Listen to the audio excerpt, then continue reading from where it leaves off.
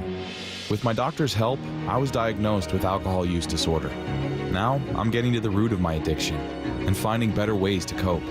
Mental health care works when you make the call. Visit mentalhealthcareworks.org. A message from the American Psychiatric Association Foundation. Let's go! This is Seattle Sports. Streaming through the Seattle Sports app. KIRO AM Seattle. KIRO FM HD2 Tacoma. This is Unsportsmanlike on ESPN Radio and on ESPNU.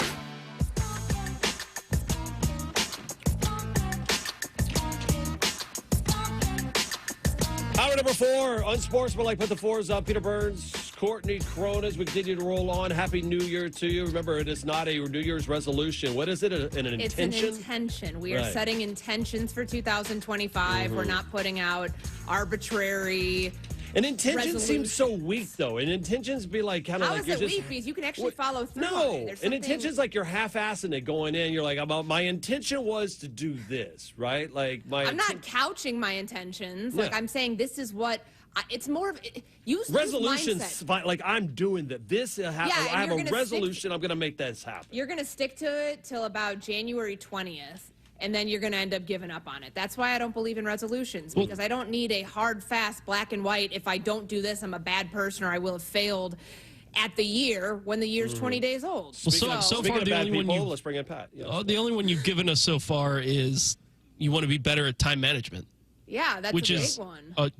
I mean, that's pretty hard and fast. Like, if you do it, good. If not, it's obvious. Yeah, can we get another one? Yeah, what else you got? No. To be more intentional, what more would I want to do? I'd give up meth. Give up meth this year.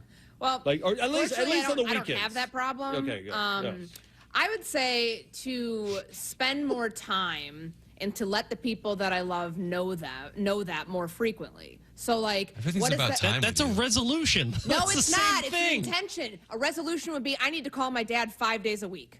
That would be a resolution. An intention is... No, that's not... Yes, you have this bizarre idea of what a resolution is. No, I don't. A resolution is something that you want to do in the new year. No, it's not, because people are always like, I'm going to the gym every single day. Yeah, no, some people, not everyone. That's not what everyone's resolution is. I mean, look at Pat. You think he works out? Come on.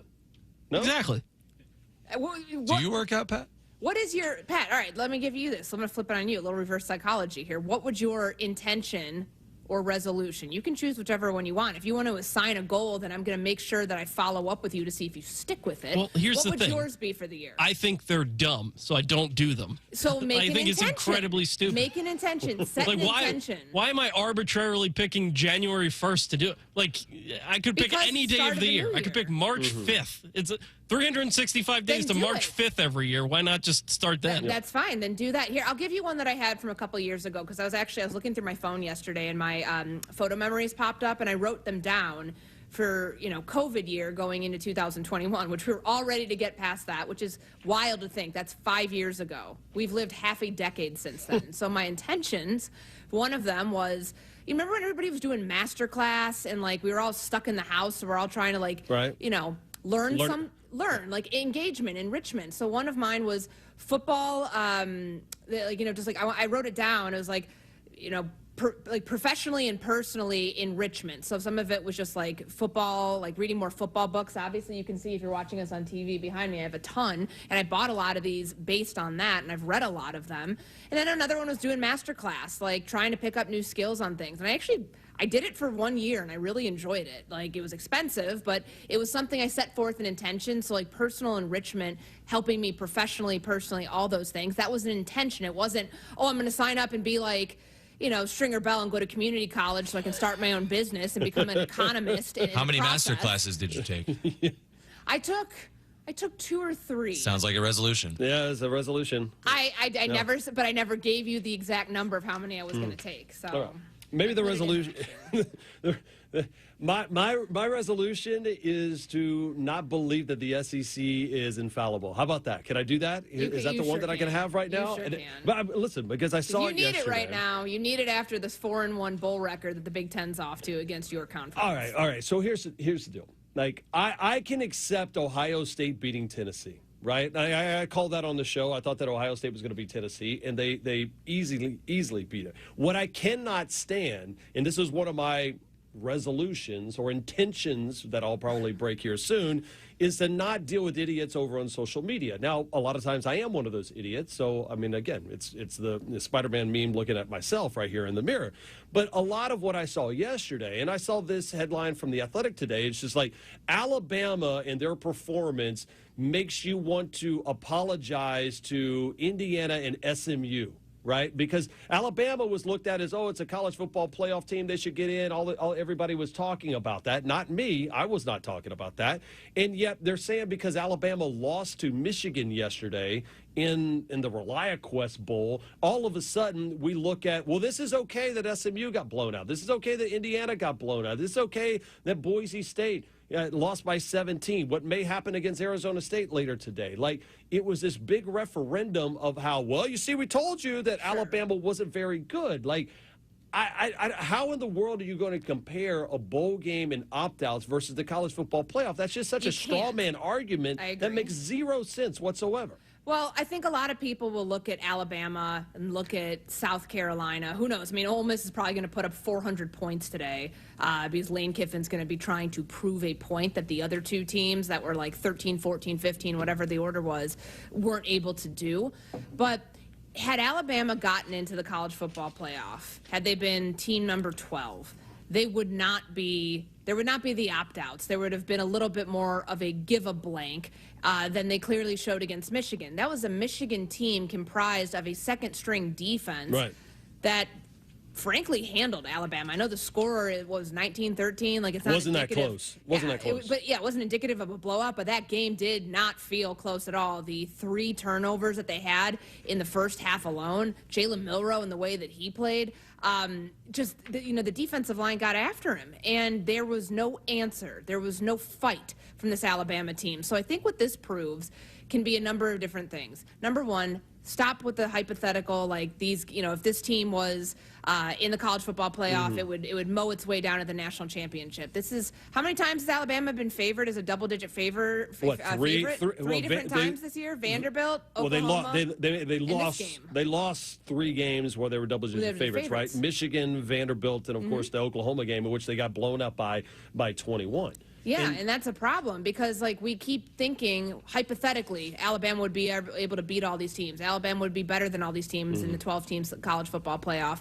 Well, we don't play the games on paper. The results matter. The regular season matters to prove who deserves to be in there. And there will always be people who look at the results of SMU, of Indiana, heck, maybe even people who, are dunking on Boise State today, even though I do think that they deserve to be there. They were the Group of 5 champion. They put up a hell of a fight in what was mostly a one-score game against Penn State. But there will be people who try to say that, oh, they're not deserving of it because they're not from the SEC or from the Big Ten or from the major conference.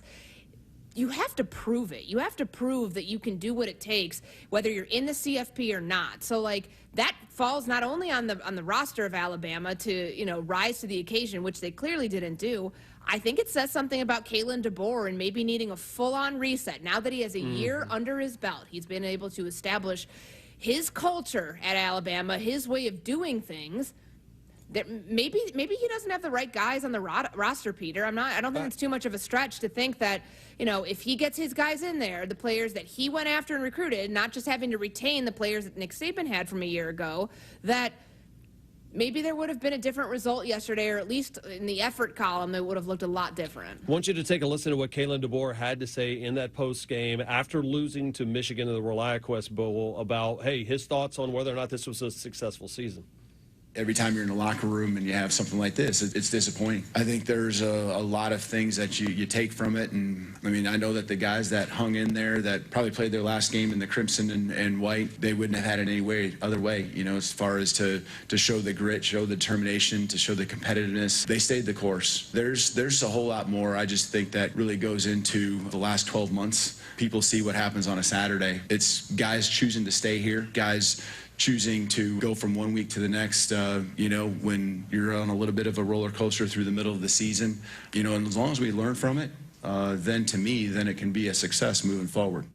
He's going to be under at least as much pressure as any coach in all of college football coming up next year. Like, I thought that pressure was on Ryan Day, and Ryan Day, by beating Tennessee, kind of got that off his back after losing to Michigan the way that he did.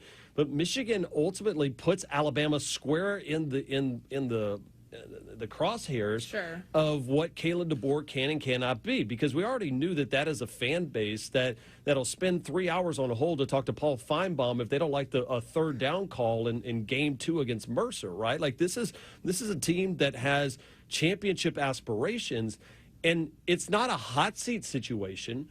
But Alabama is no longer going to get the benefit of the doubt of the brand. It used to be you were psyched out when you played Alabama because of the amount of success that they had, and Nick Saban was getting off that bus. Kalen DeBoer and those players right now don't extract the same amount of fear. And Michigan almost wanted that, right? Like, in the past, people were like, oh, man, these are like murderless, or joyless murder cyborgs. That's what I always called Alabama football, because they were void of emotion. And now you look at this team in which Kalen DeBoer has to get this right early. And if he doesn't, then it gets wobbly. I'm not talking about they're going to fire him. It's a $70 million buyout. And I think the days of big-time buyouts in college football are virtually over. Why take that money and put it into your NIL collective and, quote-unquote, buy more players than ever before?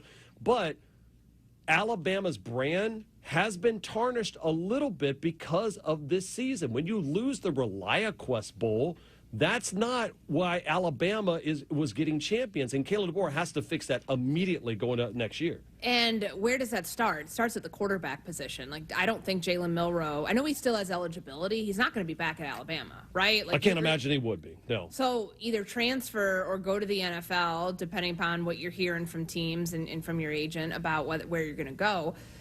They need a reset at some of the most important positions. Remember, there were guys who jumped in the portal last year. Caleb Downs was on that Alabama team and then decided he wanted to go somewhere else after Saban left, and he ended up at Ohio State.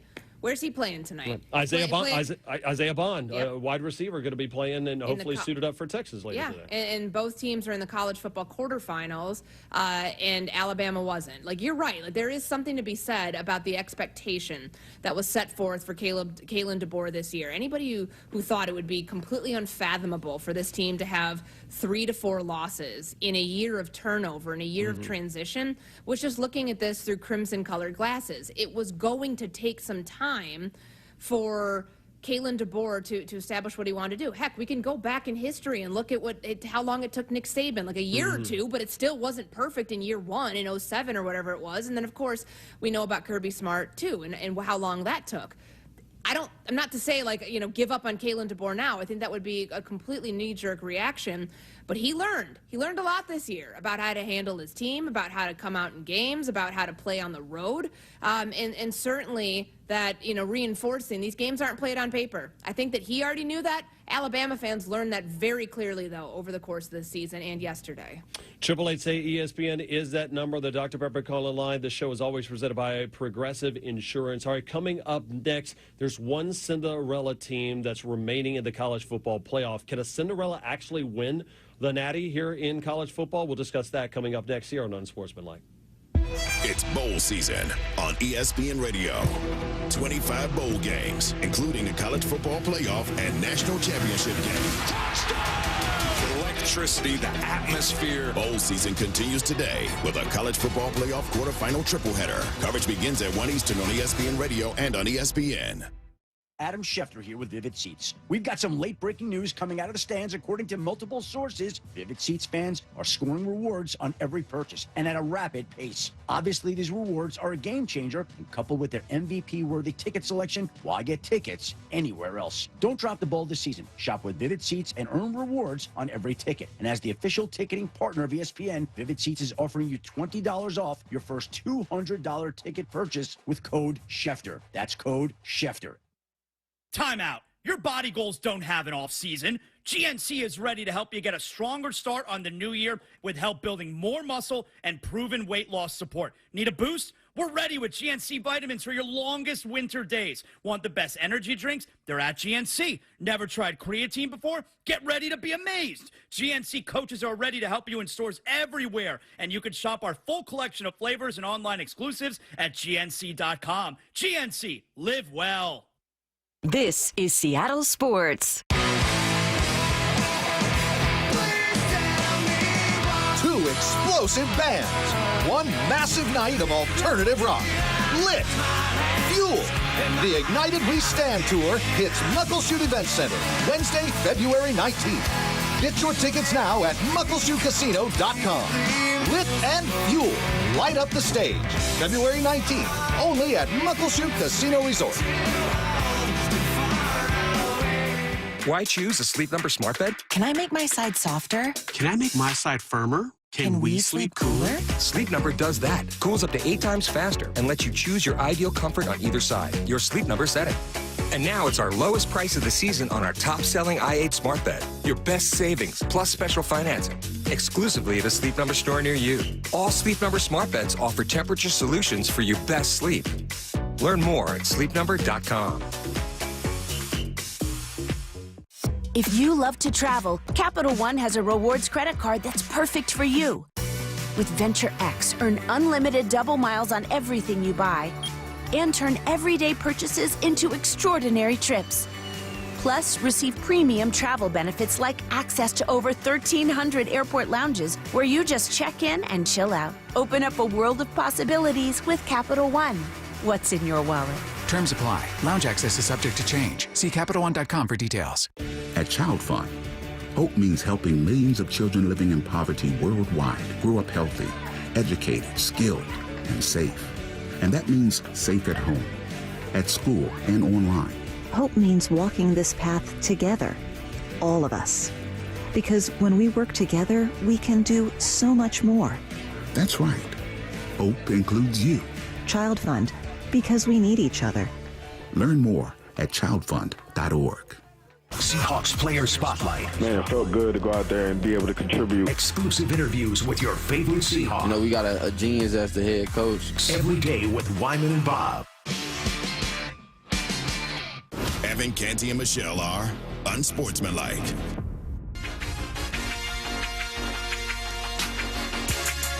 It is Unsportsmanlike ESPN Radio, always presented by Progressive Insurance. Peter Burns and Courtney Cronin as we continue to move on, talking about resolutions, intentions for the new year. And listen, I'm lucky enough, and I love what I do, CC, as the anchor of the SEC Network. And I've seen a lot of national championships, whether it be football, whether it be baseball. We've seen that. I mean, men's hoops are looking extremely pretty solid this year so far in the SEC. And so I've got an opportunity to see what a national championship team looks like. One of those teams that I think looks all the part. I saw them in the spring, saw them in the fall, are the Texas Longhorns. Facing Arizona State today. And all week long, we had a bunch of the players on our team or on our shows, and I couldn't help but just fall in love with this Arizona State team, okay? Between Kenny Dillingham being so young, and I think him being an Arizona State guy, he just fits that fan base perfectly. You know, even Sam Levitt, you know, the transfer coming in, and he said, you know, I think I'm going to be the best quarterback on the field. And people say, oh, you're talking trash about Quinn Ewers. He's like, no, like, what the hell else do you want me to believe in other than myself?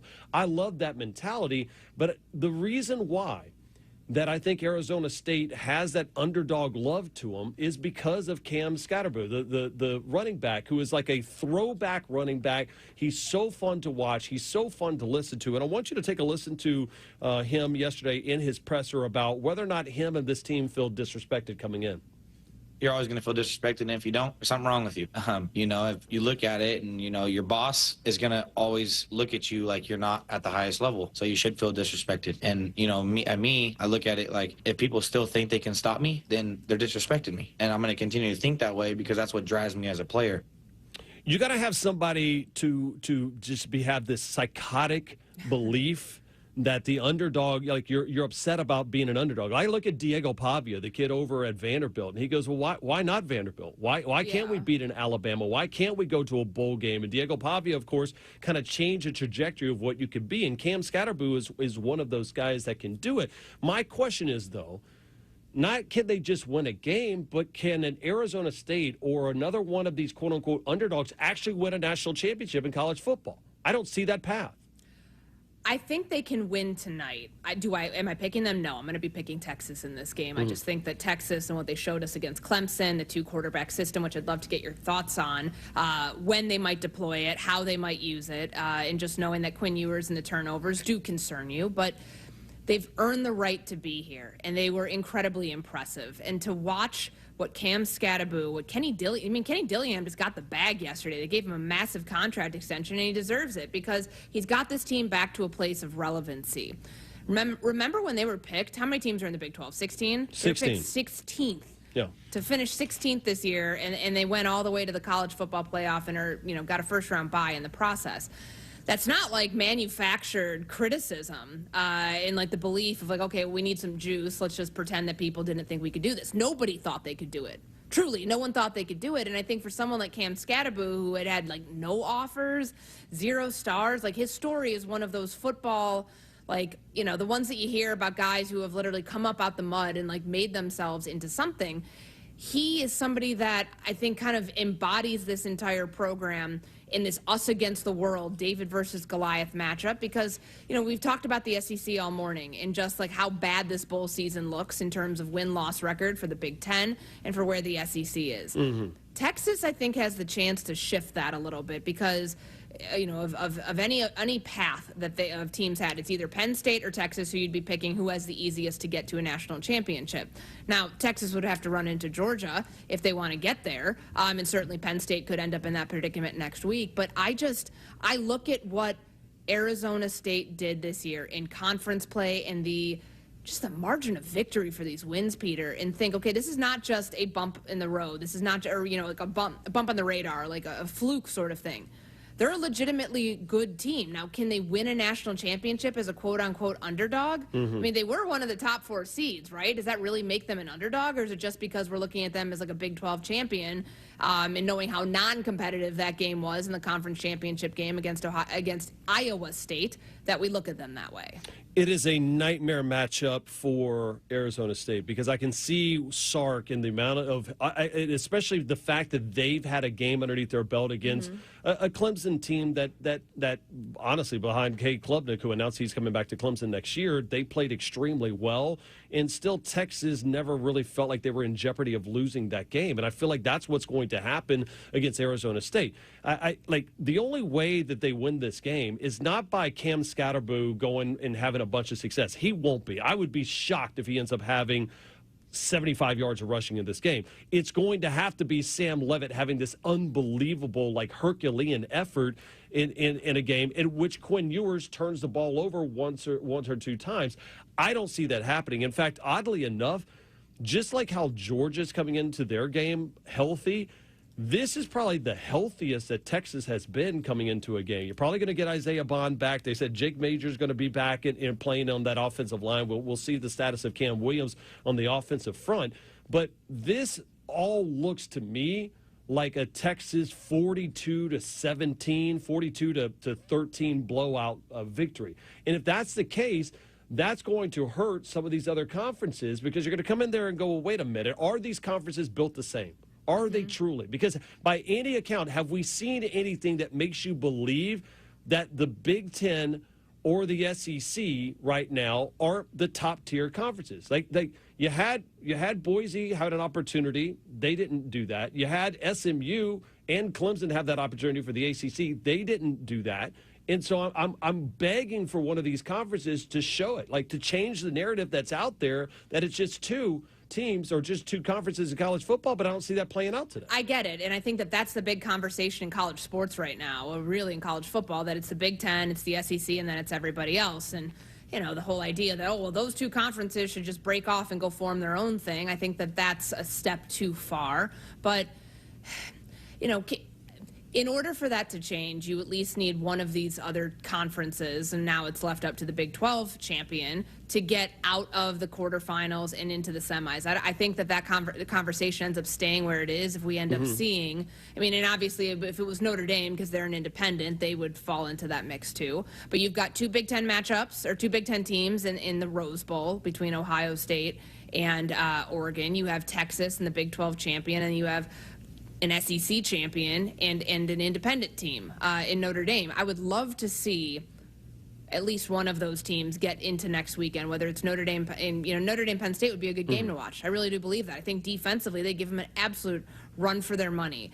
But if we don't see that, then you're going to have the same people talking about, well, it's the Big Ten, it's the SEC, and then it's everybody else. And that is frustrating because there are some really good teams. And I'm not saying that even expanding it further would reveal that. It's just a matter of, can these games stay competitive, and can we see the best version of in Arizona State? And maybe the rest versus rest argument comes into play here, and that the rest part for a team that you remember you were saying has been dealing with a couple injuries, not to like the main the main names that we know from that team, but could that potentially help them against a Texas team that has so much in the arsenal? Like, we didn't even see. Like, I wanted to ask you about this because we didn't even see against Clemson, which was, that it scored 38-24. That game did not feel close at all. Do you think we'll see Arch Manning tonight? Because we didn't see him we saw him in the SEC championship game right around the goal line, I believe. And then we didn't see him against Clemson. Is that something that Sark goes to tonight? Do you think he pulls that out, or is that something that they'd wait till they get a little bit further in? I think that you look and they were wanting to play Arch just to get him some reps. Then they knew Quinn had been injured in the last couple of years. Remember, Malik Murphy had to come into the season late last year as the backup quarterback, so they needed to get him some reps. They have found certain packages to get Arch in, but make no mistake about it, I've been saying that for a long time. This was never going to be a quarterback battle by any means. No. The whole game plan, and the reason why Arch Manning came to Texas over other teams was because they wanted that game plan. They wanted him to redshirt for a year, play a little bit in year 2, take the reins over in year 3, and then potentially go to the NFL draft, or not be in any rush and get even more snaps and play in a 4th year. I don't know what Quinn Ewers does. I would imagine that he heads to the NFL coming up next year. If not, there's probably going to be a $5 million a year package from Oregon or Colorado or somebody crazy that wants to land him going forward. Because I look at this, and Arch Manning is the future of Texas football, but that future is not now. If he plays, it's only going to be in a blowout or maybe 1 or 2 plays over in the red zone. I still don't think that they play with their food. This is Quinn Ewers' team, and I think that they roll tonight against Arizona State. All right, coming up, we'll talk a little bit more about the college football playoff, the New Year's resolutions, and NFL MVP race. She's Courtney Cronin. I'm Peter Burns, and this is Unsportsmanlike. It's bowl season on ESPN Radio. 25 bowl games, including the college football playoff and national championship game. Touchdown! The electricity, the atmosphere. Bowl season continues today with a college football playoff quarterfinal triple header. Coverage begins at 1 Eastern on ESPN Radio and on ESPN. At the Home Depot, we know you can't control everything, like when your guests arrive too early for Saturday college football. But you can control your grill. With the Traeger Timberline XL, you can watch the game, not the grill. Monitor your football feast from anywhere using the Traeger app. With the Timberline XL, you can bake, smoke, sear, fry, and saute. That's Desmond Howard level versatility. Huddle up, the food's done. Defend your game time with Traeger and the Home Depot. How doers get more done. Progressive presents Renter's MVP's Most Valuable Possessions. Today's MVP, Emily Neal's 70-inch TV. Because after watching her second-grade students yell at each other for hours, there's nothing Emily enjoys more than watching super-rich housewives also yell at each other. Why? Because those women are not her responsibility. And that's why her TV is today's MVP. Keep your most valuable possessions protected by bundling your renters and auto insurance with Progressive. Progressive Casualty Insurance Company affiliates and other insurers not available in all states. This is Seattle Sports.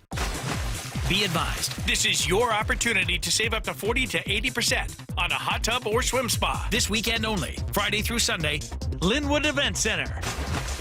Be advised, this is your opportunity to save up to 40 to 80% on a hot tub or swim spa. This weekend only, Friday through Sunday, Linwood Event Center. 18-month interest-free financing. Our factories have demanded we sell 1,000 hot tubs and swim spas this weekend. Linwood Event Center. Huge factory incentives, factory rebates, this weekend only. Linwood Event Center. We can remove your old hot tub. Free delivery of your new hot tub. Hot tub starting at $2,999. Linwood Event Center. Free delivery of your new hot tub. Just relax and enjoy. Linwood Event Center. Friday, 2 p.m. to 8 p.m. Saturday, 10 a.m. to 8 p.m. Sunday, 10 a.m. to 6 p.m. Free admission, free parking, free delivery. Linwood Event Center. Call 833-SPA-SALE or visit hottubandSwimSpaSale.com. Febreze. As a rideshare driver, I love keeping my car smelling fresh and clean. So when I'm driving, I only trust Febreze car vent clips, featuring 3 distinct intensity settings, because it's that little touch that sets me apart. I can turn the intensity down for subtle freshness, or I can turn it up for when I want lots of scent. So whether it's set to low, medium, or high, with Febreze car, I know my car's going to smell amazing. Which keeps my driver rating right where it belongs. Picking up Oscar! What's that sound? That's the sound of Downy Unstoppable scent beads going into your washing machine and giving your clothes freshness that lasts all day long. There it is again. It's like music to your ears, or more like music to your nose. That freshness is irresistible. Let's get a Downy Unstoppables bottle shake. And now a sniff solo. Nice. With Downy Unstoppables, you just toss, wash, wow, for all-day freshness. If you love to travel, Capital One has a rewards credit card that's perfect for you. With Venture X, earn unlimited double miles on everything you buy and turn everyday purchases into extraordinary trips. Plus, receive premium travel benefits like access to over 1,300 airport lounges where you just check in and chill out. Open up a world of possibilities with Capital One. What's in your wallet? Terms apply. Lounge access is subject to change. See CapitalOne.com for details. Why choose a Sleep Number smart bed? Can I make my side softer? Can I make my side firmer? Can we sleep cooler? Sleep Number does that. Cools up to 8 times faster and lets you choose your ideal comfort on either side. Your Sleep Number setting. And now it's our lowest price of the season on our top-selling i8 smart bed. Your best savings plus special financing. Exclusively at a Sleep Number store near you. All Sleep Number smart beds offer temperature solutions for your best sleep. Learn more at sleepnumber.com. My dad, he's a double amputee, and he's one of my favorite people in the world. To me, a hero is someone who fights for our country and freedom. My dad is a hero. All of our troops built this house, and it's basically made for him. My dad can get through the wide doorways. When he is making our lunch, he can reach anything we need. He'll help me build tiny projects. Life is good here. Without homes for our troops, we'd be living in a home that didn't have all these features that helped him. Homes for Our Troops builds and donates specially adapted custom homes nationwide for severely injured post-9/11 veterans and enables them to rebuild their lives. If they get a new house like this one, it'll help them do normal life. My dad's not just a hero, he's my hero. Join our mission at hfotusa.org. We are Seattle Sports, the home of the Seahawks, Mariners, and everything Seattle sports. Watch your favorite show live at seattlesports.com. Unsportsmanlike with Evan Canty and Michelle. Welcome back on Sportsmanlike. Peter Burns, Courtney Cronin, as we've been having a good time, celebrating the brand new year, talking about what happened in the past over in 2024, and kind of spinning it forward to the games. And, of course, one of those games we're going to be talking to Roman Harper here in a couple of moments is the Sugar Bowl. And if you've been following this, it's been talked about over on social media. Last night there was a driver in a pickup truck that plowed through the crowds over on Bourbon Street, killing 10 people, injuring at least of 35, many brought to the hospital. This was in the early hours People celebrating, a lot of locals there over on Bourbon Street. Now, the statement just came out just moments ago. It's over on ESPN. The New Orleans Police Commissioner said that the Sugar Bowl will be played as scheduled on Wednesday night amid the investigation of what happened. And University of Georgia just tweeting out in response to the tragic events that occurred in the early morning hours. Authorities in the area, anywhere near Bourbon Street, Canal Street, St. Anne Street, they're asking them to shelter in place until further guidance is provided. So that's a story that we're going to continue to track throughout the day. And our thoughts and prayers are with everybody affected by that right now as you look at just so many people go into that city, not only for New Year's Eve and those celebrations, but also just because people coming in town for that game. So we'll keep you updated of everything that's happening right now as we get more information. A man that's from New Orleans, knows everything about the heart and soul of that city, is Roman Harper joining us. Of course, a fantastic career with the Saints. And, you know, and Roman, we look at this, and I want us to just spin it over to the football side of it, of what things that we do know. As when you get into these matchups for the college football playoff right now, we've been discussing a lot of the rest versus rust, factor in these games. Have you seen that play out at any point in these games yet? I mean, we can make excuses for anything. I haven't seen that though. I didn't think the rust was a thing for Boise last night.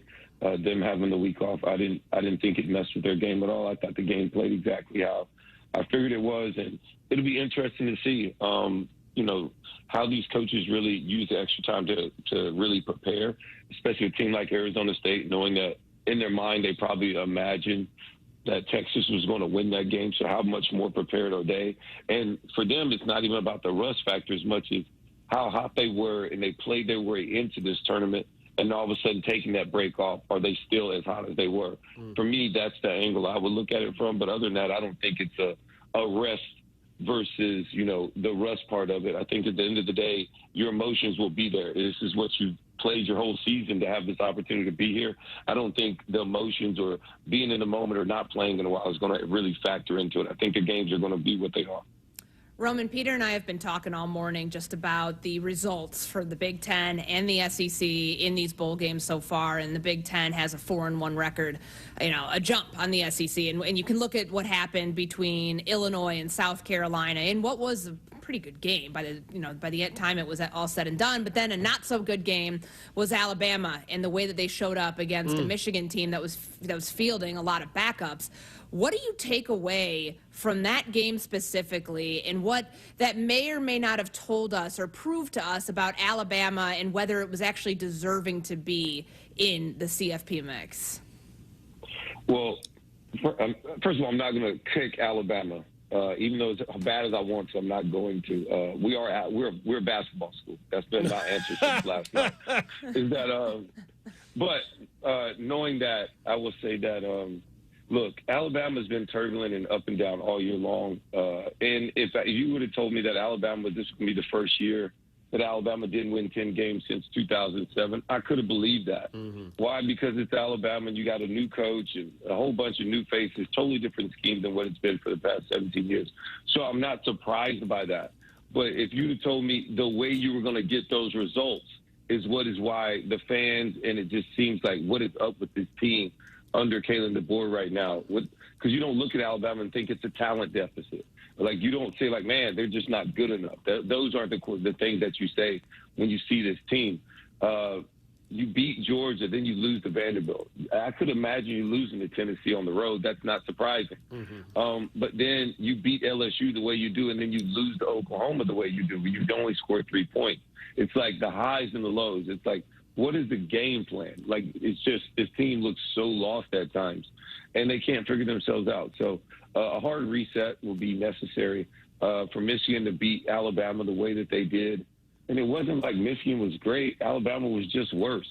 And that was the most disappointing thing about it. Michigan get all their points in the first 3 minutes after the first 3 turnovers, and then just held on after that. Hats off to Michigan for just finding a way to win.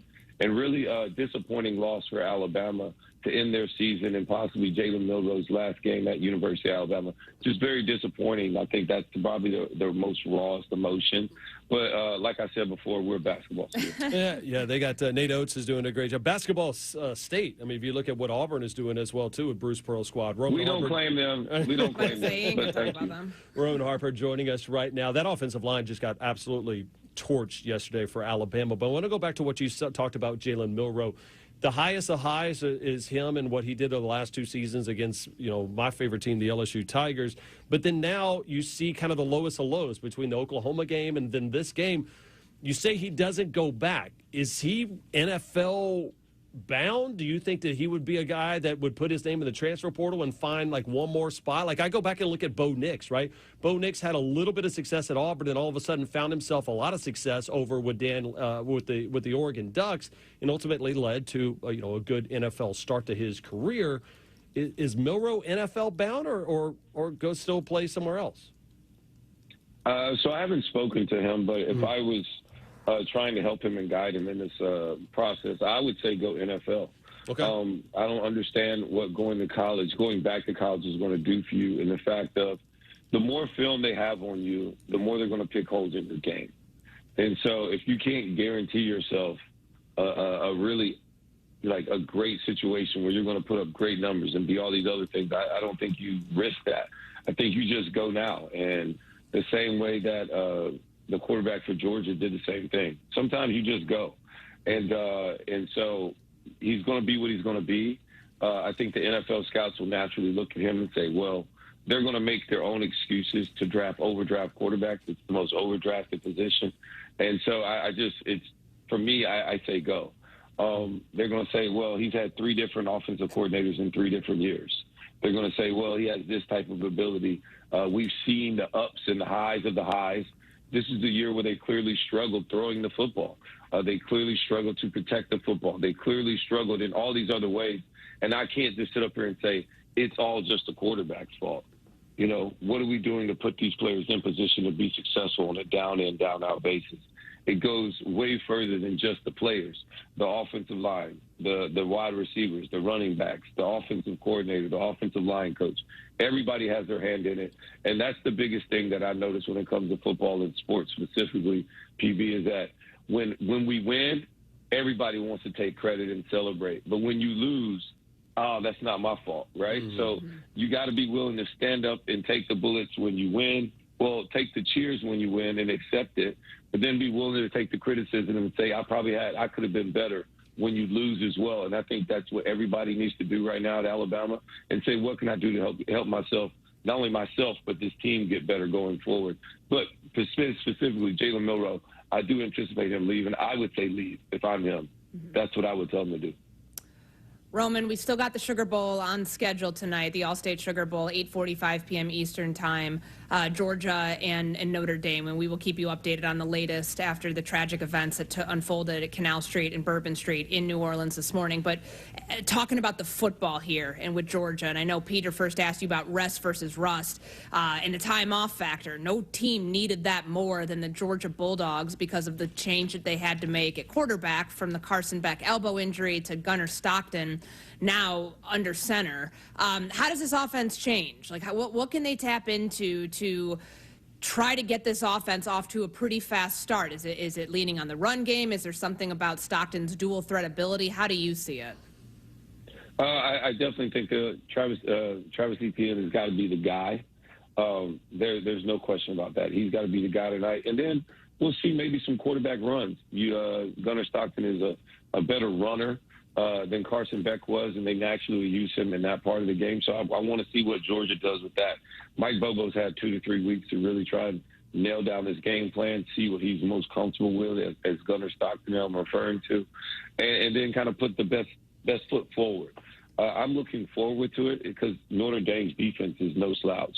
I really want to see how they continue to what they do on that side of the ball. I think this is a low-scoring game. I think this is a knockout, drag-out game, and whatever team wins up front physically between the offensive lines and defensive lines will win the game. And I know that's kind of, kind of nonchalant or just kind of what everybody says. But I think more specifically with this matchup, because this is how both of these teams want to win the game. That's how both of these teams go about their business, is defense, run game, and throwing the ball and protecting it and taking the football away, which Notre Dame does at a high rate. And we know Georgia's wide receivers do drop passes. So if there's a turnover too early, that can really go well for Notre Dame and really kind of set them up to have a lot of success tonight, which is why I'm a little bit nervous for Georgia. I don't think there's a doubt. I mean, that Notre Dame team is not the same Notre Dame teams that we've seen in years past when they had Brian Kelly and they kind of oafish and sluggish. This is a team that has a little bit more swagger to them. Jeremiah Love, Riley Leonard, they are legit, and I think that one's going to be a battle. Last question for you. How much pressure is Steve Sarkisian and Texas under today, going against, being a 2-touchdown favorite against the Arizona State squad that really is kind of the Cinderella that's left here in the playoff? Well, I heard this from Bo Nix a couple of years ago. Pressure is a privilege. And so the only reason it's pressure is because we expect you to win. And let's be honest, Texas is a better team. Texas has a problem right now where they sometimes play with their food too much instead of just putting their foot on somebody's throat and finish them out. That would be what I would expect to see out of Texas. I want to continue to see. I think Texas is just overall better. Texas has the number 1 defense in the country. They do everything extremely well. But Arizona State has had time off. They've had time to kind of finalize this game plan. They expected Texas to beat Clemson. And so what are you going to do putting your best foot forward? And also Arizona State was a hot team. Do they cool off like what you see in baseball sometimes, where all of a sudden you get a little time off before the playoffs, and then you don't show up as the same team in a short series? So that would be my only concern. But overall, I expect Texas to win this game, and I expect Texas to continue to advance and be the team that we all expect them to be in this tournament. And it's a reason why they've earned that respect. Steve Sarkisian is recruited at a high level. I don't think there is pressure on him besides just go out there and win the game. And if you think this is a big game, just win it. The next one gets even bigger. That's what I learned from Sean Payton. If this is a big game, guys, win it. And then the next one's going to be even bigger. And then, of course, that next one would be over there in Cotton Bowl, so it would be kind of a somewhat of a home game over there for the Longhorns. Roman, always great stuff, man. Happy New Year to you. We'll holler at you soon, all right? Hey, man, Happy New Year's. Appreciate it, guys. Thank you. There it is. Roman Harper, brought to you by Dr. Pepper. Not college football season without the delicious taste of an ice cold Dr. Pepper. College football, it's a pepper thing. Remember, we got you covered for the college football playoff quarterfinal action. Got that Chick-fil-A Peach Bowl, followed by the Rose Bowl, presented by Prudential, and the All-State Sugar Bowl, triple header of college football playoff games today. Coverage begins at 1 p.m. Eastern on ESPN Radio and the ESPN app. All right, coming up, we've got our bowl predictions of 2025. We put a bow on this show. Peter Burns, Courtney Cronin. This is Unsportsmanlike. It's bowl season on ESPN Radio. 25 bowl games, including the college football playoff and national championship game. Touchdown! Electricity, the atmosphere. Bowl season continues today with a college football playoff quarterfinal triple header. Coverage begins at 1 Eastern on ESPN Radio and on ESPN. This is Seattle Sports. Be advised, this is your opportunity to save up to 40 to 80% on a hot tub or swim spa. This weekend only, Friday through Sunday, Linwood Event Center. Be advised, this is your opportunity to save up to 40 to 80% on a hot tub or swim spa. This weekend only, Friday through Sunday, Linwood Event Center. 18-month interest-free financing. Our factories have demanded we sell 1,000 hot tubs and swim spas this weekend. Linwood Event Center. Huge factory incentives, factory rebates, this weekend only. Linwood Event Center. We can remove your old hot tub. Free delivery of your new hot tub. Hot tub starting at $2,999. Linwood Event Center. Free delivery of your new hot tub. Just relax and enjoy. Linwood Event Center. Friday, 2 p.m. to 8 p.m. Saturday, 10 a.m. to 8 p.m. Sunday, 10 a.m. to 6 p.m. Free admission, free parking, free delivery. Linwood Event Center. Call 833-SPA-SALE or visit hottubandSwimSpaSale.com. Why choose a Sleep Number smart bed? Can I make my side softer? Can I make my side firmer? Can we sleep cooler? Sleep Number does that. Cools up to 8 times faster and lets you choose your ideal comfort on either side. Your Sleep Number setting. And now it's our lowest price of the season on our top-selling i8 smart bed. Your best savings plus special financing. Exclusively at a Sleep Number store near you. All Sleep Number smart beds offer temperature solutions for your best sleep. Learn more at sleepnumber.com. This holiday season, Capital One reminds you to give yourself the gift of 1.5% cash back with the Capital One Quicksilver Card. Can I earn 1.5% cash back on birds? Birds? What if you sent your true love 2 turtle doves plus a partridge in a pear tree? Sure, but why would anyone want that? The song was very convincing. Earn 1.5% cash back on all your holiday purchases with the Capital One Quicksilver Card. What's in your wallet? Terms apply. See CapitalOne.com for details. Did you know your skin is the largest organ of your body? Huh? That's why you should shower with Old Spice Super Hydration Body Wash instead of plain old bar soap. Love your skin by super hydrating it with vitamin B3 and glorious notes of vanilla and shea. Did you know that my super hydrated skin is the second largest organ of my body? The first is my heart. Old Spice. Men have skin too. Old Spice Super Hydration Body Wash. 24/7 renewing moisture. With daily use. Febreze. Fabric Talk. Hello, my love. I am your living room carpet. I see everything. I feel everything. After a while, I smell like everything, including Sir Pickles, who you snuggle with while binging that dating show you can't stop watching. So, how about we freshen things up with Febreze Fabric Spray? Oh, and a big spray for my pals, couch and ottoman. Ah, yes, refreshing. Breathe happy, Febreze. La la la la la. Subscribe to the Seattle Sports YouTube page to find new and exclusive content from your favorite shows and personalities daily. Just head to YouTube, search Seattle Sports, and click subscribe. Evan, Canty, and Michelle are unsportsmanlike. Final segment of the show. Peter Burns, Courtney Cronin. To hell with getting up at 4:30 a.m. every single morning. Evan, Canty, Michelle, they can have this show all the time. I don't mind doing it once or twice every once in a while, CC, but the whole 4:15 wake-up call. It's a little tough. You're good at it, though. I mean, you host, like, what is your show, 8 to 11 a.m.? Is that really that much different? I can sleep in. That is fine. That right there, I can easily do that. You're naturally caffed, though. Like, you always bring that juice. So I think you did a tremendous job doing that today. Thank you. I appreciate that. See, this is my intention for the year, speaking nice things about Peter and not trashing the SEC along the way when I have a nice little window to do that. I think you did that earlier, but honestly, it was well-deserved, to say the least. Favorite memory of the games that you've had so far, whether bowl season or playoffs, is what?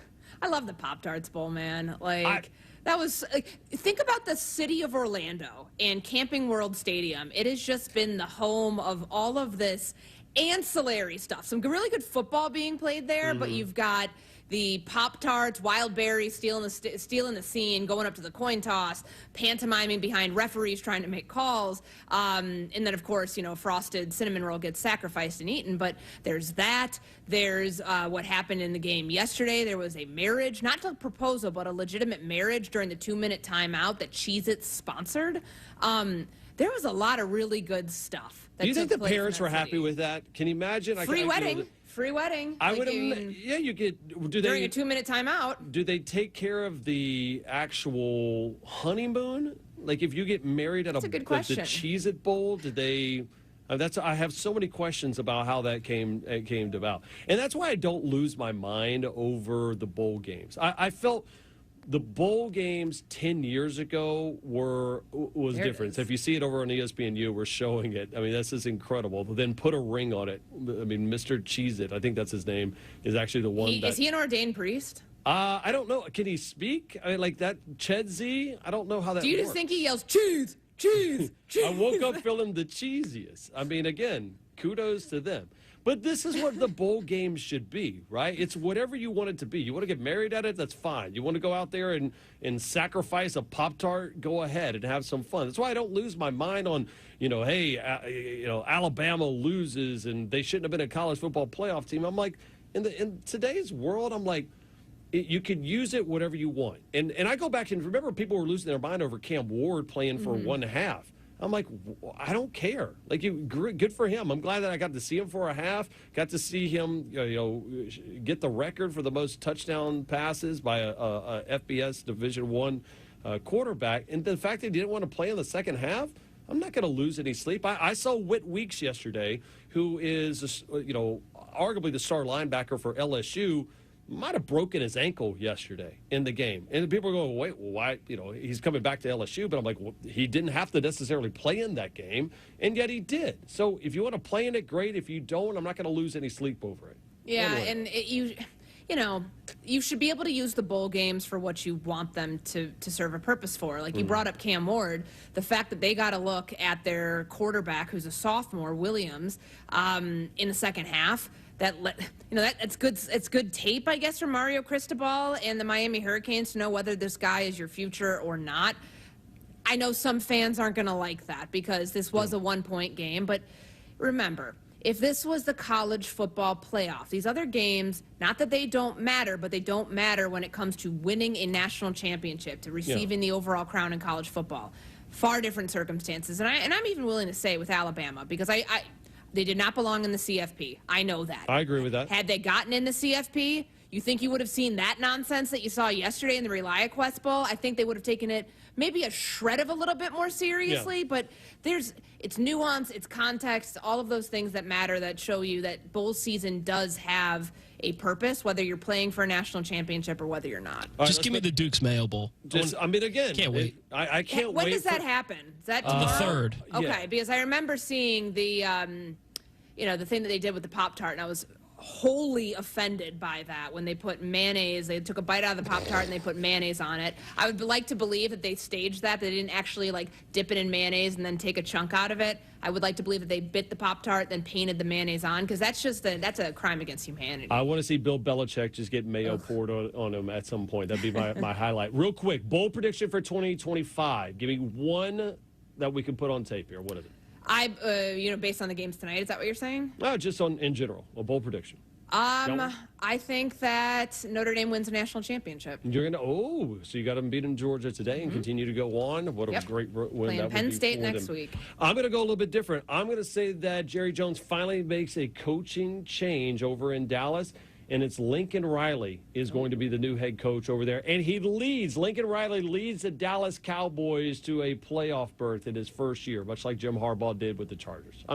That is a very bold prediction. I like that one. And I first thought you said bowl prediction, which is why I gave you Notre Dame. Then you clean that's an intention. I'm going to clean the wax out of my ears. It's right. It says it's right there on the screen. It says bowl prediction. I literally can't see it. 2025. Literally cannot see it. I only see my little monitor in front of me. Well, now I almost feel bad, but I don't feel bad at all. I gave you a good prediction that you can run back on our show on Sundays. I'm Make ready fun for of me that. for it. Listen to us on Best Week Ever every Sunday morning. Follow her on Twitter at Courtney R. Cronin, myself at Peter Burns ESPN. This has been Unsportsmanlike. Happy New Year.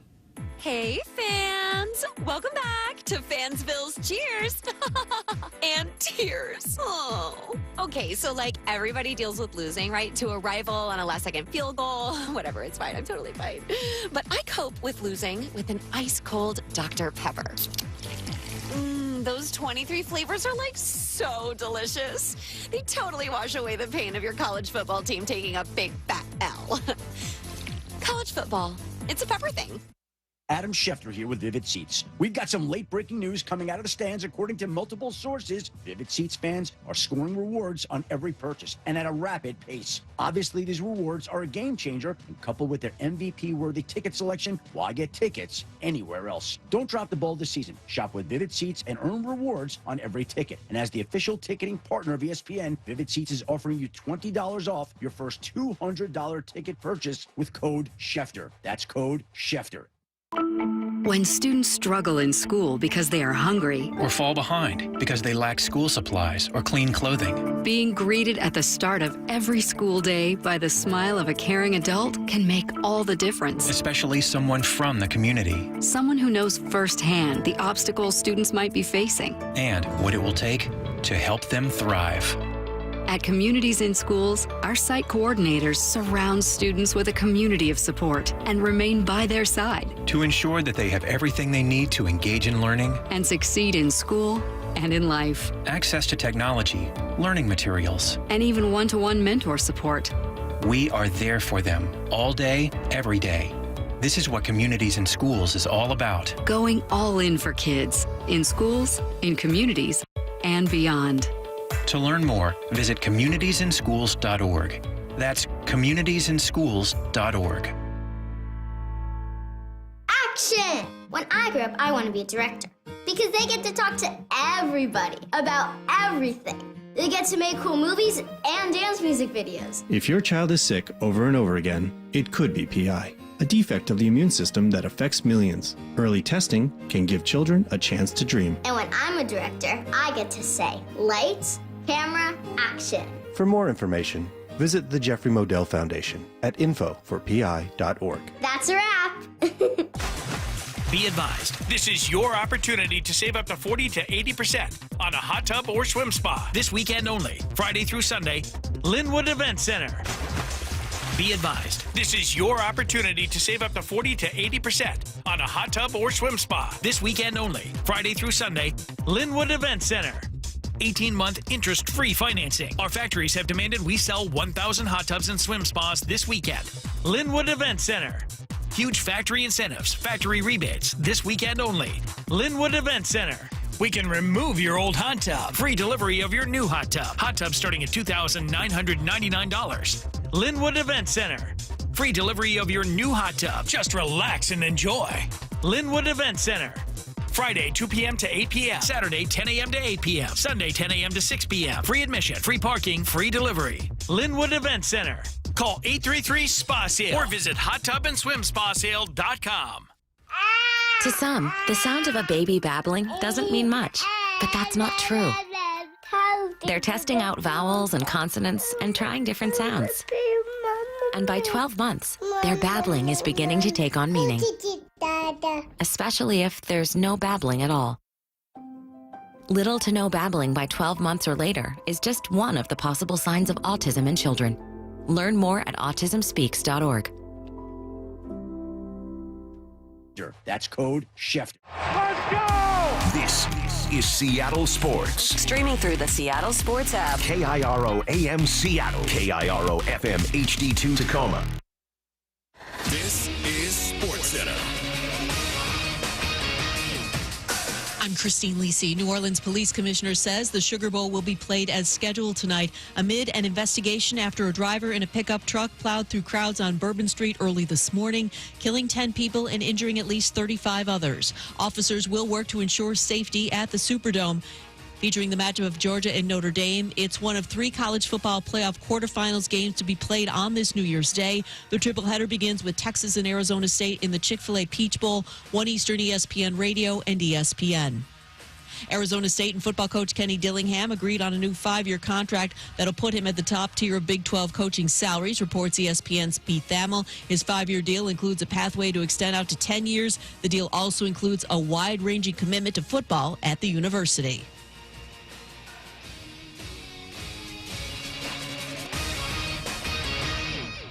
The celebration is on for Penn State. Going all the way to the 10, a full sprint, a 58-yard touchdown sprint for Nick Singleton, and that may just do it tonight. I think the Big Ten has prepared our guys. Had a tough Big Ten season, had to overcome adversity from the top to the bottom of the conference. I think those things are valuable. They reestablished the standard in Boise to be a light on a hill to the country that had been lost for a little bit. I'm so proud of them doing that. That's a legacy that can never be taken from them.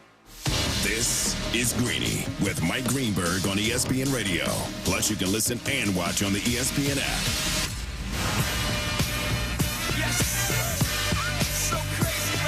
That's what it sounded like last night right here on ESPN Radio. Penn State defeating Boise State. They're the first team to punch their ticket to the semifinals of the college football playoff. It's Greeny, ESPN Radio, ESPN app, Sirius XM Channel 80. Greeny presented by Progressive Insurance. I'm Gabe Nutso along with Hembo. Hembo, Happy New Year, bud. What's going on? Happy New. Yeah, you got off to a good start. I heard just a little bit of it. This is his thing where he says Happy New. I mean, it's ridiculous. Wait. So why does he not add the year? He did this last year. I mean, I'm kind of into it. Is there a reason why? I do this every year. I say Happy New because Happy New Year is redundant. It's obvious. It's unnecessary. It's January 1st. Everyone obviously understands, Gabe, that it's a new year. I think Happy New is kind of a a clever way to bring in the new year. Do you not see it the same way? I don't see it the same way. So, like a week ago, were you just walking around and saying Merry? Of course not, but that's obviously we had this exact same discussion last year. How many things, what other do you just say Happy Fathers? What other, do you just say any other examples? We went through every possible example and asked them this question. The other thing Eric and I were just talking about back here, which is, a common thing, I feel like it's, straight from Curb, is how long do you say Happy New Year? Is it just one day, 1 week? Are we going the full month? Where are you guys on the Happy New Year?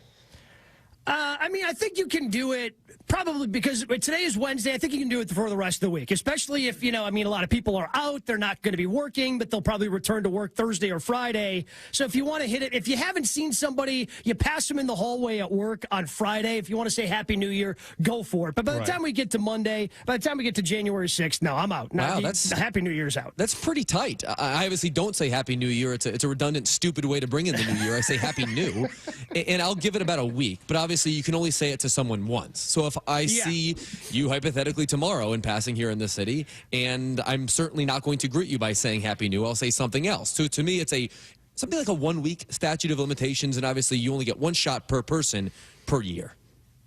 And okay. Gabe, on January 6th, you're going to be saying Happy New Raw. Monday Night Raw. Oh, yeah. Raw on Netflix. Yeah, I know Hembo's excited for that, right? Happy New Raw. It doesn't sound as good. Penn State defeated Boise State last night, 31-14. I still don't know what to make of Penn State, though, Hembo, and I think a lot of people are still going to point to them and go, okay, how good are they? They were double-digit favorites at home over SMU, took care of business. Double-digit favorite yesterday in the Fiesta Bowl over Boise State, covered that number. So I don't know how much James Franklin is changing the narrative, despite now being 2-0 in his college football playoff resume. I think you have that right. I mean, Penn State seemed to be entering the season the team or one of the teams likeliest to benefit the most from CFP expansion, just based on where they had finished in previous seasons. And that's exactly what we've seen here so far. They also got an exceedingly favorable draw based upon the sort of backwards way that we seed this thing, and that will be adjudicated another time, and perhaps we'll have more time today to talk about whether or not this is a good sort of strategy for the college football playoff to employ moving forward, because, look, I mean, who are we kidding? The idea that Boise State should be the 4 seed and have a bye is ridiculous, or 3 seed, have a bye is ridiculous. But all that being said, I think Penn State is both A, super good, and B, benefiting from a super favorable draw. And a little bit later in the show, Gabe, I'll give you the hypothetical point spreads for a potential game between Penn State and Georgia and Penn State and Notre Dame. And I would just say this. Those numbers would indicate that Penn State is a little better, perhaps, than the general public might realize. Ooh, I can't wait to hear that. And again, but that's the other thing. When you take a look at the other matchups on that side of the bracket, it is going to be favorable for Penn State. And part of that is because Georgia's playing without their starting quarterback. He's going to be out for the remainder of the season. And Notre Dame, because of the schedule that they played, is still a bit of a mystery as well. So Penn State, and like you said, the way this thing is seeded, they have that favorable draw. But at the same time, I think you have to give James Franklin credit for winning these games, because it almost seems like he was in a no-win situation. Well, you're supposed to win these games. And then if he doesn't win, see, told you, James Franklin can never win a big game. Like, it'll only be a big game if he loses, but if he wins, then it can't be a big game. It seems like it's almost impossible for him to ever win a big game because everybody wants to change the criteria on him. No, that's very well said, Gabe. I'm not sure that there's a coach in America that has been given a harder time for less reason than James Franklin. Truthfully, Penn State wins most every game they should, and they also lose most every game that they should. In fact, over the last 3 seasons, Penn State is 34-1 when they're favored. Their only loss came last year in the Peach Bowl against Ole Miss. And over that same time frame, they're 0-6 as an underdog. The average loss during that span by 11.5 points, which is to say Penn State does the thing that most college football teams die to do. They beat the teams that they're supposed to, and while they've not always been competitive against the best teams, they have largely not gotten plastered by the best teams on their schedule. They had a meaningful chance to beat Ohio State this year.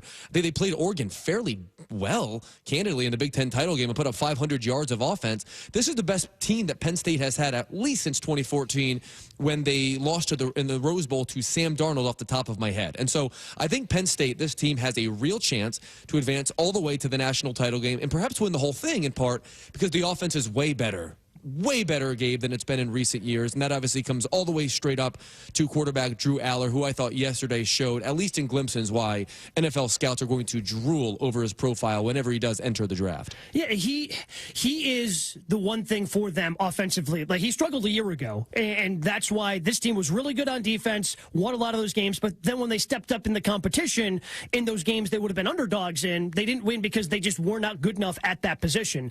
And I think at times he's struggled, but the numbers are just drastically better this year. You mentioned some of the throws. I mean, I don't think outside of the touchdowns yesterday, I don't think you're going to be just blown away by the overall stats of 13 of 25, 171. But if you see the highlights, you see the touchdown passes that he was able to deliver, especially with Tyler Warren, their tight end in that game. Yet you're starting to see that, I think, a little bit more with Drew Aller. That being said, do you think he should reconsider? He said he's going to come back.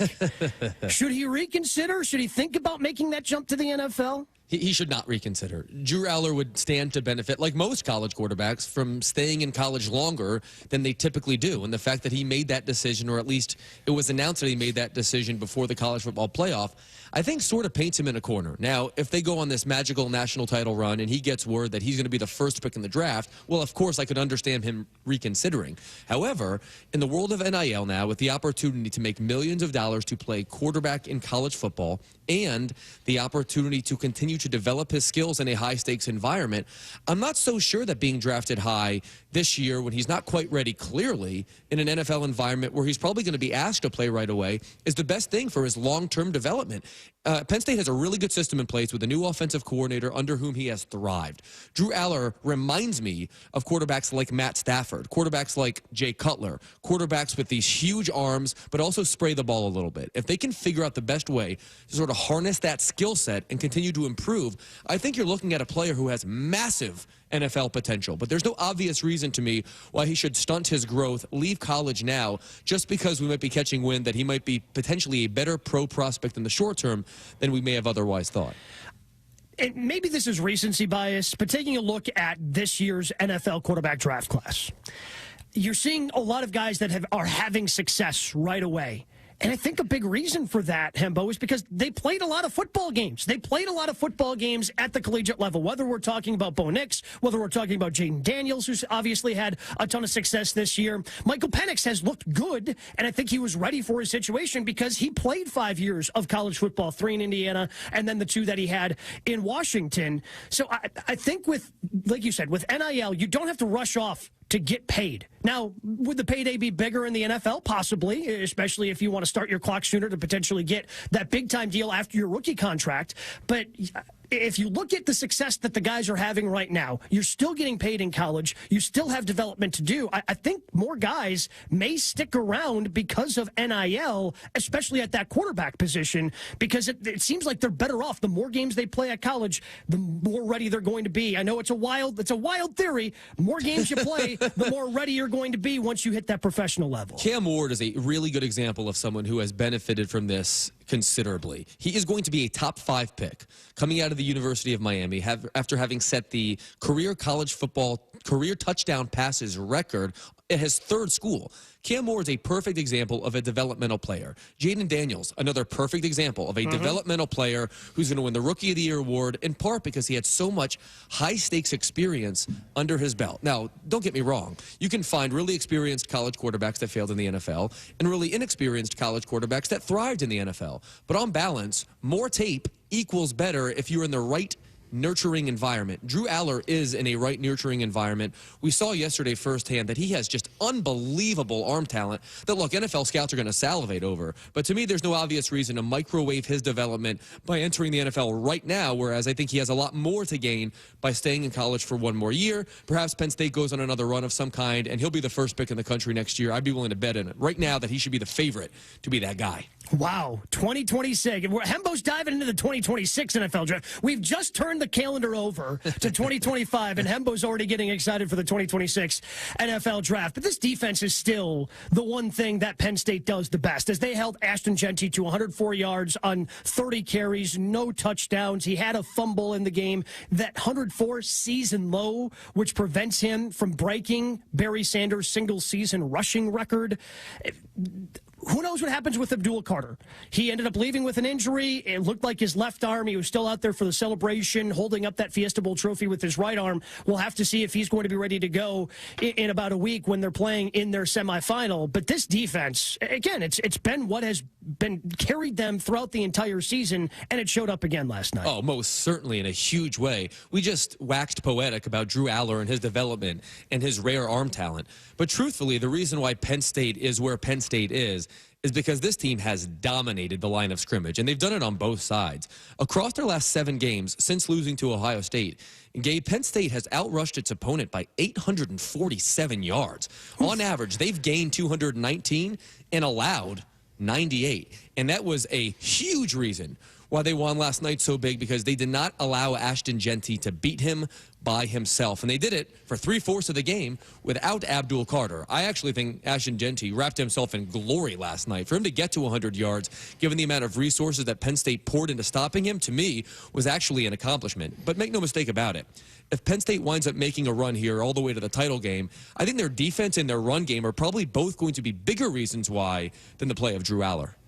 Yeah, K'Jon Allen ended up with 134 yards on the ground. Singleton, 87 yards on the ground, much more efficient than Ashton Genty. But I've got a question for you, Hembo, because this thing bothers me. I'm wondering if it bothers you as the guy who's into stats and trivia as much as you are. Why do we do this way? Pretend that bowl games don't count for some guys and they do count for others in the college football record? Because Ashton Genty trying to chase down Barry Sanders' record, we just cut out the bowl game from the year Barry Sanders, was in. I understand it didn't count back then. Why can't we count that now? It's never made any sense to me, because it's not like those stats are lost. Like, oh man, that game was played so long ago, Hembo. I don't know if we'll ever find how many rushing yards Barry Sanders had in his bowl game that year. The reason why it has never made sense to you is because it's never made sense to anyone, aside from those who write the NCAA record book, around whom there is just endless amounts of red tape for absolutely no reason. And what's bizarre to me, Gabe, is that bowl games used to matter way more than they do now. Now everyone opts out of them.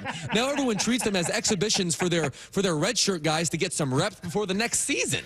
And so the idea that we're going to just forget that Barry Sanders rushed for more than 200 yards at Oklahoma State in his bowl game in his record-setting season is very bizarre to me. But all that being said, 2,600 yards for Ashton Genty this year is a remarkable achievement. And I think there's a real chance that he's drafted in the top half of the first round, despite the fact that he plays a position that has been devalued in the NFL. Well, our guy, Mel Kiper Jr., has Genty ranked as his 6th best running back since 2013, behind guys like Saquon, Zeke, Bijan Robinson, Christian McCaffrey, Leonard Fournette, and right now Genty is ranked number 7 on his big board. In the way that we've seen a bit of a renaissance at that position. The 3 guys in the NFL, Hembo, that signed contracts, big money contracts this offseason in Saquon Barkley, Derrick Henry, Josh Jacobs, those guys have had a major impact on those teams. I think you may start to see teams reconsider putting, that effort in the first round, especially when you see a guy like Bijan Robinson, the impact that he's had with the Falcons. You see what's going on with the Detroit Lions as well.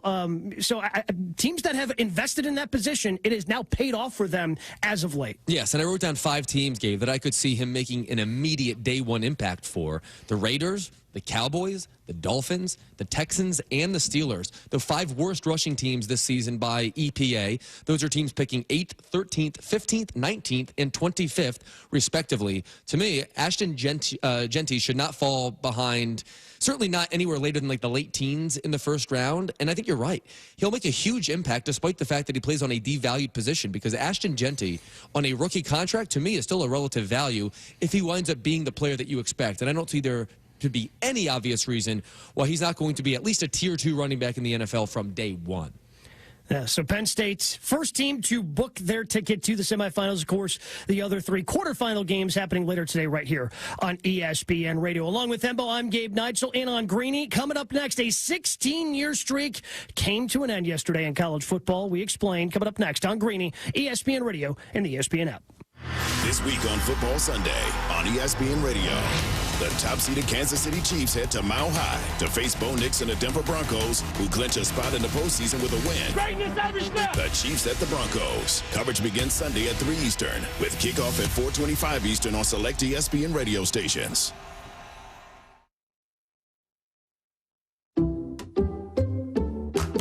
Some people just know they could save hundreds on car insurance by checking Allstate first. Like you know to check the propane tank on your grill first before hosting a tailgate. Let's fire up. Here, let me try. Seriously? You didn't check the propane? Who wants chips? Yeah, checking first is smart. So check Allstate first for a quote that could save you hundreds. Salt and vinegar? You're in good hands with Allstate. Savings vary. Subject to terms, conditions, and availability. Allstate Fire and Casualty Insurance Company and affiliates, Northbrook, Illinois. Hey, fans! Welcome back to Fansville's Cheers and Tears. Oh. Okay, so like everybody deals with losing, right? To a rival on a last-second field goal. Whatever, it's fine. I'm totally fine. But I cope with losing with an ice-cold Dr. Pepper. Those 23 flavors are like so delicious. They totally wash away the pain of your college football team taking a big fat L. College football, it's a pepper thing. This is Seattle Sports. Be advised, this is your opportunity to save up to 40 to 80% on a hot tub or swim spa. This weekend only, Friday through Sunday, Linwood Event Center. Be advised, this is your opportunity to save up to 40 to 80% on a hot tub or swim spa. This weekend only, Friday through Sunday, Linwood Event Center. 18-month interest-free financing. Our factories have demanded we sell 1,000 hot tubs and swim spas this weekend. Linwood Event Center. Huge factory incentives, factory rebates, this weekend only. Linwood Event Center. We can remove your old hot tub. Free delivery of your new hot tub. Hot tub starting at $2,999. Linwood Event Center. Free delivery of your new hot tub. Just relax and enjoy. Linwood Event Center. Friday, 2 p.m. to 8 p.m. Saturday, 10 a.m. to 8 p.m. Sunday, 10 a.m. to 6 p.m. Free admission, free parking, free delivery. Linwood Event Center. Call 833-SPA-SALE or visit hottubandswimspasale.com. Did you know your skin is the largest organ of your body? Huh? That's why you should shower with Old Spice Super Hydration Body Wash instead of plain old bar soap. Love your skin by super hydrating it with vitamin B3 and glorious notes of vanilla and shea. Did you know that my super hydrated skin is the second largest organ of my body? The first is my heart. Old Spice. Men have skin too. Old Spice Super Hydration Body Wash. 24/7 renewing moisture. With daily use. If you love to travel, Capital One has a rewards credit card that's perfect for you. With Venture X, earn unlimited double miles on everything you buy and turn everyday purchases into extraordinary trips. Plus, receive premium travel benefits like access to over 1,300 airport lounges where you just check in and chill out. Open up a world of possibilities with Capital One. What's in your wallet? Terms apply. Lounge access is subject to change. See CapitalOne.com for details. Adam Schefter here with Vivid Seats. We've got some late-breaking news coming out of the stands. According to multiple sources, Vivid Seats fans are scoring rewards on every purchase and at a rapid pace. Obviously, these rewards are a game changer, and coupled with their MVP-worthy ticket selection, why get tickets anywhere else? Don't drop the ball this season. Shop with Vivid Seats and earn rewards on every ticket. And as the official ticketing partner of ESPN, Vivid Seats is offering you $20 off your first $200 ticket purchase with code Schefter. That's code Schefter. From ESPN Podcast and Omaha Productions, Ready? Here we go. Coach, the new groundbreaking educational football podcast hosted by NFL legends Bill Belichick, Matt Patricia, and Michael Lombardi. In each episode, the coaches break down game-changing situations and front office management tactics, sharing insights from decades of coaching experience and opening up the Bill Belichick Encyclopedia of Football Knowledge. Created by football legends for football fans. New episodes of Coach drop weekly. Listen wherever you get your podcasts. Someone had a birthday. Yep, 50. Can't believe it. 50 years of wisdom. Great segue. We have health news, a CDC update. Pneumococcal vaccination is now recommended for adults 50 or older. Says here, we're over 6 times more likely to be hospitalized with pneumococcal pneumonia than adults under 50. I don't love those odds. Same. Look what I found. Pfizer's Prevnar 20 is proven to help protect adults against pneumococcal pneumonia and invasive pneumococcal disease in just 1 dose, and millions have already gotten it. Continued approval may depend on a supportive study. Don't get Prevnar 20 if you have a severe allergy to its ingredients. A weakened immune system may lower your response. Common side effects include injection site pain and swelling, fatigue, headache, muscle, and joint pain. For full prescribing information, please call 1-855-213-2138. Visit Prevnar20.com or talk to your doctor or pharmacist. I'm on Prevnar20.com now, scheduling my appointment. Good idea.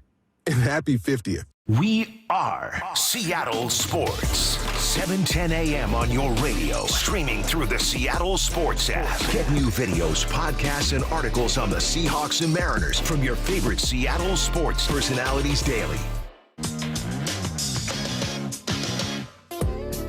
Vivid Seats is your ultimate football destination for all the gridiron action. With a game-changing rewards program and an unbeatable selection of tickets, they make it easy for every fan to watch their favorite teams and players in action. See every tackle, toe drag catch, and touchdown live and in person from your favorite seat. Plus, every ticket is backed by a 100% buyer guarantee, giving you peace of mind with every purchase. Don't miss out. Visit vividseats.com or download the app today. Vivid Seats, the official ticketing partner of ESPN. Here we go. 4th down and 10 at the 15. Williams and Bernard to the right. Scott to the left. Milroe drops to throw. Flushed out to his left. Looking. Throwing it over the middle. No chance. Scott had it at his feet, and that is it. Michigan comes up with the stop in their own red zone, and the Wolverines just need to take a couple of knees, and they will come away with a victory over Alabama here in the ReliaQuest Bowl. Chris Carlin on the call yesterday right here on ESPN Radio. It's Greeny. Gabe Neitzel along with Hembo today on ESPN Radio, ESPN app. Of course, Greeny presented by Progressive Insurance. 19-13, Michigan.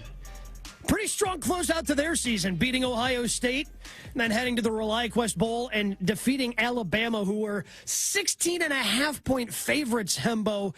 And the loss snaps a streak of 16 straight 10-win seasons for the Crimson Tide. That was the longest streak in major college football history, meaning Kalen DeBoer finishes 9-4 in his first season at Alabama, and all the Crimson Tide faithful probably going absolutely crazy and beside themselves the fact that Kalen DeBoer only won 9 games in his first season in Tuscaloosa. Oh, I would have to imagine that Crimson Tide fans this morning have been very measured, have been very cautious in their criticism of their first-year head coach, Kalen DeBoer. Gabe, who are we kidding? This is a rabid fan base that I would imagine already wants him out, considering the fact that Paul Finebaum, the mouth of the South, said on Get Up this morning that his seat is scorching hot after just one season. Gabe, I'm looking at a remarkable stat that I just want to sort of deliver to you and then duck, because it's one of those things that I had the researcher on Get Up double check for me, because when I looked it up at first, I said, no, this can't be right. It's got to be wrong. So here's what I looked at. I looked at the win-loss record for Nick Saban when he was a 14-point favorite as head coach at Alabama. Nick Saban went 135-3. 135 wins and 3 losses across 17 seasons when favored by at least 2 touchdowns. Kalen DeBoer went 6-3 in those games this season. Kalen DeBoer lost as many games as a 2-touchdown favorite this year at Bama as Nick Saban did in 17. They were a 2-touchdown favorite or more against Vandy, Oklahoma, and Michigan. And so you can certainly say that Kalen DeBoer had we'll call it a year to rebuild this program, even though Nick Saban did leave it on a high note. And I think those in the national media might give him some grace. But truthfully, the odds maker said this team was way better than 3 teams that they lost to. And considering that fact, I don't think he's actually on a scorching hot seat. I do, however, believe that year 2 is going to be massive for his future in Tuscaloosa. It's just so hard to know how hot anybody's seat is in the current landscape of college football, because I don't believe, Hembo, anybody from the SEC got let go this year as a head coach, which, yeah, I'm sure every SEC school very happy with their head coaching performance this last year. Everybody's trying to figure out how much money they need for NIL. Right. So I doubt that Kalen DeBoer, even a school like Alabama, who probably has all these resources, they still want to hold on and don't want to spend money to pay somebody not to coach their team. So I don't know how hot that seat is. The only, again, 9-4, first season in Alabama. I get it. You know, there were a lot of transfers. The second that Nick Saban said he was retiring, a lot of guys went out. Isaiah Bond, who was a huge hero for them a year ago, ends up going to Texas. So they lose some pieces.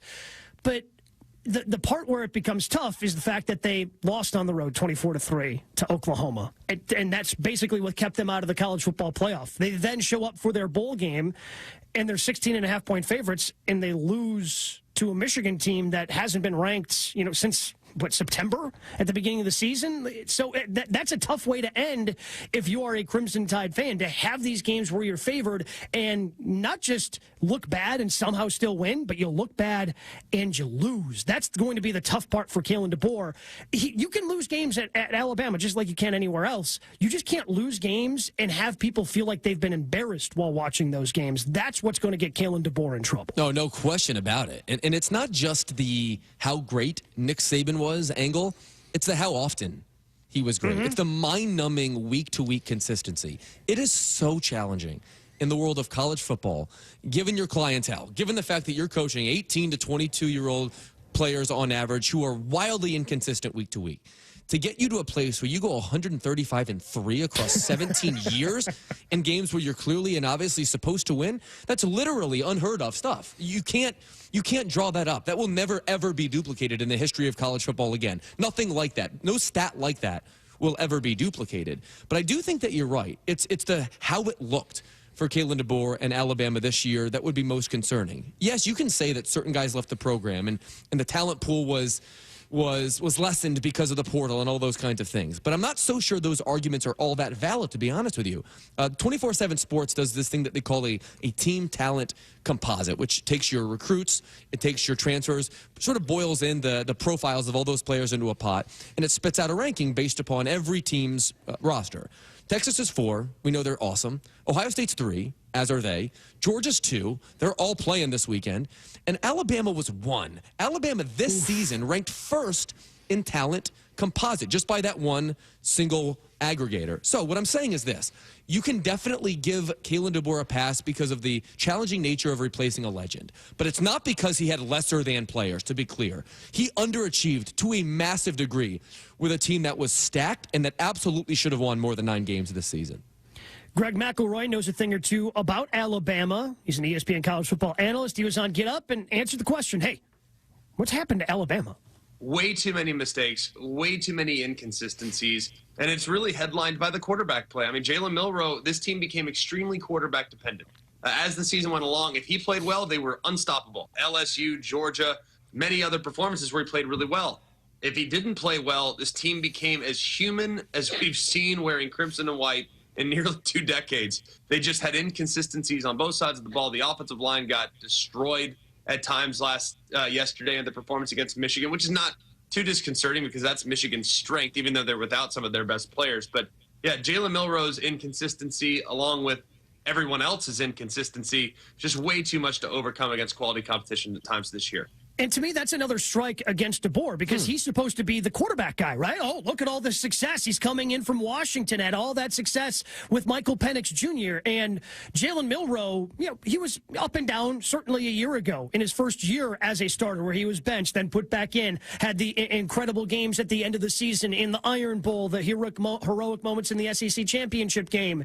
Okay, so what do you do to improve upon that? And earlier this season, it looked like Jalen Milroe was a Heisman Trophy candidate, one of these guys that's going to be one of the great players in college football. And really, ever since that Georgia game, there were a lot more inconsistencies, and in the bigger games, he kind of declined a little bit. And if Kalen DeBoer is this great offensive mind, this great quarterback coach, he's got to answer for the inconsistencies and the reason why Jalen Milroe seemingly slipped as the season went along. Yeah, he certainly does. I'm looking at a batch of numbers I put together this morning to demonstrate his regression, for lack of a better term. But what do your eyes tell you? Ever since he was as hot as it could possibly be mid-season, when people were talking about him being the #1 pick and being a Heisman frontrunner and things of that nature, what specifically have you seen in areas in which he has just so obviously tanked? Because this was a player once upon a time that I was saying was clearly and obviously the best quarterback in the country, and right now I'm not sure that he should have been Alabama's starter to finish the season. What are you seeing? I mean, I think you saw it, I think, a little bit at the end of that game where he's just holding onto the football a lot. Yeah. He's kind of drifting back in the pocket. He's not really staying true to a lot of the fundamentals. I mean, yes, there was pressure, and that pressure gets in your face, and bad habits can develop quickly when that's happening in a game like it was yesterday against Michigan. But it's a number of different things, it looks like, with Jalen Milroe that have kind of led to the decline of his play and obviously the decline of Alabama. Yeah, I think it has to be, at least you have to start with the decision-making. I mean, this is a quarterback who threw 5 more interceptions this year and fumbled 6 more times. those are staggering numbers. I mean, if you're giving the ball away once a game, you're doing it too often as a college quarterback, at least with that talent surrounding you. He had 3 turnovers in each of his last 3 games. He was the only quarterback in the country this season to have 3 consecutive turnover games, and they were the last 3 games that we saw. I don't think there's any question about it, Gabe. He's got to come back. If Jalen Milroe enters the draft this year, I think it will be a grave mistake because the conversations won't be about where he goes. The conversations will be about whether or not he can stay at quarterback. Yeah, he's somebody that needs to continue to develop and can continue to play. I think that's obvious. He has the tools. He has the tools to be a quarterback at the next level. But as we've seen, we just talked about it last segment, with all these guys who have played a lot of games, I don't know how much NFL teams have patience to allow a guy to develop that needs that time, that needs to play. And I think he's better off if he returns to Alabama. But that being said, Kalen DeBoer needs to make sure he's on the same page and getting him to do the things that he had him doing earlier this season when he had all those accolades that you were just putting on him. I understand why Kalen DeBoer might have to wear this when it comes to Jalen Milroe's play the second half of the season. But I'm not so sure that he should. The most recent snapshot, you might say, of Kalen DeBoer's coaching genius came the previous 2 seasons when he took Michael Penix Jr. from being a very ordinary quarterback at Indiana to a top 10 pick who was just diabolical throwing the football from sideline to sideline and took a team to the national title game 1 year ago. Michael Penix was a revelation at Washington. I never thought in a million years we would see that level of play from a quarterback. When I watched him play at Indiana, I thought it was a fringe NFL prospect, to be totally candid. Sometimes a player just doesn't have it. Sometimes a player just hits his ceiling. Sometimes a player just regresses for no obvious reason. And to me, I actually have a lot more trust and belief in Kalen DeBoer than I do in Jalen Milroe. I'm not so sure that Kalen DeBoer can directly take the blame for Jalen Milroe's tank this season, just in part because we saw 2 years ago and last year, he did such an extraordinary job with a quarterback that does not have the physical gifts that Jalen Milroe has. And so I think Jalen Milroe clearly needs to return to college, but I'm not so sure that it's going to be at Alabama. I'm not so sure that they want him. Ty Simpson's is a 5-star. He's been his backup for the last 2 years. I would not be surprised if Jalen Milroe does indeed decide to return to college, Gabe, if it's somewhere else and not for the Crimson Tide next season.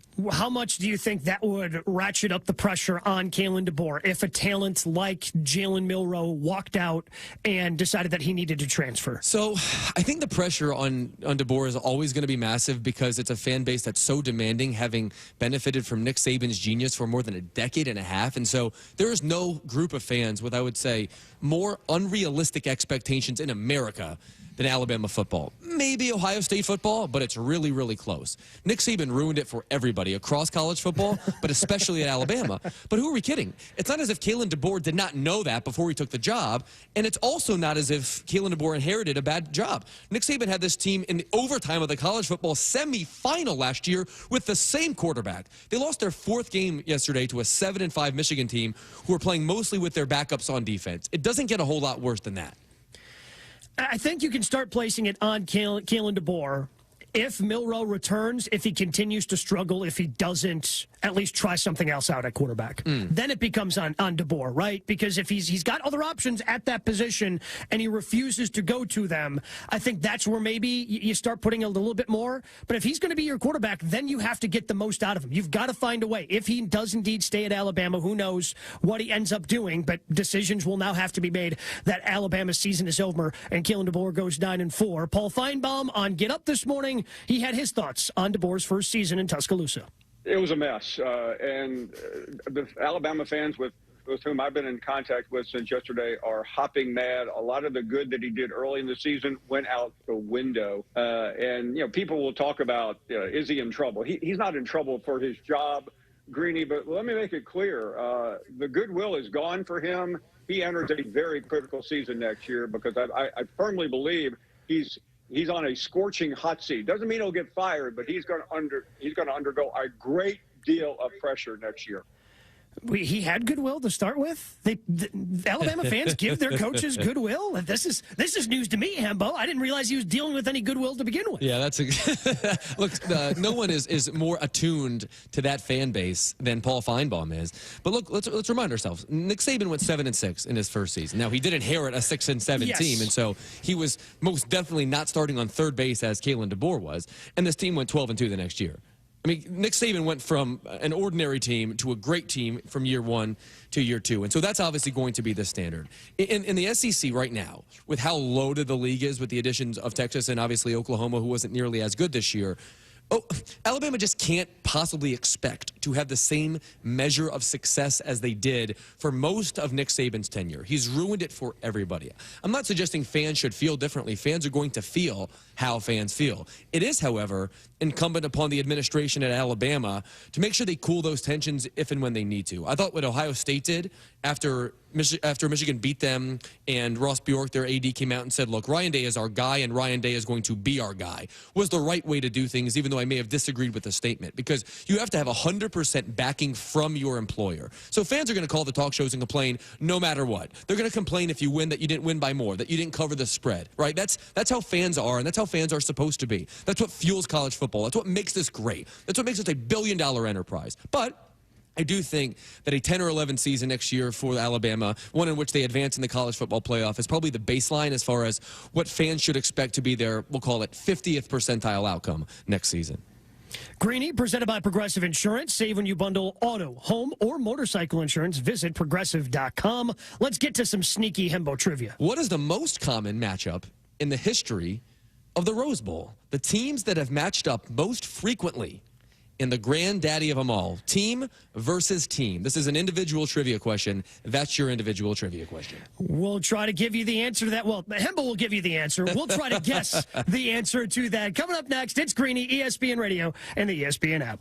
Today on ESPN Daily, we're revisiting one of the biggest stories of the year via our 5-part series, Death of a Sports Town. And today we're at the finale with the sights, the sounds, and the emotions from the Oakland Athletics final home game.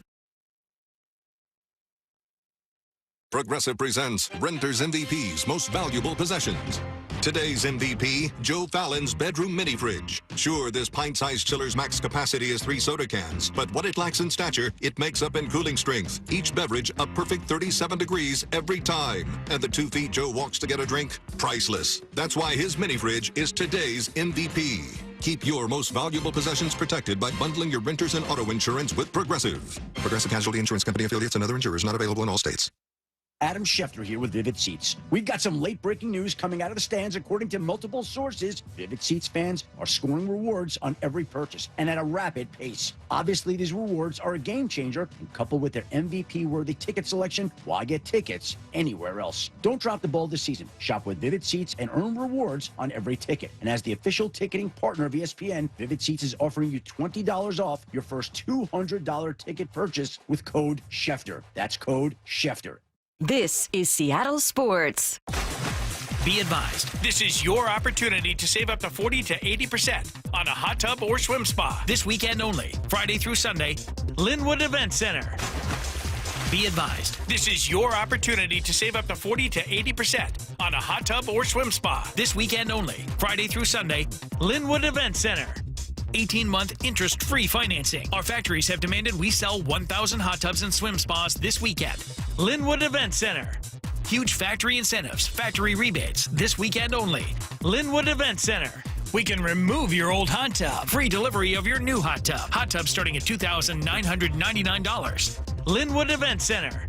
Free delivery of your new hot tub. Just relax and enjoy. Linwood Event Center.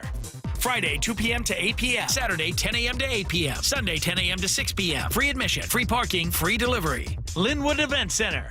Call 833-SPA-SALE or visit hottubandswimspasale.com. Why choose a Sleep Number smart bed? Can I make my side softer? Can I make my side firmer? Can we sleep cooler? Sleep Number does that. Cools up to 8 times faster and lets you choose your ideal comfort on either side. Your Sleep Number setting.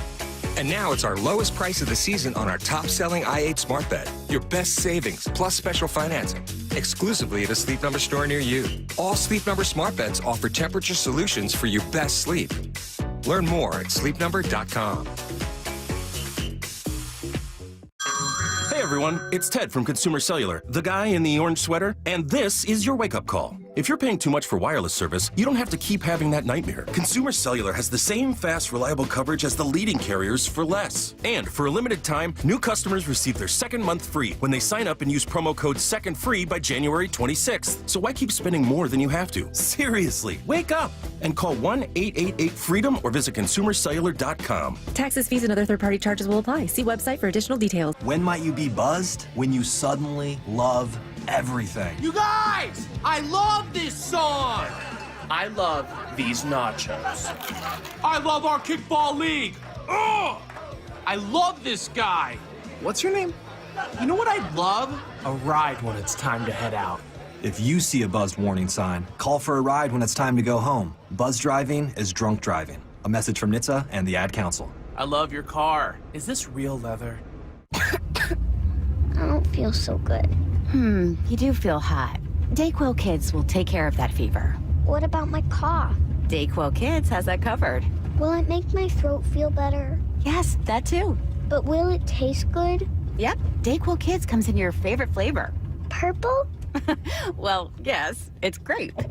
Try new DayQuil Kids Plus Fever, the daytime coughing, aching, sore throat fever just for kids medicine. Safe for kids 6+. Use as directed. Where can you kick off the new year with big savings on gig speed? Only with Xfinity, now through January 16th. Get gig internet at home for $25 a month for 1 year when you add an unlimited mobile line, which connects you to gig speed Wi-Fi on the road. Act fast today and save more than $650 over AT&T and Verizon in your first year. Plus, hurry and take advantage because right now you can also get a free 5G phone with trade-in. So save big and stay connected to what you love with fast gig speed internet and mobile. From home to hotspots, this new year, it's all about gig speeds and big savings. Don't wait and get gig speed internet. Spend less green and switch to Xfinity. Go to Xfinity.com/gig savings to learn more. Requires paperless billing and autopay with stored bank account. Restrictions apply. Equipment, taxes, and fees extra. $40 internet discount applied to mobile bill. After promo, regular rates apply. Actual speeds vary. Savings compared to Verizon Fiber Gig Plus 1 Unlimited Welcome Line and AT&T Fiber Gig Plus 1 Unlimited Starter Line. Xfinity internet required. Reduced speeds after 30 gigabits of usage per line. Data thresholds and actual savings vary. Guys, your testosterone level impacts your energy, drive, weight, hair loss, and even ED. Revive Men's Health Seattle will check your T level for free. For your free T level check, exam, and consultation, call 206-529-1111 or visit revivemenshealth.com. You know what hope is? Hope is action. Carving a path forward, even when it's hard. And kids who still know how to dream. They're the best pathfinders of all. So at Child Fund, hope means helping millions of children living in poverty worldwide to grow up healthy, educated, skilled, and so all those good things can come true for them. Safe. And that means safe at home, safe at school, and safe online. Hope means walking this path together. All of us. Because when we work together, we can do so much more. That's right. Hope includes you. Child Fund, because we need each other. To learn how Child Fund works with children in 23 countries to help them achieve their full potential, visit childfund.org. That's childfund.org.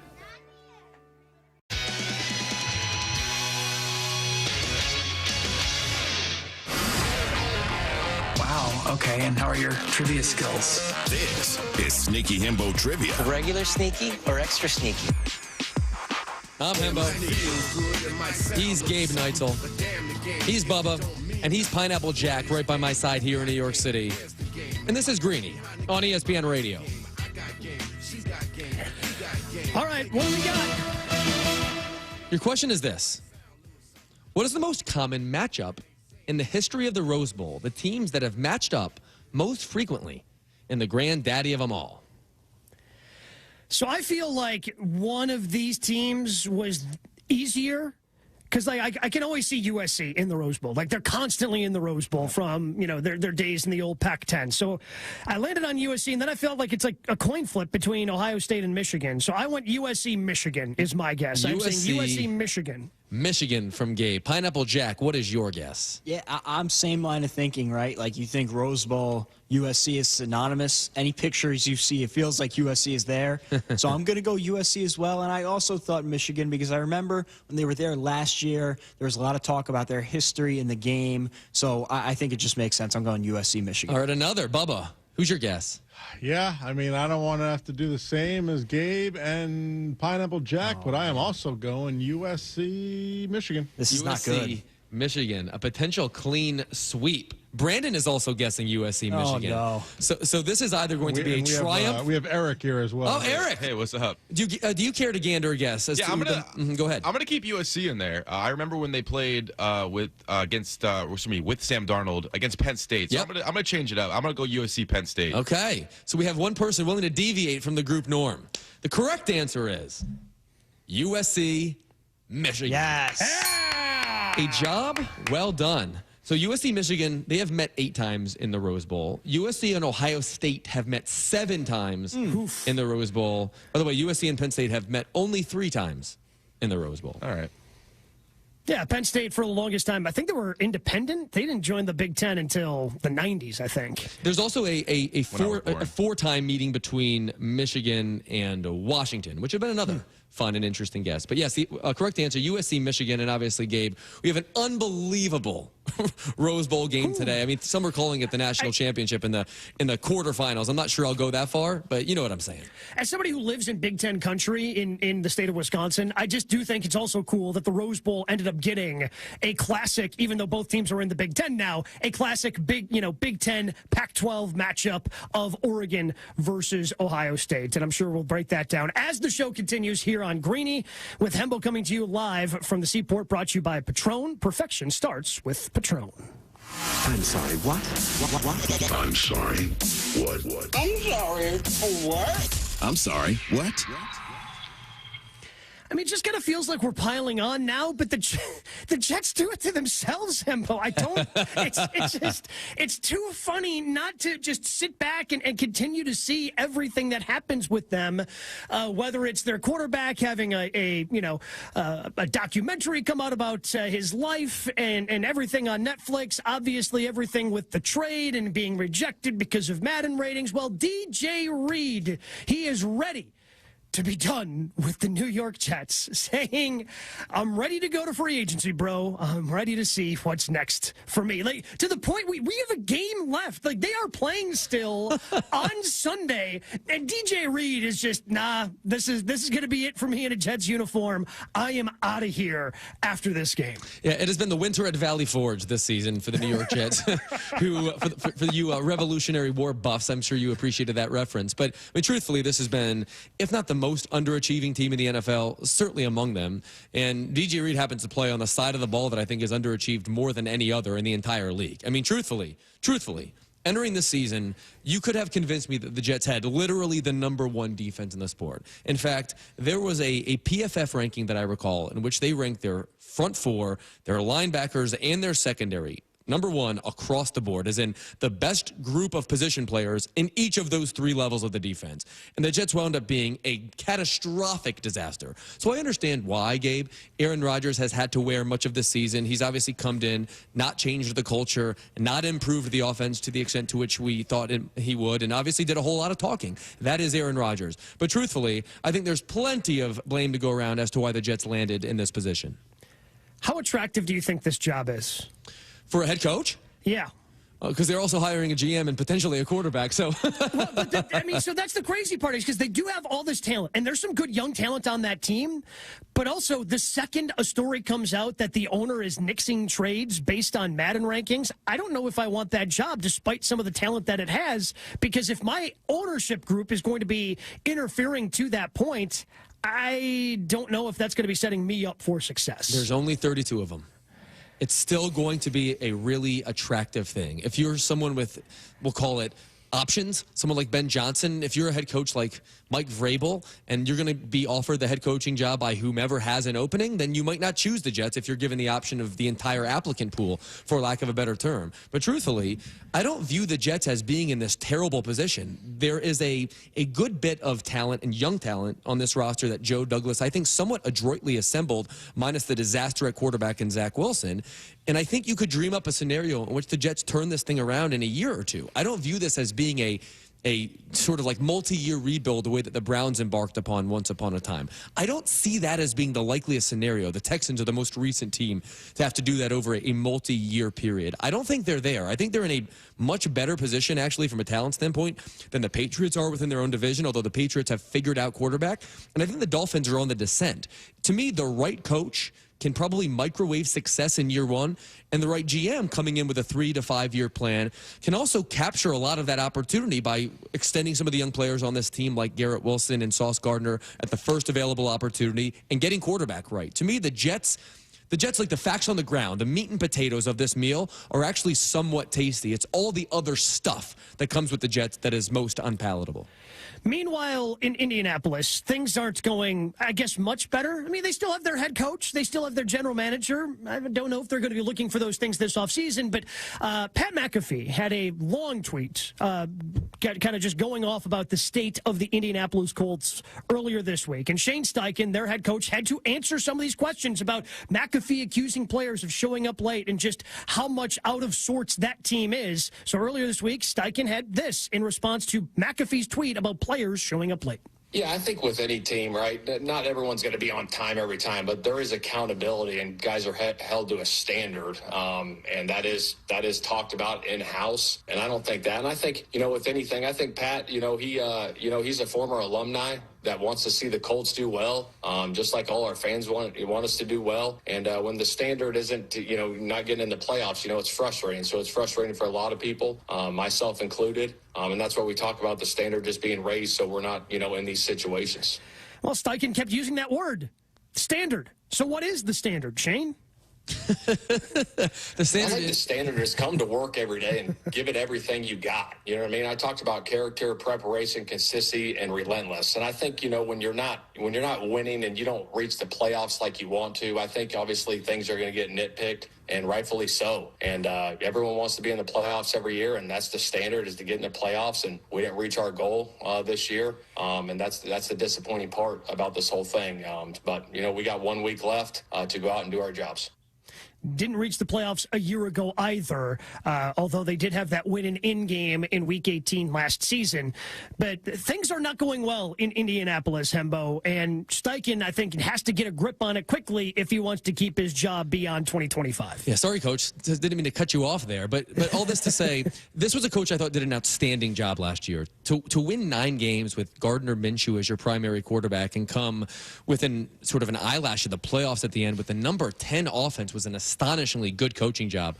But this year, it went the very opposite direction. Obviously, Anthony Richardson did not improve the way I thought he might. He pulled himself out of a game, which obviously caused much consternation. And obviously, Pat McAfee, who is as well-sourced as anybody in Indianapolis, said some pretty damning things. And I think there is an overwhelmingly good chance that the Colts make meaningful, high-level moves this offseason. Yeah, they need to figure that out because it seems like they're close. I mean, they were in the playoff chase up until last week until they went on the road and lost to the Giants, which I'm sure we'll address here in just a moment. But 5 years from now, who are we going to consider the best quarterback from this 2024 draft class? It's Greeny on ESPN Radio.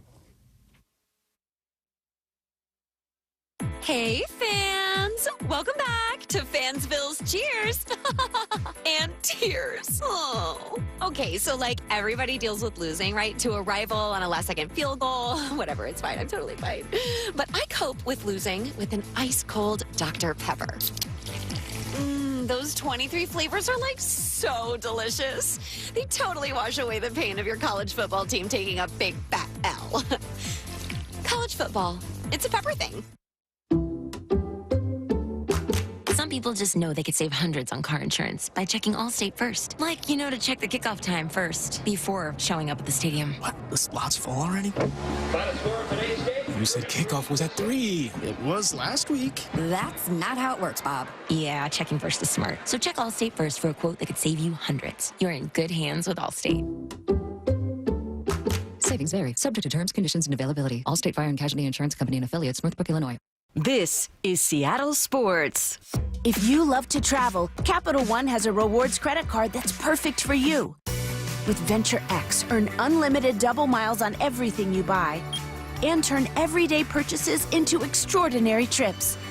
Plus, receive premium travel benefits like access to over 1,300 airport lounges where you just check in and chill out. Open up a world of possibilities with Capital One. What's in your wallet?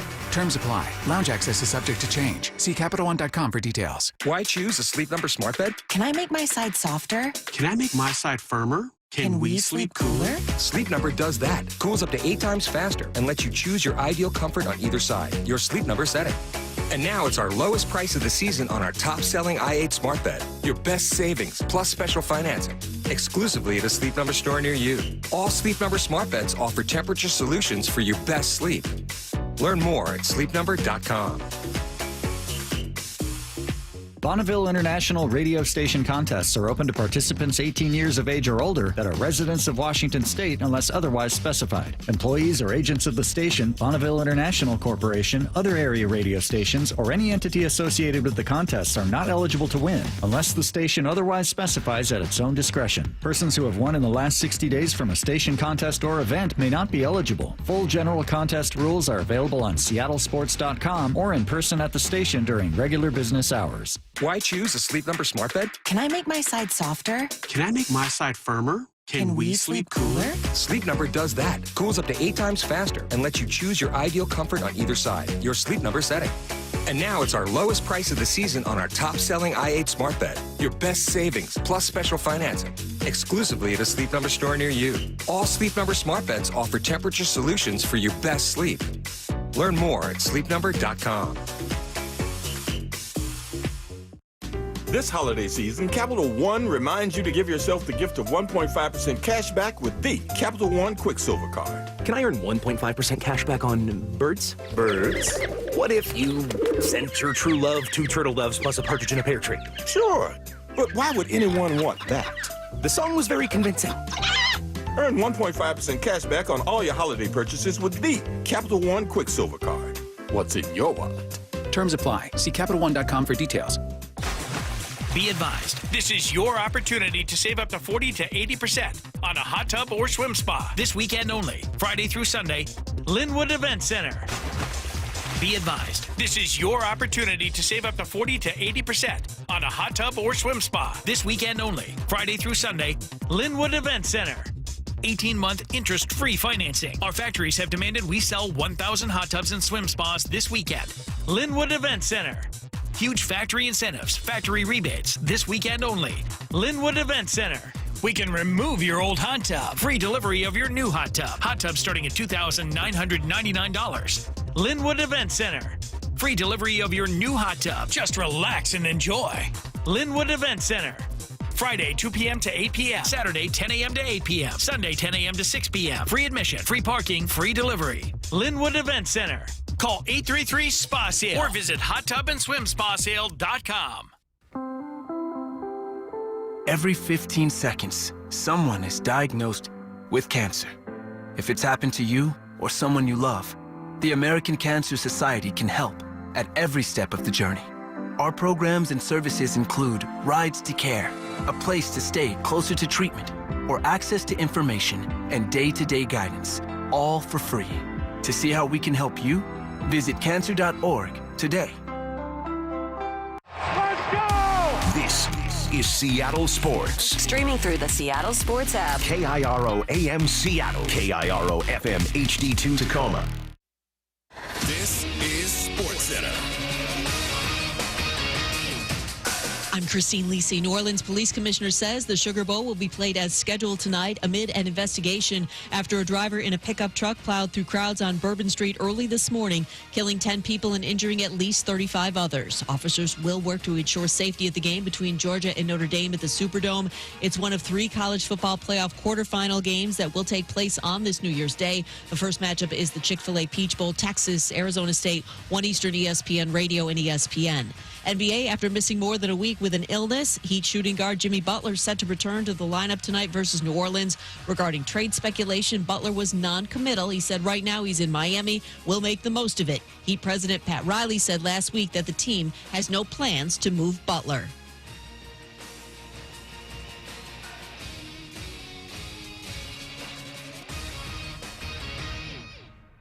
This is Greeny with Mike Greenberg on ESPN Radio. Plus, you can listen and watch on the ESPN app. So crazy right now. Most incredible. It is Greeny here on ESPN Radio and the ESPN app. ESPN Radio and Greeny presented by Progressive Insurance. Gabe Neitzel, Hembo with you on this New Year's Day. So happy New Year to everybody, or happy new. Happy I guess if you're new. Hembo. Wait, so do you just say, I hope you're having a happy new? Yeah. I don't understand why I'm receiving such pushback. Enjoy your new. Like, Such scorn. I just don't. It just doesn't. It feels like you're trying too hard to be smart here. You're a smart guy. You don't have to try this hard. I mean, Bubba, have you ever met anyone who tries harder to make it obvious that he's smarter than I am? I do everything the exact opposite way, hoping that you'll think I'm smart because of it. Correct. Yeah, I don't think I have. So happy new. So happy new to everybody out there. You know by January 1st of the new year who Hembo is. So you don't have to wait long into the new year. Whatever you know right away who Hembo is. Yeah, if you're a first-time listener to the program, you now know immediately who Hembo is. Be part of the Greeny Nation on the Dr. Pepper call-in line. ESPN Nation presented by Dr. Pepper. It's not college football season without the delicious taste of an ice cold Dr. Pepper. College football, it's a pepper thing. Other voice you just heard there is our guy Bubba, who has some NFL burning questions for us today here on Greeny.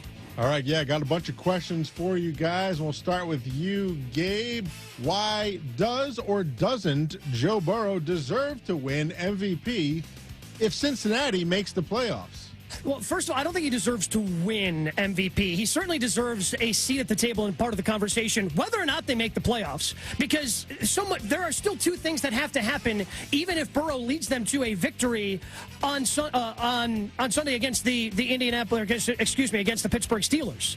Like, if they win that game, you still need a couple of things to fall your way in terms of the Broncos losing, the Dolphins losing, and you're not an MVP. Burrow's season isn't lesser than if the Dolphins somehow end up pulling out a victory to keep them out of the playoffs. So because there are so many things at this point that are independent of what Cincinnati can do to even make the postseason, I think whether they make the playoffs or not, he's had an incredible season. That team is not very good outside of Joe Burrow, T. Higgins, and Jamar Chase. And with what Burrow has done with that team, I think he deserves just to have the fact that they're in the playoff conversation. He deserves a seat at the table. Oh, this is why you're the smartest guy in the room, Gabe, and not me, because you answered that question perfectly. The notion that Joe Burrow would be the MVP if they win and Denver loses and Miami loses, but not the MVP if they win and one of those other two things doesn't happen, is a logic pretzel that I cannot eat. I just can't do it. So to me, Joe Burrow is clearly and obviously number 3 on my MVP ballot, and there's almost nothing that can happen week 18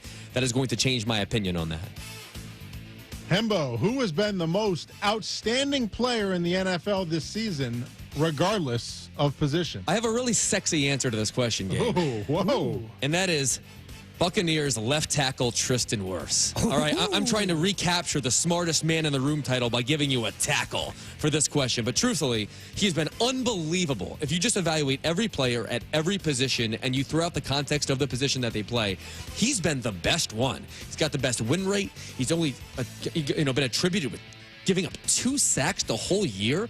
Baker Mayfield's having the season of his life. It's in large part because Tristan Wirfs is protecting his blind side as well as any left tackle in the league in years. He is genuinely a magnificent player who is contributing largely to the fact that the Buccaneers are 1 game away from the playoffs. If you look at any player at any position who's had the best year, it's the Bucs left tackle.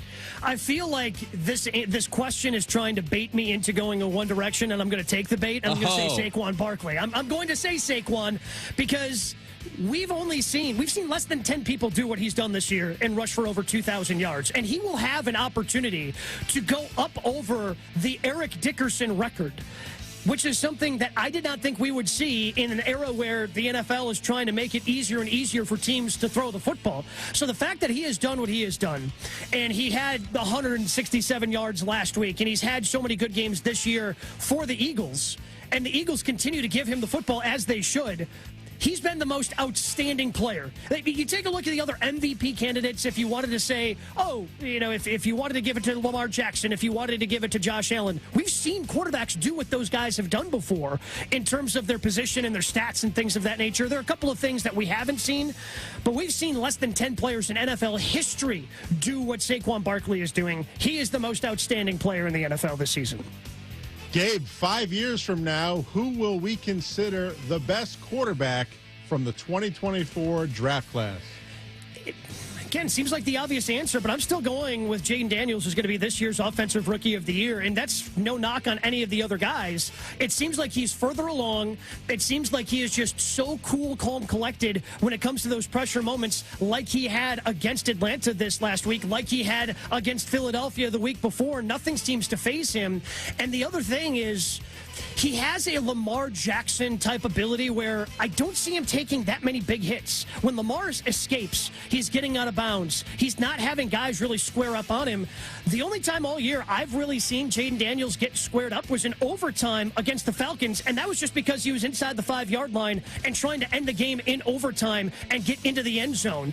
I think he's got the longevity. I don't think he's going to get too beat up despite being the talented runner that he is. And given that combo that we've seen has really lifted guys like Lamar, guys like Josh Allen to that other level when you can be a talented passer and runner, I think the answer still is Jayden Daniels. And I think the answer is Drake May. We have seen rookie quarterbacks play to a comparable level. It was a year ago when we were saying that C.J. Stroud was having the greatest rookie season ever. It was 5 years ago when we were saying Justin Herbert was going to have the greatest rookie season ever. Cam Newton, the same can be said about many rookie quarterbacks. It's easier to play quarterback as a rookie right now in the NFL if you have a lot of college experience in a somewhat favorable environment. Kyler Murray won the Offensive Rookie of the Year. So did RG3. So did Sam Bradford. So did Vince Young.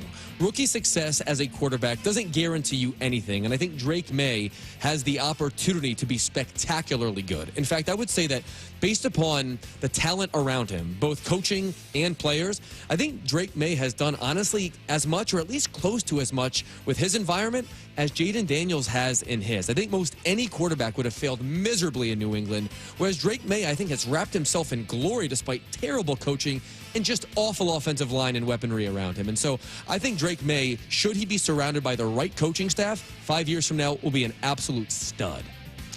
Hembo, what is the most attractive opening or potential opening for a prospective head coach? The Raiders. I don't know if the job is going to become available, but if it is, I think that's the best one. There's a decent enough talent pool in place to be able to, I think, hit the ground running and be competitive immediately. I understand that the context of the division is very, very challenging, but that's not how coaches think. We saw what Jim Harbaugh did in year one with the Chargers. Now, of course, he has an outstanding quarterback, and the Raiders don't have that. But if I'm an attractive NFL head coach candidate, what I want to do is ensure that I have control, the owner's not going to meddle, and that I'm going to have a clean runway over the course of multiple seasons. I think the Raiders probably provide me that opportunity the best. It's not a great crop of potential openings, but based on the facts on the ground, I would actually say the Raiders, as a potential opening, would be the best one. The one that I think is, and again, it goes back to a potential opening, because if I'm a head coach looking at a job, okay, do I have a quarterback, or do I have a path to get a quarterback, and how much interference am I going to have from upper management? When I look at the Jets, you don't have a quarterback, don't really have a path to a quarterback. Same, the Bears have a quarterback, I think, but then you've got there's some things going on in the front office that just don't sit right with me, and it seems like some bad things are happening there in Chicago. I look at the New York Giants. Yes, they lost that game. They fell down to number 4 potentially in the draft order, but I think they're going to be aggressive in trying to trade up and maybe trade with New England to get that number 1 pick and try to be in a position to get that next quarterback, whether it's, Shedeur Sanders, who again, and that kind of plays into the funny part of the Giants winning, the fact that Shedeur Sanders wore Giants cleats during his bowl game because that's where he thought he was going to go, only for the Giants to win and drop down to 4. But I think that that's an ownership group that is going to stay out of it. We saw that in Hard Knocks. The ownership group wanted Saquon. They trusted, foolishly, their management, their general manager, and, well, Saquon walked out of the door, and now he's over 2,000 yards this season. The ownership's going to stay out of it. They're going to let you do your job. I think you've got a route to get a pretty good quarterback. If you do trade up from 4 to 1 or 2, I think the Giants would be a really attractive job, especially because they do have some talent there with Malik Neighbors and guys like that. The Giants would be an attractive opening, I think. Gabe, which 2 seed, Eagles or Bills, is likelier to be upset in the wild card round, and which is likelier to reach the Super Bowl? I think that the team that's likelier to be upset in the wild card round is the Bills, on the caveat that everything goes the Bengals' way and they get in.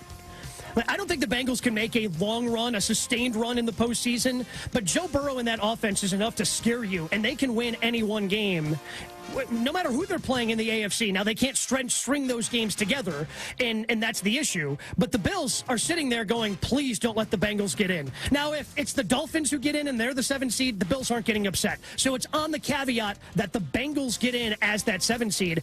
And I think the Eagles are the more likelier team to reach the Super Bowl, because when you take a look at the rest of the NFC for the Eagles, the Lions are so incredibly beat up on defense. It's going to be tough for them if they don't get the 1 seed. Sam Darnold, inexperienced, has never started a playoff game. I think the Eagles are more likely to win the NFC than the Bills are the AFC, because the Bills would have to go through the Ravens and then also have to go through the Chiefs in order to make it to a Super Bowl. I agree. I think the Eagles are likelier to lose in the wild card round and likelier to reach the Super Bowl than the Bills are. Here's my logic trail. Just looking at probabilities, the likeliest first-round matchup in both conferences when it comes to the 2-7 is Eagles versus Packers and Bills versus Broncos. The Bills will blow out the Broncos. Correct.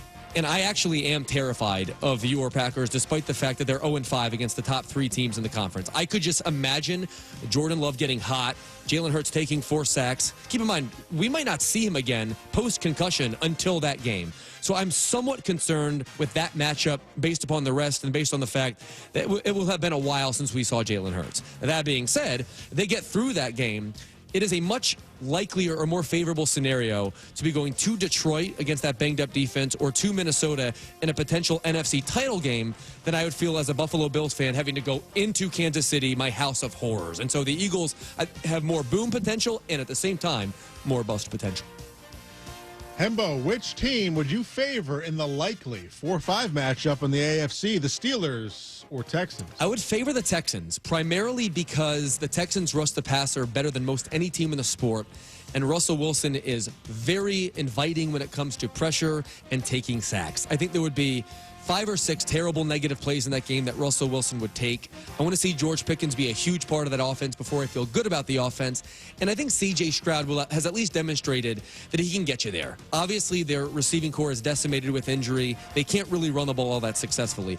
But the best unit on the field in that game will actually be the Texans' defense. And so I would favor Houston to win a game something like 20-17, Gabe, we'll call it. Yeah, it would be a, maybe not the most entertaining game to watch. I think both of those defenses would absolutely dominate with how beat up, as you mentioned, the Texans are. But I kind of lean towards the Steelers in that situation, not necessarily because of Russ, but if Pickens is playing, I think they have enough offensively. I guess I just trust Mike Tomlin.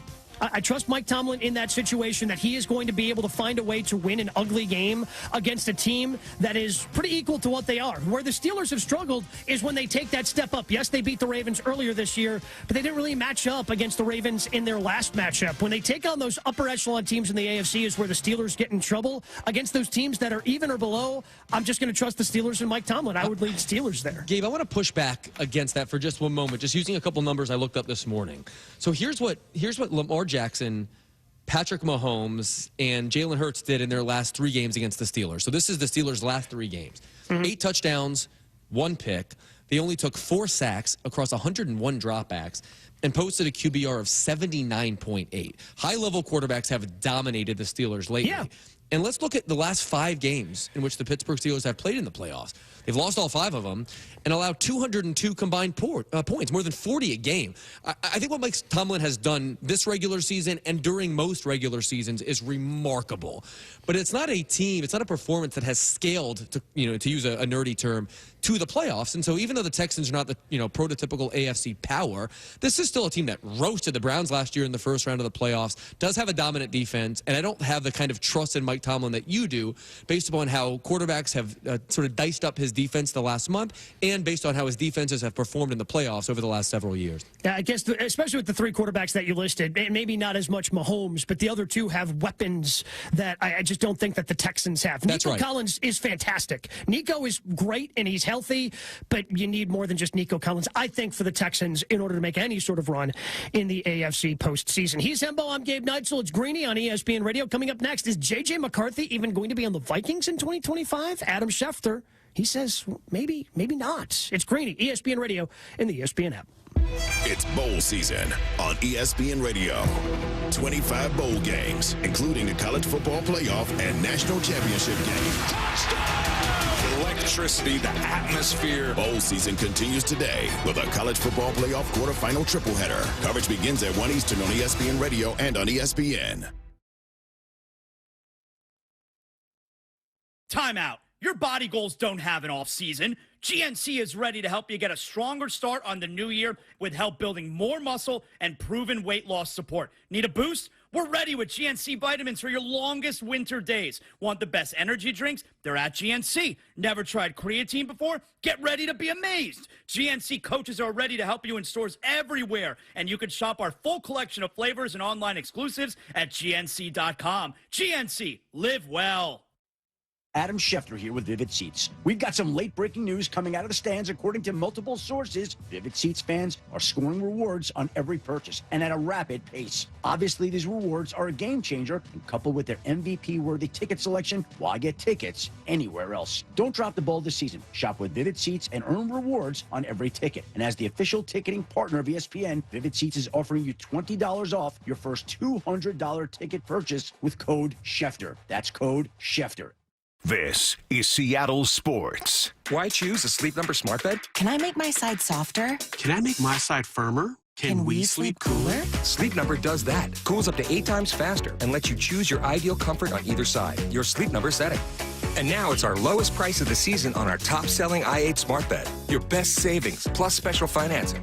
Exclusively at a Sleep Number store near you. All Sleep Number smart beds offer temperature solutions for your best sleep. Learn more at sleepnumber.com.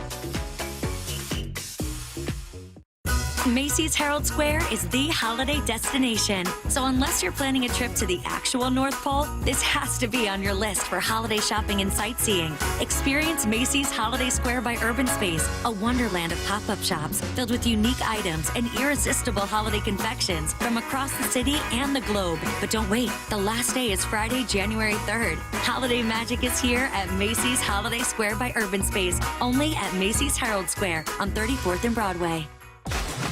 Be advised, this is your opportunity to save up to 40 to 80% on a hot tub or swim spa this weekend only, Friday through Sunday, Linwood Event Center.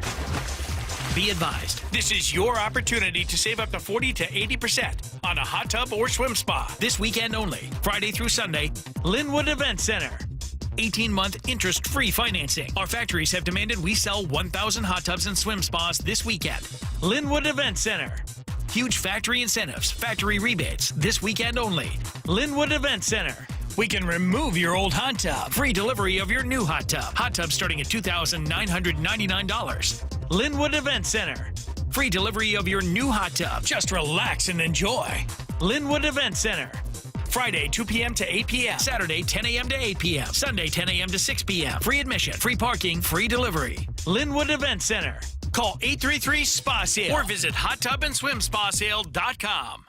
Why choose a Sleep Number smart bed? Can I make my side softer? Can I make my side firmer? Can we sleep cooler? Sleep Number does that. Cools up to 8 times faster and lets you choose your ideal comfort on either side, your Sleep Number setting.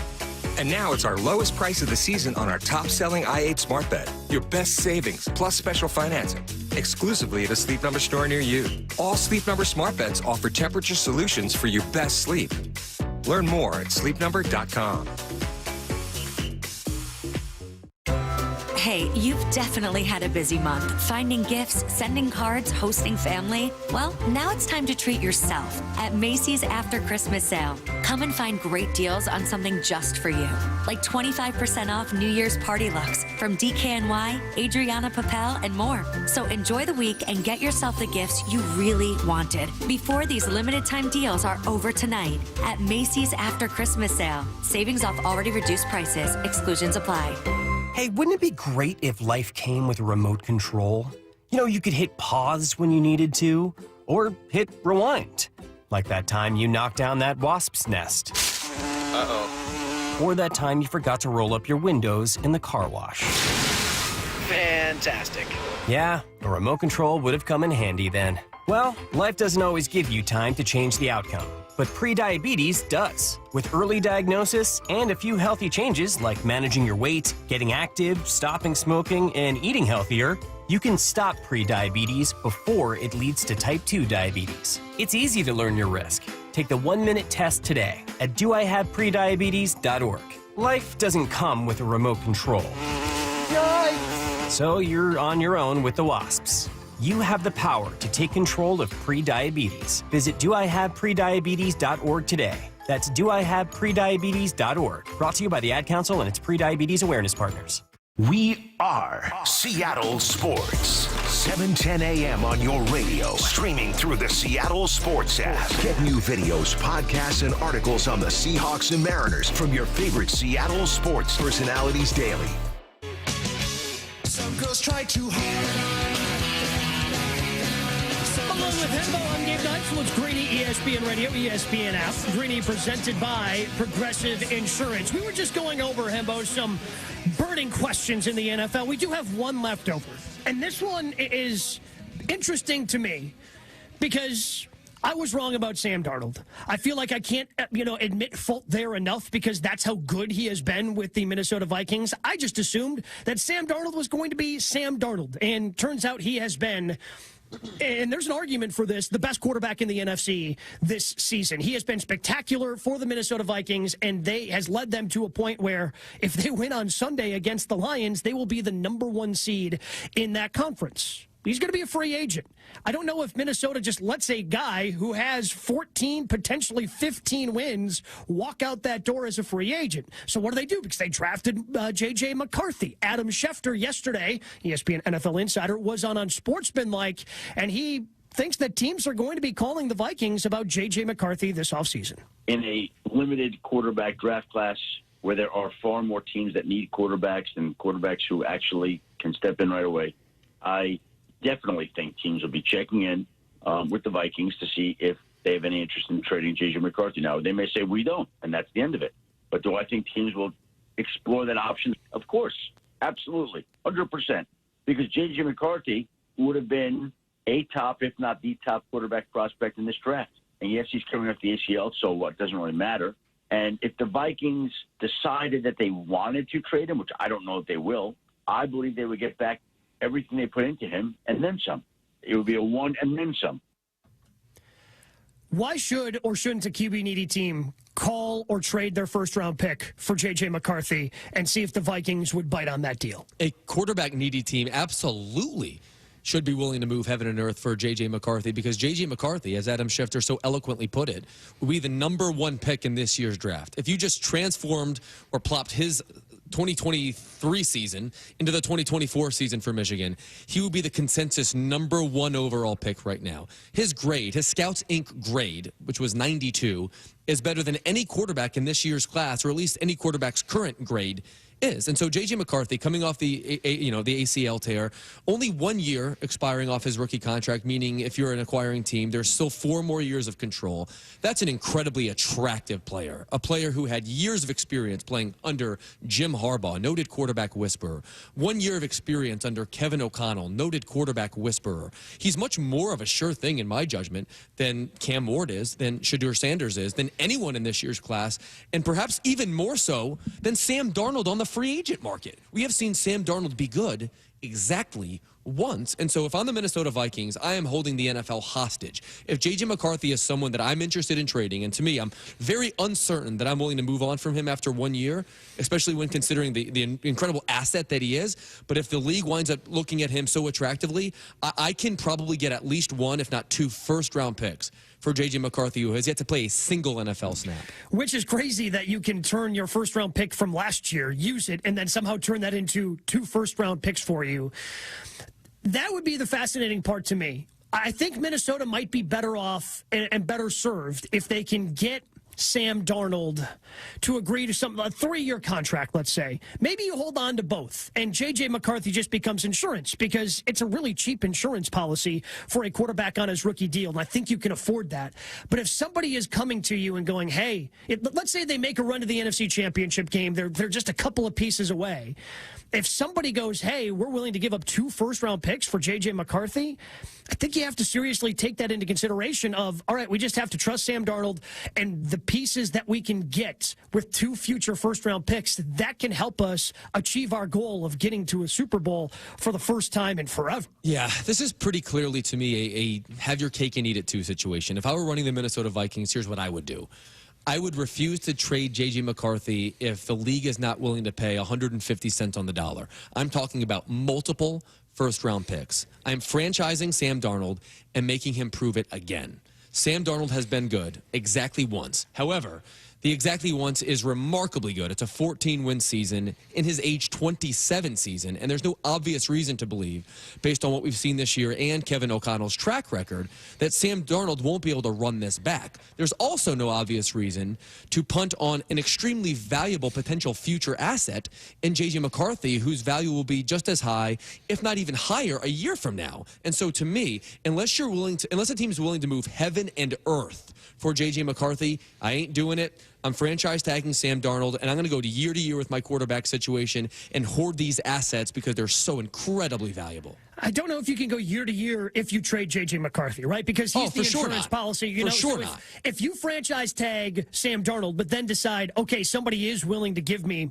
2, 3 first-round picks for J.J. McCarthy, then you've got to lock in Sam Darnold to a longer-term deal. 100%. Then you give him the extension. But to me, there are so many varied options that Minnesota has. It's the definition of a good problem to have. It's also the dictionary definition of taking shots at the quarterback position by throwing multiple darts. The Falcons are benefiting from it exorbitantly, and so are the Vikings. Sam Darnold was signed to a 1-year, $10 million flyer contract. We'll see what we can get from this guy. They also drafted J.J. McCarthy as the future, and lo and behold, Kevin O'Connell, who's great with quarterbacks, turned Sam Darnold into something. But who's to say that he couldn't do the same thing with Daniel Jones, a comparably talented first-round pick who also flamed out in New York? I happen to think Kevin O'Connell's so good that the idea of paying a quarterback $50 million a year is useless. What's the purpose of having this awesome quarterback whispering coach that can get 14 wins out of Sam Darnold, that can get 13 wins out of Kirk Cousins?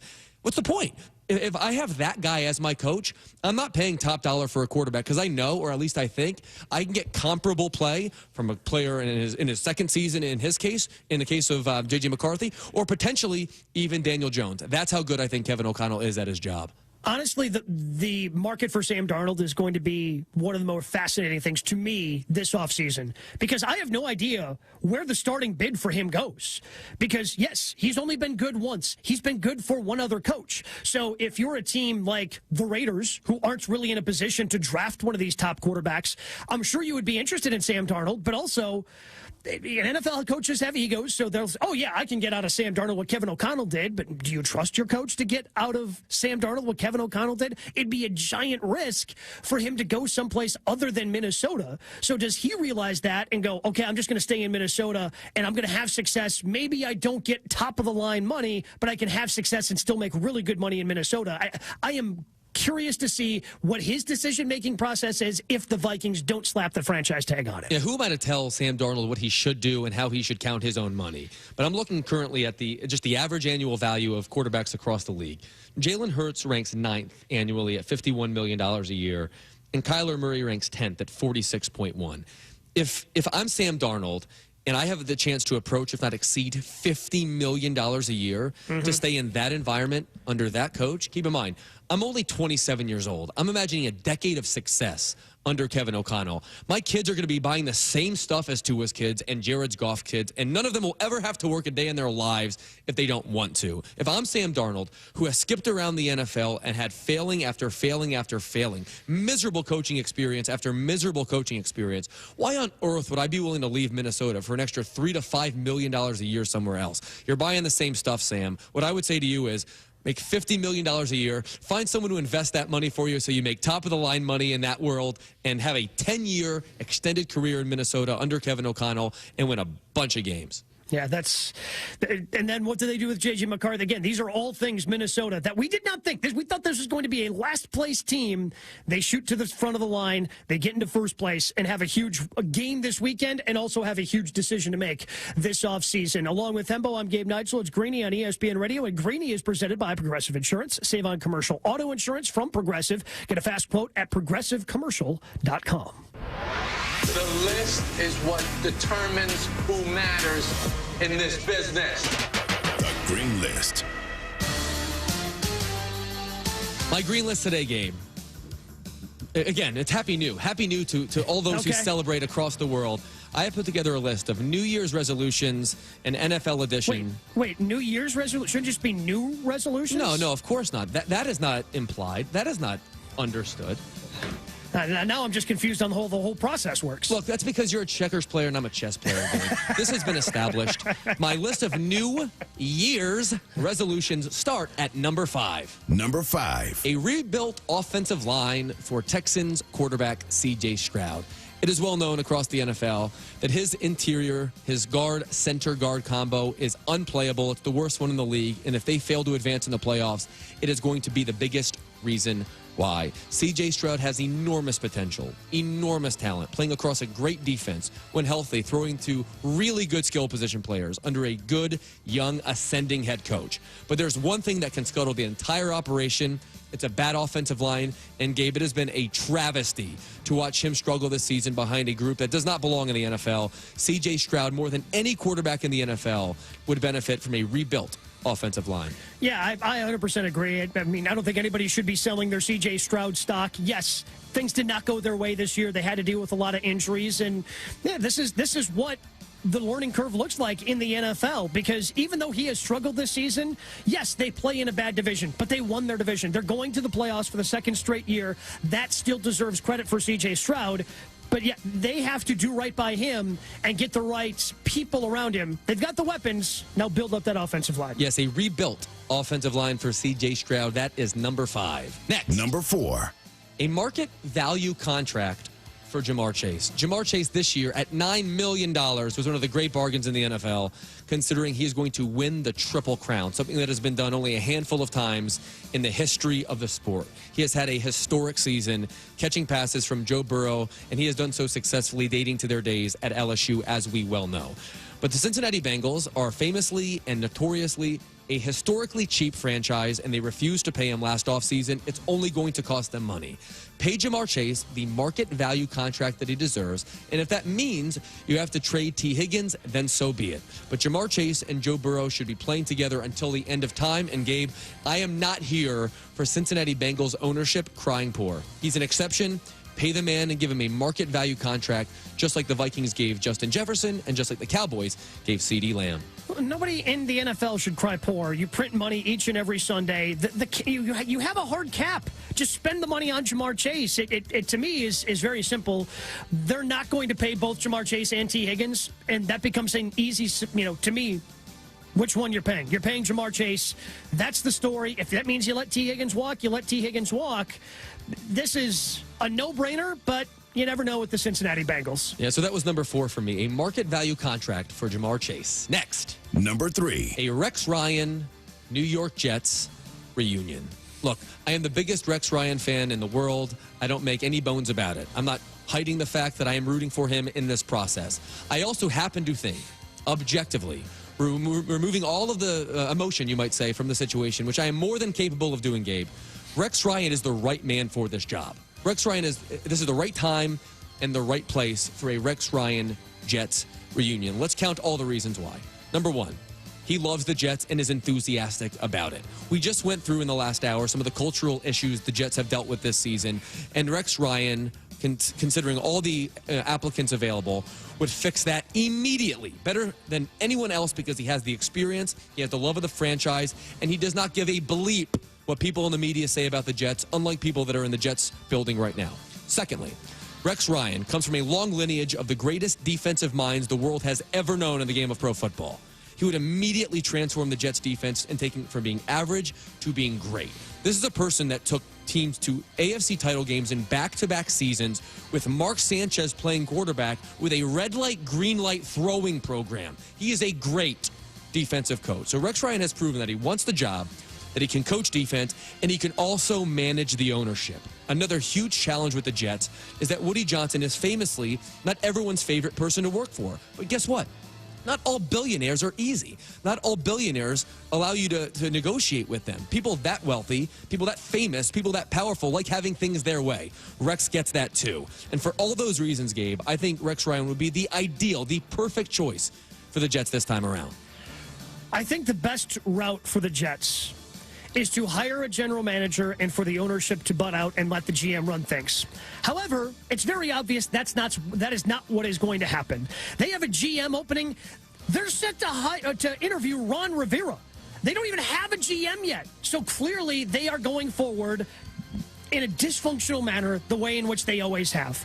So I think Rex Ryan would make sense there because he can operate in that dysfunctional environment. In fact, he's the last one who has operated well in that dysfunctional environment of the New York Jets. Why not go back to him? Why not give him that opportunity? I think that would make a lot of sense for the Jets. If they're not going to do this in a conventional way of having, okay, your general manager's in charge of everything, he's in charge of football operations. If you're not going to do it that way, then you've got to hire someone who can handle the chaos, who can handle dysfunction. Rex has actually proven he can handle it, and he can handle it there. Anyone can thrive in order. Not everyone can thrive in chaos. Rex has proven that he can. That's a very well-made point. So again, to recap, my green list of New Year's resolutions. Number 5 was a rebuilt offensive line for C.J. Stroud. Number 4 was a market value contract for Jamar Chase. Number 3, a Rex Ryan Jets reunion.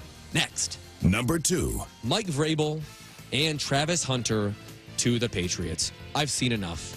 I have seen enough Gerard Mayo. I have seen enough head coach in waiting. I have seen enough Bob Kraft believes in this guy. Let's be honest here. If we're evaluating this season on its merits, Gerard Mayo should not get another bite at the apple. Not just because he has been objectively awful this season, both in coaching the team and in communicating, but because they have so many years of experience with him in that building to where it's clear that if this were an outlier, we'd be hearing more positivity emanating from those walls. Gerard Mayo is an unsatisfactory head coach, and when you juxtapose that with Mike Vrabel's track record, and I genuinely believe that Mike Vrabel would consider this his favorite job. He's in the freaking Patriots Hall of Fame, for God's sake. There is no question that Mike Vrabel is a far better head coaching candidate than Gerard Mayo based on all the facts on the ground, and I would replace one with the other forthwith. Secondarily, Travis Hunter is a once-in-a-generation talent that could plop right into your lap. There is nothing better than picking at the very top of a draft for which you do not need a quarterback.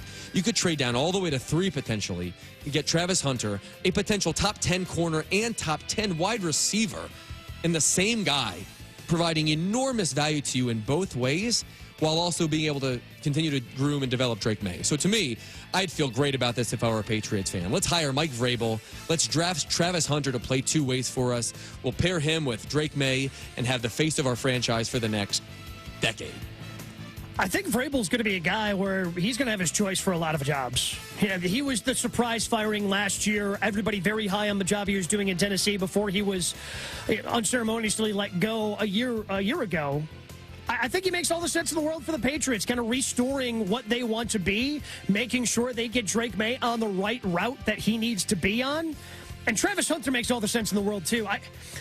I wonder if they just make the pick at 1 just to make sure. You know, if you love Travis Hunter that much, yeah, it'd be great to trade down and play around and do that. Well, what if somebody trades to 2 and they want Travis Hunter, not one of the quarterbacks? If you're drafting one, you love Travis Hunter that much, I think you just stick at 1, you get your coach, you get your weapon for your quarterback, and you continue to build that way. Even though it would be nice to have the other assets, I think Travis Hunter is special enough where you weigh heavily not trading out of that number 1 pick, even though you don't need a quarterback. Yes, if he becomes the player that I expect him to, he is a $50 million a year player based on his two-way value. So that was number 2. Mike Vrabel and Travis Hunter to the Patriots. And Gabe, coming up next, I will give you my number 1 NFL New Year's resolution, and that is Ben Johnson to save Caleb Williams. Ben Johnson, a quarterback whisperer and offensive guru in Detroit. I'm not the only person, obviously, making this connection. Everyone in the world is. But Caleb Williams is Ben Johnson away from being special. What Jared Goff has accomplished under Ben Johnson is extraordinary. And to me, if there is any opportunity to coax him away from Detroit to Chicago, I'm willing to pay him 150 cents on the dollar to do it, give him whatever personnel control he asks for, because Caleb Williams' future is everything to this franchise, and that is the person across the world of football whom I'm most confident will resurrect Caleb Williams' career and maximize his potential. If I'm a Bears fan, I am nervous about Ben Johnson coming here. Not because I think he's not going to be a good coach. He certainly will. I think he is really good for Caleb Williams. I'd be scared he'd say no. He's already shown that he's willing to take his name out of runnings for different jobs. And if the Bears' dysfunction is going to continue to linger, and he has shown, I don't want to deal with that. I don't want to deal with that. I'm cool being an offensive coordinator and getting the head coaching job that's right for me. I think he really wants that job. We've heard too many whispers between last year and this year that Ben Johnson wants to be in Chicago, but I also don't think he's going to deal with the dysfunction that their front office has with Ryan Pace and Kevin Warren. So that would be the one thing to really be worried about. I think with the Ben Johnson to Chicago thing is ultimately will he want to be there? Along with Hembo, I'm Gabe Neitzel. It's Greeny, and coming up next, it's a huge day of college football kicking off in 90 minutes. Plus, Hembo hosting a happy new party at his house. The smoker's already been fired up. He'll let us know what's on that smoker. Coming up next, it's Greeny, ESPN Radio, and the ESPN app. This week on Football Sunday on ESPN Radio, the top-seeded Kansas City Chiefs head to Mile High to face Bo Nix and the Denver Broncos, who clinch a spot in the postseason with a win. The Chiefs at the Broncos. Coverage begins Sunday at 3 Eastern, with kickoff at 4:25 Eastern on select ESPN radio stations. Hey, fans! Welcome back to Fansville's Cheers and Tears. Oh. Okay, so like everybody deals with losing, right? To a rival on a last-second field goal. Whatever, it's fine. I'm totally fine. But I cope with losing with an ice-cold Dr. Pepper. Those 23 flavors are like so delicious. They totally wash away the pain of your college football team taking a big fat L. College football, it's a pepper thing. Progressive knows finding your new home was a dream come true. You wanted it close to town with a picture window overlooking a yard. And you found it. Now when you sit down to dinner, you've got front row seats too. Your neighbor's daily pickleball game. Progressive can't save you from your noisy neighbors, but we can save you money when you bundle your home and auto with us. Get a quote at Progressive.com. Progressive Casualty Insurance Company affiliates and other insurers not available in all states. This is Seattle Sports. Be advised, this is your opportunity to save up to 40 to 80% on a hot tub or swim spa. This weekend only, Friday through Sunday, Linwood Event Center. Be advised, this is your opportunity to save up to 40 to 80% on a hot tub or swim spa. This weekend only, Friday through Sunday, Linwood Event Center. 18-month interest-free financing. Our factories have demanded we sell 1,000 hot tubs and swim spas this weekend. Linwood Event Center. Huge factory incentives, factory rebates, this weekend only. Linwood Event Center. We can remove your old hot tub. Free delivery of your new hot tub. Hot tub starting at $2,999. Linwood Event Center. Free delivery of your new hot tub. Just relax and enjoy. Linwood Event Center. Friday, 2 p.m. to 8 p.m. Saturday, 10 a.m. to 8 p.m. Sunday, 10 a.m. to 6 p.m. Free admission, free parking, free delivery. Linwood Event Center. Call 833-SPA-SALE or visit hottubandSwimSpaSale.com.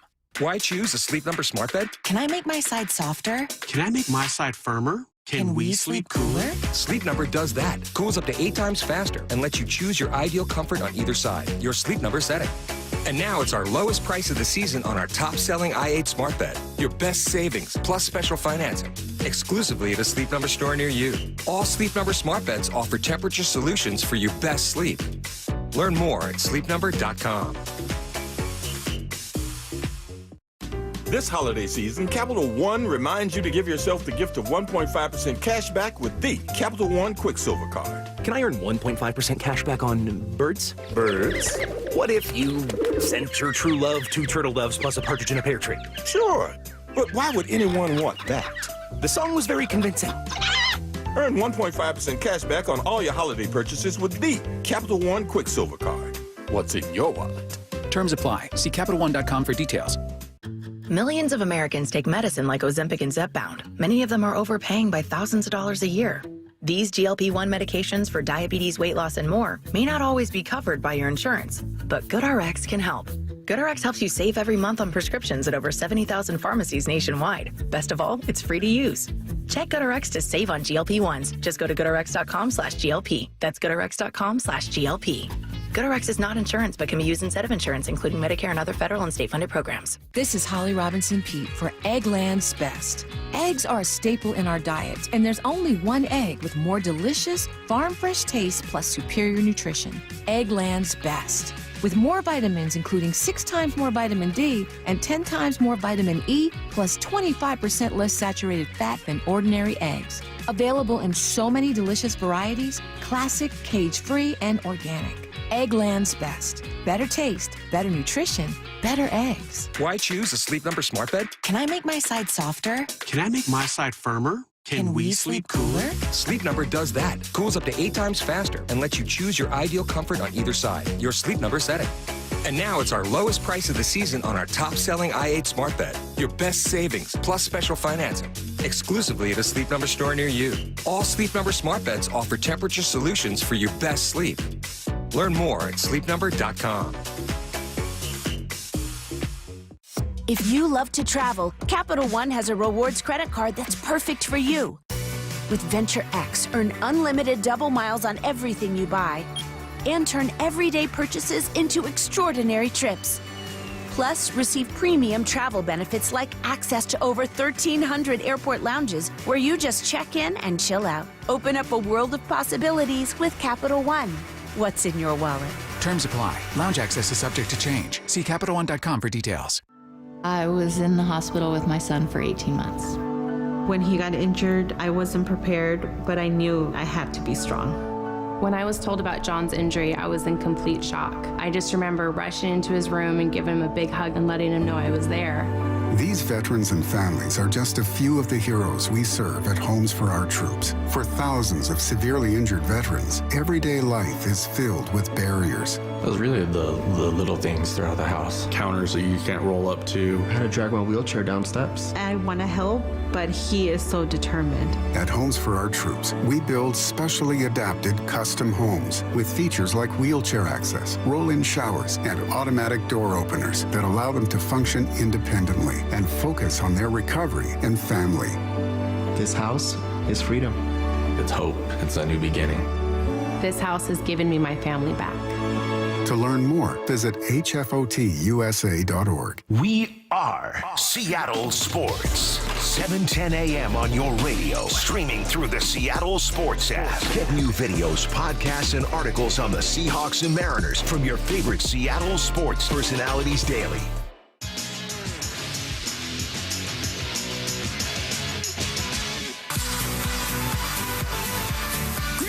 ESPN Radio and the ESPN app. Gabe Nigel, Hembo with you today. What do you got going on today, Hembo? You got some people coming over, right? Funny you should ask. Hosting a few folks. My in-laws are coming over.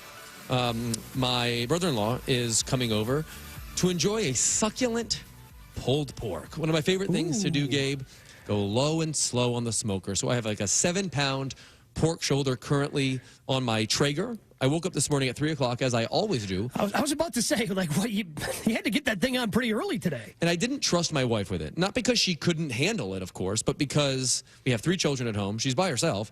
And the idea of her preparing the meat, cutting off the fat, doing all the necessary things for this to be perfect, and then throwing it on the smoker while the kids are going crazy, not a great idea. So what I did instead was wake up a couple minutes before I typically do, and there was a 7-pound hunk of pork on my smoker at 3 o'clock this morning. I'm going low and slow.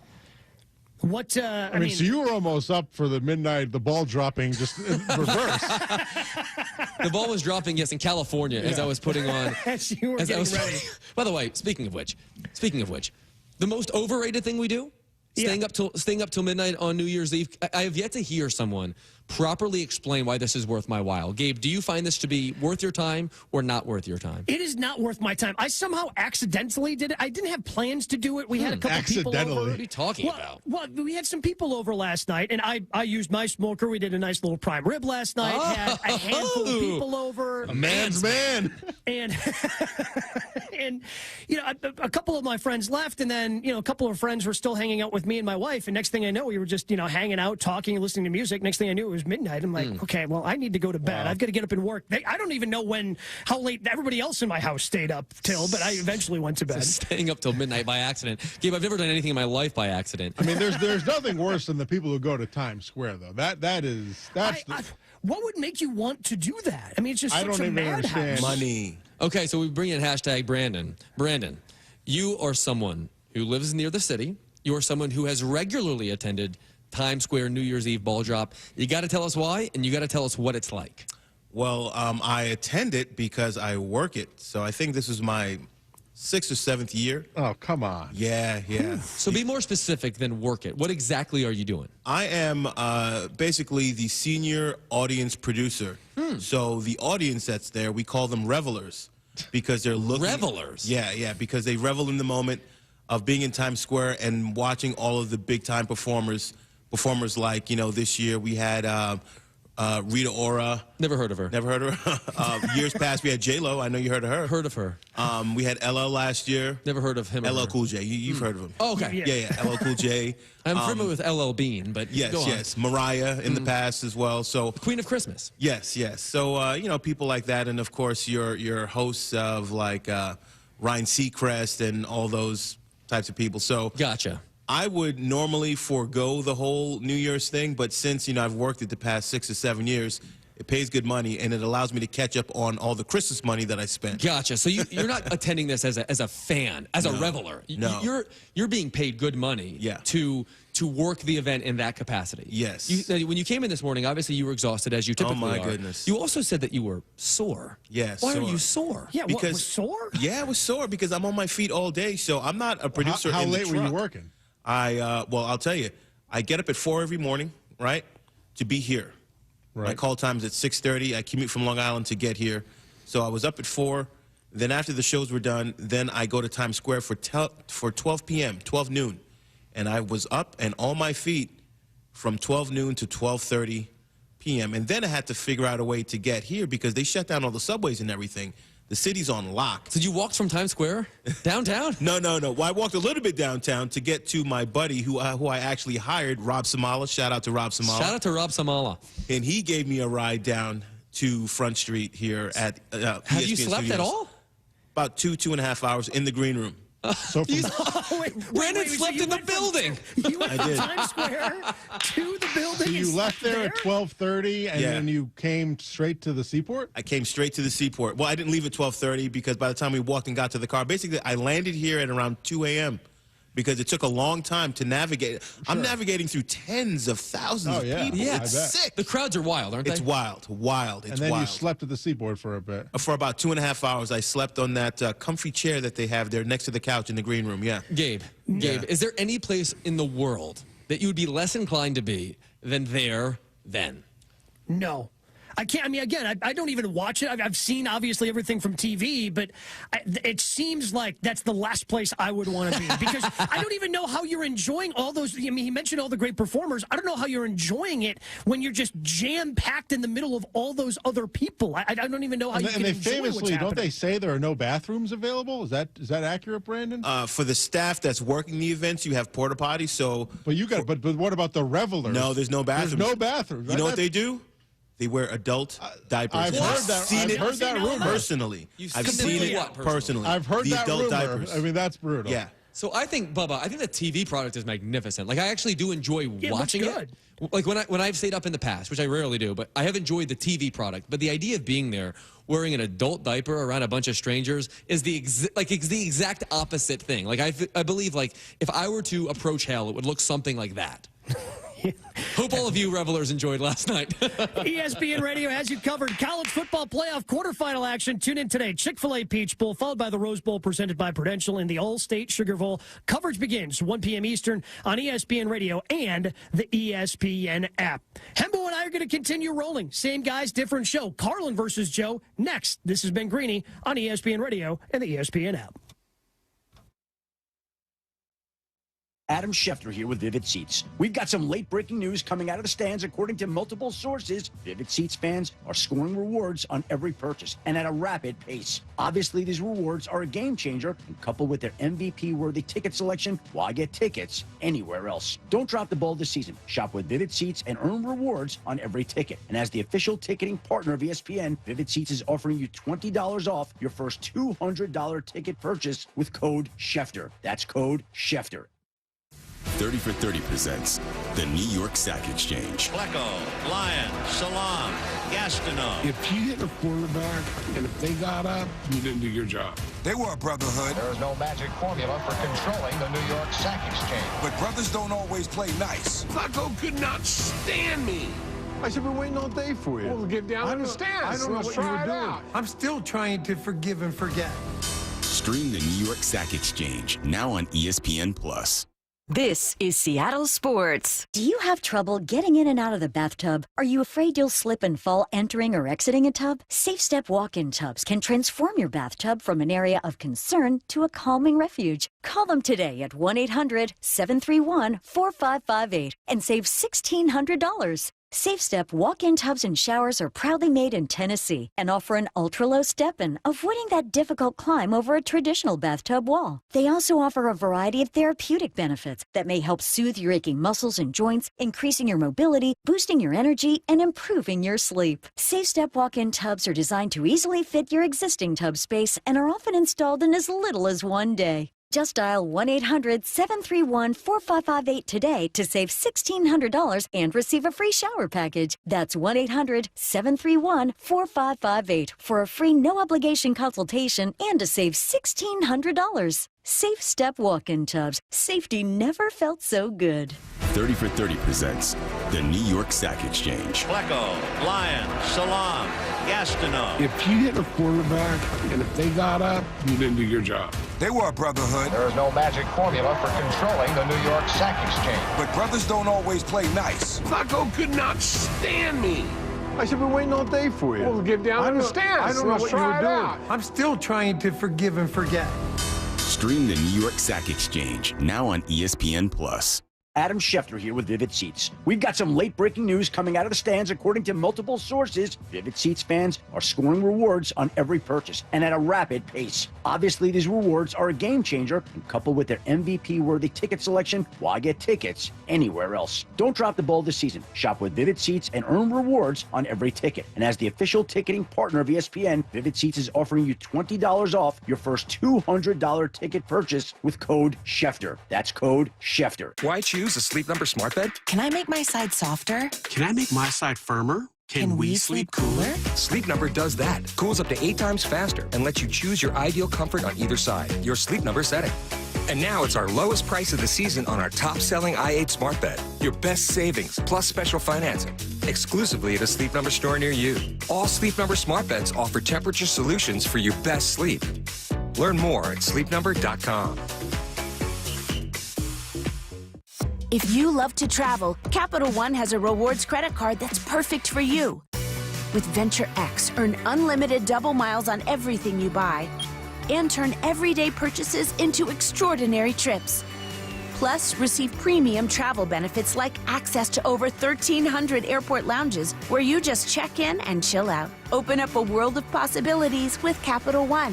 What's in your wallet? Terms apply. Lounge access is subject to change. See CapitalOne.com for details. Why choose a Sleep Number smart bed? Can I make my side softer? Can I make my side firmer? Can we sleep cooler? Sleep Number does that. Cools up to 8 times faster and lets you choose your ideal comfort on either side, your Sleep Number setting. And now it's our lowest price of the season on our top-selling i8 smart bed. Your best savings plus special financing. Exclusively at a Sleep Number store near you. All Sleep Number smart beds offer temperature solutions for your best sleep. Learn more at sleepnumber.com. Lowe's knows how to help you save time and money, no matter the job. That's why we can deliver supplies to your job site as soon as same day, so you have more time to get the job done. Because when you need it fast, we've got you covered. Lowe's knows pros. Valid on eligible in-stock orders and select zip codes placed by 2 p.m. for same-day delivery by 8 p.m. Subject to driver availability. Fees vary based on purchase. More terms apply. See Lowe's.com/same-day delivery for details. Schefter, that's code. Let's go! This is Seattle Sports. Streaming through the Seattle Sports app. KIRO AM Seattle. KIRO FM HD2 Tacoma. We're just getting started. Nothing stops this train. Nothing.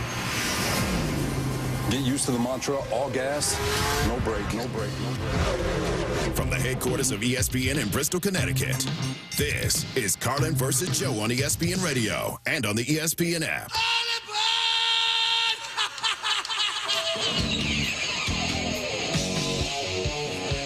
Hanging out with Hembo today. I'm Gabe Nigel. It is Carlin versus Joe on ESPN Radio. And ESPN Radio is presented by Progressive Insurance.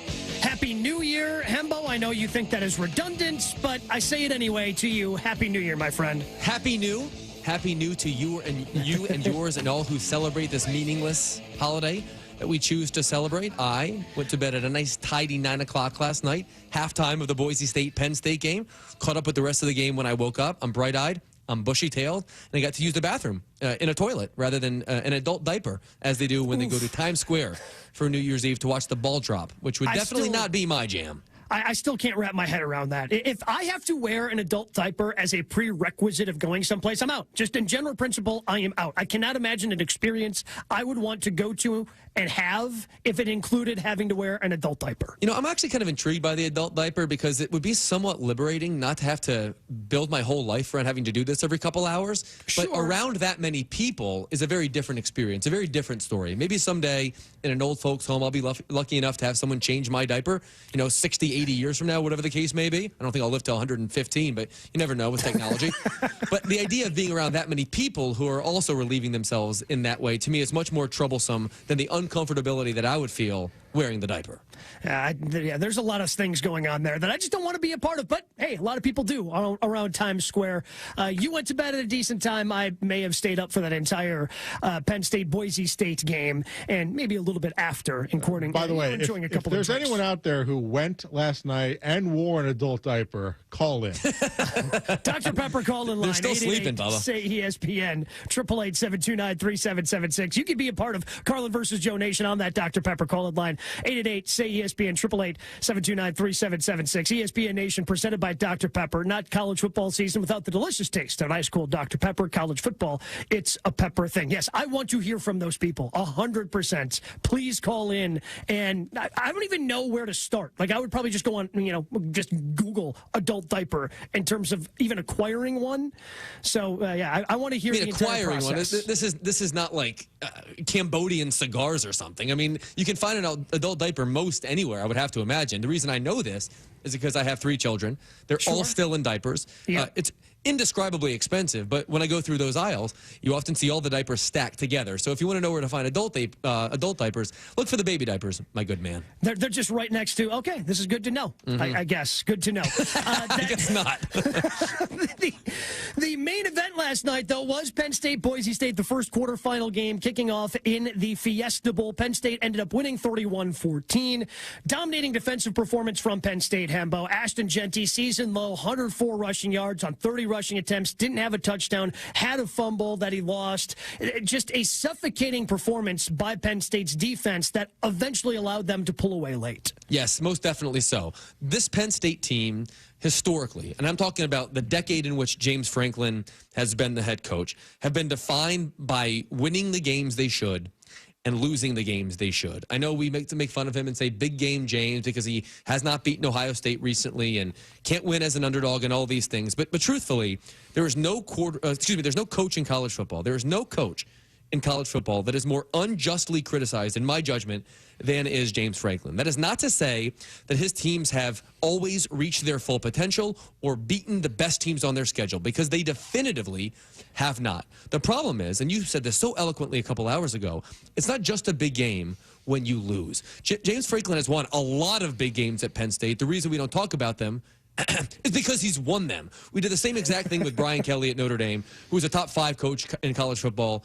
during his tenure too. Beating Boise State and beating SMU convincingly are both big wins. They're both college football playoff wins, and they won both of those games by enormous margins and did so impressively. Obviously, people will continue to move the goalposts and show should they lose in the national championship game or previously in the semifinals. People will continue to shift the narrative, change the stat qualifier to fit their narrative. But truthfully, he's a great coach. He runs a great program, and I give this team a meaningful chance to win the title. If they want to go that far, and when it comes to James Franklin, I think the detractors, I am not one of these people, because if you're 2-0 in the college football playoff and you're in the semifinals, you've won big games along the way. Just because you were double-digit favorites in both games. I mean, how many people were predicting them to lose to SMU because, oh, well, it's a big game. James Franklin clearly is going to lose to SMU. They blow the doors off of SMU. Then it turns into not a big game. But if Penn State is going to it's just the way it works with James Franklin. But if they are going to advance to the national championship game, Hembo, they need the Drew Aller that was there last night to continue to show up. I think the overall raw stats, they don't, pop off the page. But if you watch the touchdown passes that he had, you watch the throws that he made, that's the guy that they need to show up. They need a little bit more out of that offense, because the defense is going to show up. So they need that offense to show up in the semifinals in a national championship game if they're ever going to shake this, but they can't win big games narrative. I mean, his arm is just delicious. I mean, he honestly, as a quarterback, reminds me of Matthew Stafford in college. Matthew Stafford was a #1 overall pick, but comparably gifted physically. 6'5", 235. Drew Aller, to use the parlance of scouting lingo, is what they look like. He is phenomenal. He can make every throw in the route tree and has done a magnificent job at improving his skills at Penn State. I will say this. He has a great support system. Tyler Warren, his #1 target, the tight end, is going to be a first-round pick. He has a pair of outstanding backs, a good offensive line, and is playing across a great defense. So Drew Aller doesn't have to go do it by himself. You're exactly right. All Drew Aller really has to do is not give it away, not mess it up, and on occasion, maybe once a quarter, make a huge play. The way that he threw the deep ball yesterday was most impressive. I love the Bob Bush Hughes call during the game when he said he dropped it down the chimney, because he throws a great deep ball, and he like Russell Wilson does, kind of throws those balls with incredible lift, because he has such great arm strength that he throws it up more than he throws it out. I think he has incredible potential. I'm predicting he's going to be the #1 pick in the draft next year. He's going to return to school, or at least he says he should. But his team is very well positioned. We've talked a lot about how favorable a draw it is, but you have to give Penn State some credit, of course, for winning the games on the schedule. Well, so they do have that favorable draw. They've had SMU. They had this game against Boise State. They're double-digit favorites in both of those games. And the other two teams that are left on that side of the bracket, Hembo, I think are a bit of a mystery still, because of the schedule that Notre Dame played, and they weren't necessarily tested. With Georgia, they're going with Gunner. Well, they have to. They're not making the decision. The decision was made for them to go with Gunner Stockton at quarterback, who is making his first career start in the quarterfinals of the college football playoff. And as you pointed out, they win games in which they're favored. Where they are underdogs, not so much under James Franklin. What would the hypothetical lines be if Penn State were to take on Georgia, if Penn State were to take on Notre Dame? Oh, Gabe, I'm so glad that you asked. You just reminded me. I teased that 2 hours ago and neglected to pay it off. Silly me. We could get to it now, If you're one of those, James Franklin can't win a big game people, if you're one of those people that has not changed your opinion about Penn State, despite the fact that the facts have considerably changed about Penn State, get a load of this. This really surprises me. So if you're one who believes that Penn State is merely a product of their soft schedule, you probably think that Notre Dame is going to be a massive favorite against Penn State, that Georgia is going to be a massive favorite against Penn State. Bubba, be my guesser here. Be my applicant pool here. So I want you to guess the hypothetical line from ESPN Bet. I've been waiting. The potential. For yes, for 2 hours you've been waiting. He's been thinking for 2 hours. For 2 hours, Bubba's been pondering the answer to this very question in this focus group. What is the hypothetical line between Penn State and Notre Dame in the next round? I'm going to go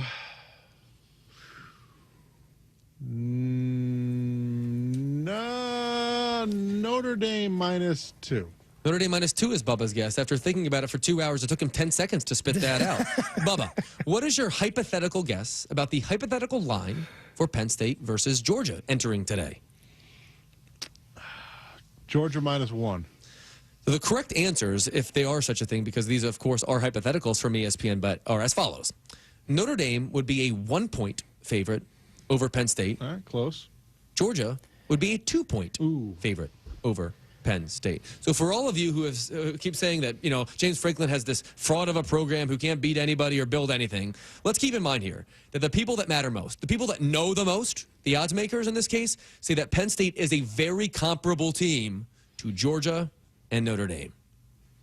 I think that says a lot about what that team is, what the talent that they have, and they have a realistic chance of going to a national championship game. And again, to all the James Franklin detractors, if they win that next game, whether it's Notre Dame, whether it's Georgia, certainly would be the biggest win of the season for them, especially if they end up being underdogs. But I think that line could also change depending upon how today's game plays out. I think today, that is the game I'm most fascinated with because I feel like it leaves the most potential for me to learn the most. I already know Oregon's really good. I know Ohio State's really good. I'm looking forward to that game because it's going to be great. Texas, I think I already know everything I need to know about Texas. I think they end up, rolling over Arizona State. But these two teams at the bottom of the bracket, the last game of tonight, I don't know what to expect. I don't know if anybody else does either, and that's what makes it exciting for me. Yeah, that's a really good way of putting it. I've not thought about it that way, but that game, Notre Dame, Georgia, is probably the one for which we will learn the most about the teams that play. That's an excellent point. I like that a lot. And I'm not so sure that Penn State, potentially without Abdul Carter, can beat either of those teams. As a quick reminder, in case you didn't watch the game or zoned out, or you were at Times Square peeing yourself into your adult diaper. In your adult diaper. Pardon my language. This is what would happen. Okay, so new year, new you. New year. It's a new Bubba. It's a new me. So Abdul Carter, the number 2 player on Mel Kiper's big board, almost certain lock type to be a top 5 pick in the upcoming draft, the number 1 edge rusher in the country, was knocked out of that game early in the second quarter and did not return. It looks to be an arm injury of some kind. We'll hopefully know more by the end of the weekend at minimum, but potentially even sooner after they get the imaging done. Without Abdul Carter, Penn State's defense becomes very ordinary because he is the guy that on 3rd and long pins his ears back and sacks the quarterback. He's the best player on Penn State's defense. He's the most important one on Penn State's defense. And the fact that they were able to hold Boise State to the output they were yesterday is, I think, proof positive that there's a lot of depth there. But against Georgia, a team against which they'd be an underdog, or Notre Dame again, against a team for which they'd be an underdog against, you definitely need Abdul Carter to be some approximation of himself to have your best chance to win, Gabe. It is Carlin versus Joe on ESPN Radio. Gabe Neitzel, Hembo. And even though it's Carlin versus Joe, we need to have sneaky Hembo trivia. Hembo's here. He's doing the show. We might as well have some sneaky Hembo trivia. What do you have for us this time around, Hembo? I have group trivia for you this time around. I'm looking at a list of coaching standings in the history of the college football playoff. That dates to 2014. Gabe, there are 4 coaches that have lost at least 3 college football playoff games. You're going to give me, as a group, the 4 coaches to lose at least 3 college football playoff games. We'll give you the answer to that question coming up next. It's Carlin versus Joe on ESPN Radio and the ESPN app. It's bowl season on ESPN Radio. 25 bowl games, including the college football playoff and national championship game. Touchdown! Electricity, the atmosphere. Bowl season continues today with a college football playoff quarterfinal triple header. Coverage begins at 1 Eastern on ESPN Radio and on ESPN. Timeout. Your body goals don't have an off season. GNC is ready to help you get a stronger start on the new year with help building more muscle and proven weight loss support. Need a boost? We're ready with GNC vitamins for your longest winter days. Want the best energy drinks? They're at GNC. Never tried creatine before? Get ready to be amazed. GNC coaches are ready to help you in stores everywhere, and you can shop our full collection of flavors and online exclusives at GNC.com. GNC, live well.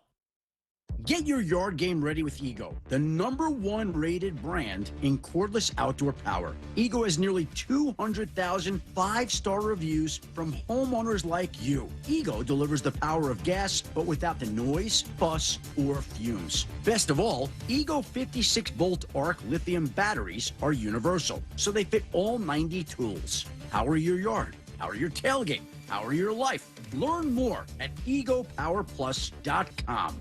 This is Seattle Sports. Be advised, this is your opportunity to save up to 40 to 80% on a hot tub or swim spa this weekend only, Friday through Sunday, Linwood Event Center. Be advised, this is your opportunity to save up to 40 to 80% on a hot tub or swim spa this weekend only, Friday through Sunday, Linwood Event Center. 18-month interest-free financing. Our factories have demanded we sell 1,000 hot tubs and swim spas this weekend. Linwood Event Center. Huge factory incentives, factory rebates, this weekend only. Linwood Event Center. We can remove your old hot tub. Free delivery of your new hot tub. Hot tub starting at $2,999. Linwood Event Center. Free delivery of your new hot tub. Just relax and enjoy. Linwood Event Center. Friday, 2 p.m. to 8 p.m. Saturday, 10 a.m. to 8 p.m. Sunday, 10 a.m. to 6 p.m. Free admission, free parking, free delivery. Linwood Event Center. Call 833-SPA-SALE or visit hottubandSwimSpaSale.com. This holiday season, Capital One reminds you to give yourself the gift of 1.5% cash back with the Capital One Quicksilver Card. Can I earn 1.5% cash back on birds? Birds? What if you sent your true love 2 turtle doves plus a partridge in a pear tree? Sure. But why would anyone want that? The song was very convincing. Earn 1.5% cash back on all your holiday purchases with the Capital One Quicksilver Card. What's in your wallet? Terms apply. See CapitalOne.com for details. Why choose a Sleep Number smart bed? Can I make my side softer? Can I make my side firmer? Can we sleep cooler? Sleep Number does that. Cools up to 8 times faster and lets you choose your ideal comfort on either side, your Sleep Number setting. And now it's our lowest price of the season on our top-selling i8 smart bed. Your best savings plus special financing. Exclusively at a Sleep Number store near you. All Sleep Number smart beds offer temperature solutions for your best sleep. Learn more at sleepnumber.com. If you love to travel, Capital One has a rewards credit card that's perfect for you. With Venture X, earn unlimited double miles on everything you buy and turn everyday purchases into extraordinary trips. Plus, receive premium travel benefits like access to over 1,300 airport lounges where you just check in and chill out. Open up a world of possibilities with Capital One. What's in your wallet? Terms apply. Lounge access is subject to change. See CapitalOne.com for details. Hey, you've definitely had a busy month. Finding gifts, sending cards, hosting family. Well, now it's time to treat yourself at Macy's After Christmas Sale. Come and find great deals on something just for you. Like 25% off New Year's party looks from DKNY, Adriana Papel, and more. So enjoy the week and get yourself the gifts you really wanted before these limited time deals are over tonight at Macy's After Christmas Sale. Savings off already reduced prices. Exclusions apply. We are Seattle Sports. 7:10 a.m. on your radio. Streaming through the Seattle Sports app. Get new videos, podcasts, and articles on the Seahawks and Mariners from your favorite Seattle sports personalities daily. Wow, okay, and how are your trivia skills? This is Sneaky Hembo Trivia. Regular sneaky or extra sneaky? I'm Hembo. He's Gabe. They're Bubba and Eric. And this is Harlan versus Joe on ESPN Radio. Your Sneaky Hembo group trivia question is this. So I'm looking at a list of coaching standings in the history of the college football playoff. I'm counting 4 coaches that have lost at least 3 college football playoff games, and you have to give me all 4 coaches. So the problem we have right now, guys, is I don't even know if we have a 4th name. Do we? I mean, we have 3, but I don't know if we even have a 4th that we're going to have to like brainstorm and try to, win this thing at the buzzer. But you confidently have 3, you say? I think we feel good about our 3, right? I feel pretty good about it. We're going Dabo first, right? Dabo's first. We'll lock Dabo in. You're locking in Dabo Swinney? Yes. That is correct. He is 6-5 in his CFP career. All right. Okay. So there's a bunch there. 1 for 4. We feel good about Saban, right? Let's go. Let's get Nick in there. I feel great about Nick Saban. Nick Saban is correct. 9-5 in his CFP career. Okay. The last name that we had that we felt good about was Kirby Smart. Locking in Kirby? I like it. Let's do it. Let's lock it in. That is incorrect. Okay. Oh. Kirby Smart in his CFP career is 5-1. Oh, wow. That's pretty good. He's done a lot of winning in the CFP and not a lot of losing. Who else were we going through? We were thinking Ryan Day. Ryan Day's correct. Yeah. Ryan Okay. Day's 2-3 in his CFP career, so you're only missing 1. And I'm fairly certain in eavesdropping on your conversation during the break that his name was never mentioned. I could have missed it, but I don't recall you saying the last name that I'm looking at. He is 0-3 in his college football playoff. Then, I don't think we definitely didn't say it. It's Lincoln Riley. Oh, man. Lincoln Riley went 0-3 at Oklahoma. He's terrible. In the playoff. Well, he is now. He was not then. Yeah, that was not a name that I don't think I feel better that we got Kirby wrong because we had no chance at getting the last one. We had no chance Ryan at Day Lincoln Riley. was one you should have gotten and did get as your fourth guess, but Lincoln Riley could have taken you forever, it sounds like. Yeah, I don't think we would have ever arrived there because we were just going, okay, teams that have made it a bunch, clearly you don't win all those games, so that's why we landed on Kirby, I believe, but... I'm pretty sure, too, Bubba, if I'm not mistaken, that Bob Stoops only had the first one there. That they lost to Clemson in the first year of the playoffs with Baker, and then he left. So Lincoln Riley was there for most of the CFP era. He went 0-3 there and obviously has not made it back with USC. Well, there you go. College football playoffs continue later here on ESPN Radio with triple header action. It is Carlin versus Joe. Hembo's coming to you live from the Seaport, brought to you by Patron. Perfection starts with Patron. There are a lot of college football games, the big one's still coming up, but we still have Week 18 of the regular season, Hembo. And for a lot of teams, things are locked up, like the Philadelphia Eagles. They're going to be the number 2 seed in the NFC no matter what happens. But Saquon Barkley is just 101 yards away from breaking Eric Dickerson's record. What do you think the Eagles will do, and what should they do when it comes to playing Saquon Barkley in terms of the standings, a meaningless game for them? The Eagles will do the thing that they should do, and that is sit Saquon Barkley and not give him the opportunity to injure himself. I don't really see a good faith argument to the contrary. And I am someone who loves the history of sports more than anybody that I know. Greeny and I have written 2 books to date and have a 3rd one coming out later this year about sports history. I love this stuff. But that is for the fans. That is for the fans to enjoy. If you are the Philadelphia Eagles, the objective is to win the Super Bowl. And the best way to maximize your chances of doing so is to ensure that Saquon Barkley, as well as the rest of your important people, are fully healthy once the playoffs begin. You have this wonderful opportunity, Week 18 against the Giants, to effectively bank a bye that you did not earn because the winner of the NFC North will earn that bye. To me, this is a no-brainer. Saquon Barkley achieved 2,000 yards in 16 games, which is an enormously remarkable achievement. One of the great achievements in the history of pro football. But the idea of chasing a record at the expense of injuring the player, to me, would be a really unwise choice. The issue I have is, and I've heard every coach say it because this is always a conversation that we have around this time. When teams have their playoff positioning locked up, there's nothing they can gain from a win or a loss in Week 18, is... well, how do you decide who sits and who starts? Because there are only 52 players on an NFL roster, and only 45 of them are active on game day. So it's not like you can sit every one of your starters and just roll with backups. Some starters are going to play because they have to play. Do you sit your quarterback? Do you sit your starting running back? Do you sit both your starting wide receivers in Devontae Smith and A.J. Brown? Or are some of them going to have to play? And earlier this week, I heard Herm Edwards say this. Football players play football. That's what they do. That's what he was told when he came into the league. That's the way he would approach it. And Herm said, I'd give him 20 carries. Like, I'm not going to be able to let him chase it and give him 40 carries. You get 20 carries. If you can do it, get your 101 yards there, great. But football players play football, whether it's Bill Belichick, who has said it on ESPN of, man, how do you decide who starts, who sits? We've heard a meaningless game in terms of the standings for the Detroit Lions against the the San Francisco 49ers on Monday Night Football. Dan Campbell played his guys because he wanted everyone to stay in that rhythm. He wanted everybody to play. I think that the Eagles are going to play Saquon Barkley. He's going to have an opportunity. I don't know if he's going to get 20 carries. I don't know if he's going to get 15 carries. But I think ultimately Saquon Barkley's going to play because there are only so many guys you can actually make inactive.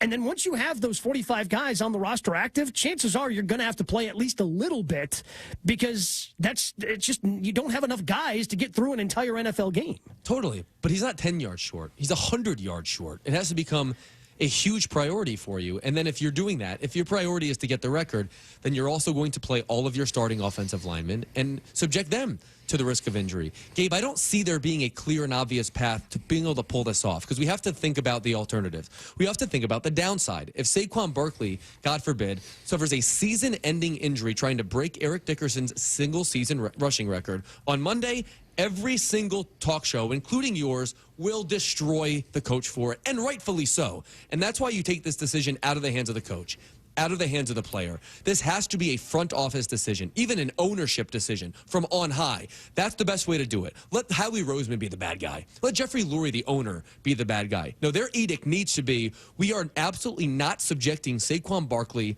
our offensive tackles, our A.J. Brown or Devontae Smith, or even Jalen Hurts to a season-ending injury at the behest of a record. This is an extremely hallowed record, a revered one that has lasted since 1984, a record that has only changed hands 3 times since 1958. I love this stuff. But if you're the Eagles, the objective is to win the Super Bowl. I am not allowing Saquon Barkley to take one more hit before the playoffs begin.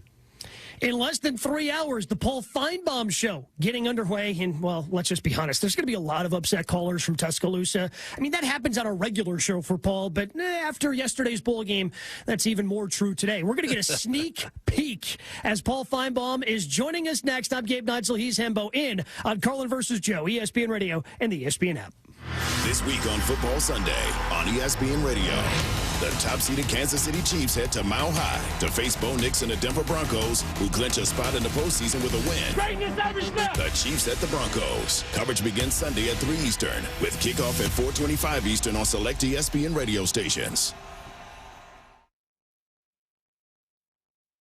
Hey, fans! Welcome back to Fansville's Cheers and Tears. Oh. Okay, so like everybody deals with losing, right? To a rival on a last-second field goal. Whatever, it's fine. I'm totally fine.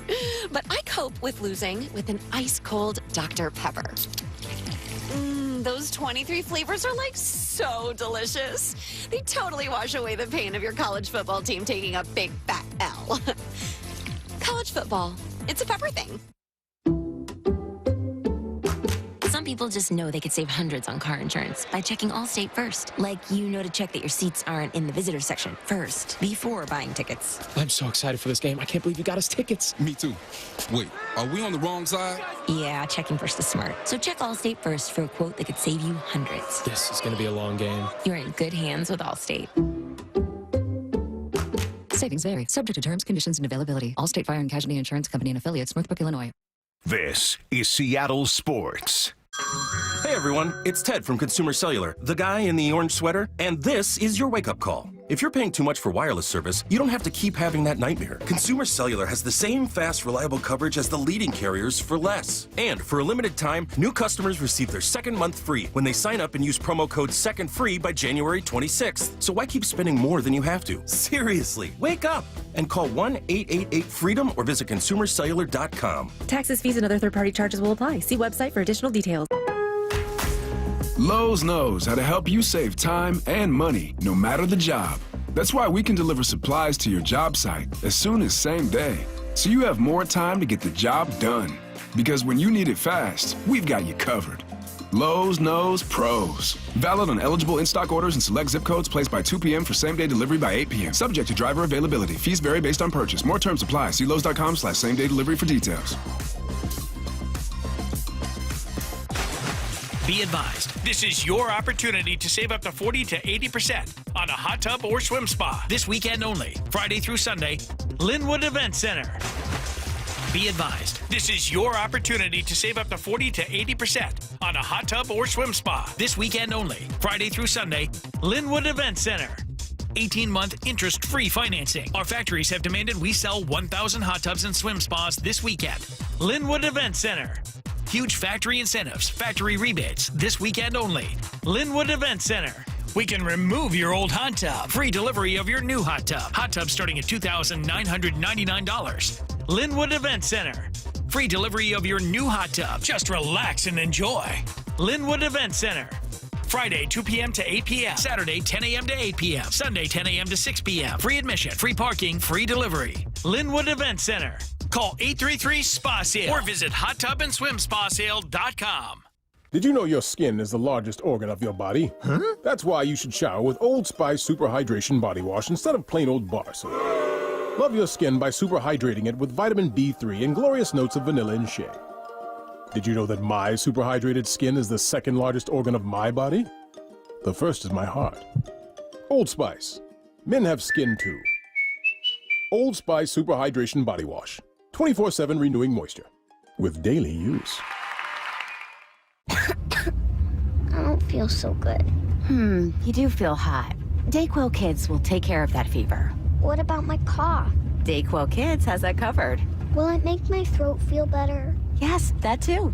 But will it taste good? Yep, Dayquil Kids comes in your favorite flavor. Purple? Well, yes, it's grape.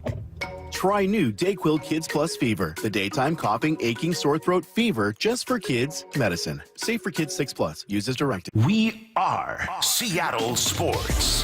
7:10 a.m. on your radio. Streaming through the Seattle Sports app. Get new videos, podcasts, and articles on the Seahawks and Mariners from your favorite Seattle sports personalities daily.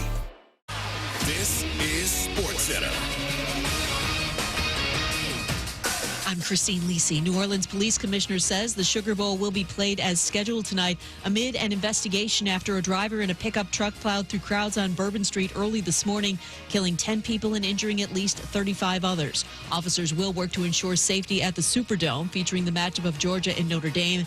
That is one of 3 college football playoff quarterfinal games to be played on this New Year's Day. The triple header does begin with Texas and Arizona State in the Chick-fil-A Peach Bowl. Coverage top of the hour, ESPN Radio and ESPN. ESPN's Pete Thamel reports Longhorns right tackle Cam Williams won't likely play today because of a right knee sprain. Redshirt freshman Trevor Gooseby likely starts in his place. NBA Heat set to welcome back shooting guard Jimmy Butler tonight against the Pelicans. He's been out the last 5 games with a stomach illness.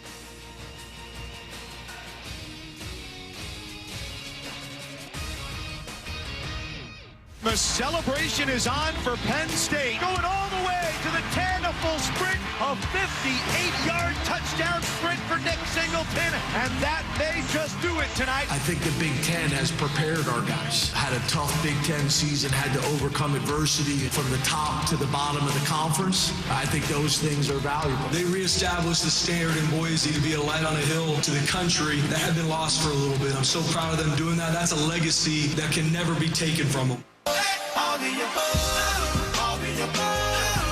That's what it sounded like last night. Penn State defeating Boise State in the Fiesta Bowl on ESPN Radio. It's Carlin versus Joe. ESPN Radio, ESPN app.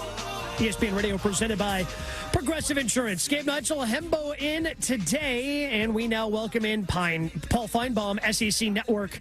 And he is joining us, brought to you by the Home Depot. Get everything you want in a paint all-in-one can with Bear Dynasty from the Home Depot. And Paul, we certainly appreciate the time. We'll get to Penn State, Boise State here, but where I have to start from yesterday with you is Michigan upsetting Alabama. The Crimson Tide, 16.5-point favorites. Ultimately, they lose. It ends a 16-year streak of double-digit wins for Alabama.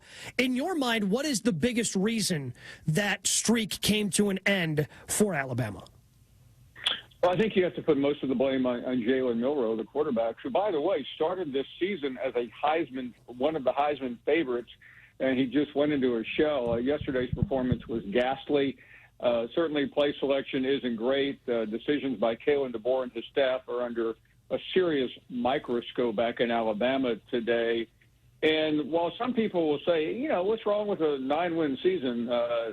That's close to a disaster in Alabama. It was playoff or bust when you consider that Nick Saban left a CFP championship type team. This team was a year ago today playing in the Rose Bowl and lost in overtime. Paul, Jalen Milroe this season threw 7 fewer touchdowns, 5 more interceptions, and fumbled 6 more times. We saw Kalen DeBoer have enormous success with Michael Penix at Washington. Why did that not translate in year 1 with Jalen Milroe at Alabama? I don't think the philosophy and the athlete really meshed very well, and it wasn't like DeBoer could throw Milroe overboard. He was the most important recruit he had last year. When Milroe decided to stay, a lot of other players did as well. It's worth remembering that Isaiah Bond left for Texas, Caleb Downs and the center, McLaughlin went to Ohio State, as did the backup quarterback. So he had to go with them, and I think in the end you can debate that. I think the real issue here is if Milroe doesn't go pro, will he return to Alabama? And hearing from fans on our show last night, I think you know which way the Vox Populi is voting. Go somewhere else. Thank you very much for your time. Paul Finebaum joining us here on Carlin versus Joe on ESPN Radio. Gabe Neitzel, Hembo. What do you think he ultimately does? Does he return to Alabama? I don't think he will. I think Jalen Milroe will get a read from the pros. And by the way, he's got athleticism. Anthony Richardson a couple of years ago did not have a great year at Florida. He ended up going, I think, 4th in the draft. So I think if he doesn't end up declaring, I think he'll find someplace else, and he'll probably be in demand. I just think it would be a bad fit at Alabama after the way he went out yesterday. So, Paul, ESPN recruiting rankings has Alabama 4th for next season. Obviously, we'll see what happens with their quarterback and in the transfer portal. What would you say constitutes a successful 2025 season for Kalen DeBoer coming off a disastrous 9-4 season? Yeah, I mean, if he doesn't get to the playoffs, I think there'll be serious consideration to whether he should return. I know that sounds harsh, but this is Alabama. There's nothing quite like this. I mean, this is the Cowboys. This is the Yankees all wrapped into one when it comes to college football. And the fans are spoiled. And DeBoer's demeanor just doesn't necessarily endear them. No, following Saban is virtually impossible, and he's made it even more impossible. Talking with Paul Finebaum here on Carlin versus Joe. It's ESPN Radio and the ESPN app. Gabe Neitzel, Hembo filling in today. All right, enough with Alabama. We move on to the college football playoff. First quarterfinal game happening last night with Penn State, Boise State. Penn State winning 31-14. What was the most impressive thing to you last night about Penn State and James Franklin? Well, I just think the way Penn State was able to bear down, offensively they had several big plays. They made it more difficult for themselves. But I think the ability to shut down Genty for the most part was significant because no one else has been able to do that. And I think I came out of the game really wondering about Boise State. Now, I think I've overdone this team didn't belong in the playoffs, but the idea that Penn State had to play a game last week and Boise State was sitting there waiting for them, just makes the absurd system that we have even more ridiculous. Paul, the first game of the day, of course, Arizona State taking on Texas, and Quinn Ewers is the player that I have circled, certainly, who hasn't really been the same quarterback ever since he returned from injury. This has been a team largely being successful, being carried on the back of its defense. What are realistic expectations as to Quinn Ewers' performance with, of course, Arch Manning waiting in the wings? Yeah, I think for today, Ewers just needs to play clean. He is a very streaky player. I mean, he'll complete 12, 13, 14, 10, 15-yard passes in a row, and then he'll turn it over. Arch Manning will not get in there unless something cataclysmic happens. Sarkisian, who we all agree is probably the best play caller in the country, has just been fiercely loyal to Quinn Ewers, even though he's got a guy. I mean, Arch Manning could probably start all but 3 or 4 teams in the entire country. He's that good. And just like I said with Milroe, I was in Austin for the playoff game against Clemson, and while everyone loves Quinn Ewers, they're also fans, are hoping he doesn't come back. He doesn't decide to go pro. They're ready to see Arch Manning. Talking with Paul Finebaum, SEC Network, and, of course, the Paul Finebaum Show here on Carlin versus Joe, ESPN Radio and the ESPN app. Gabe Neitzel and Hembo in today. Speaking of weird matchups, Oregon, they're the #1 team. They have the undefeated record, and their reward, Paul, is Ohio State today in the Rose Bowl, coming up at 5 p.m. Eastern here on ESPN Radio. Does Ohio State still need to prove themselves against Oregon despite having that really good opening game in the quarterfinals? I think that was significant for Ryan Day. And listen, I'm one of those who said I would fire him at midfield if Tennessee beat them. We know that didn't happen. I think that was enough for now. There's not fans are unruly, but that's fine with me since I make a living off of them. But the administrators are on his favor. By the way, remember Nick Saban the other day, of all people, called the Ohio State fans psychotic.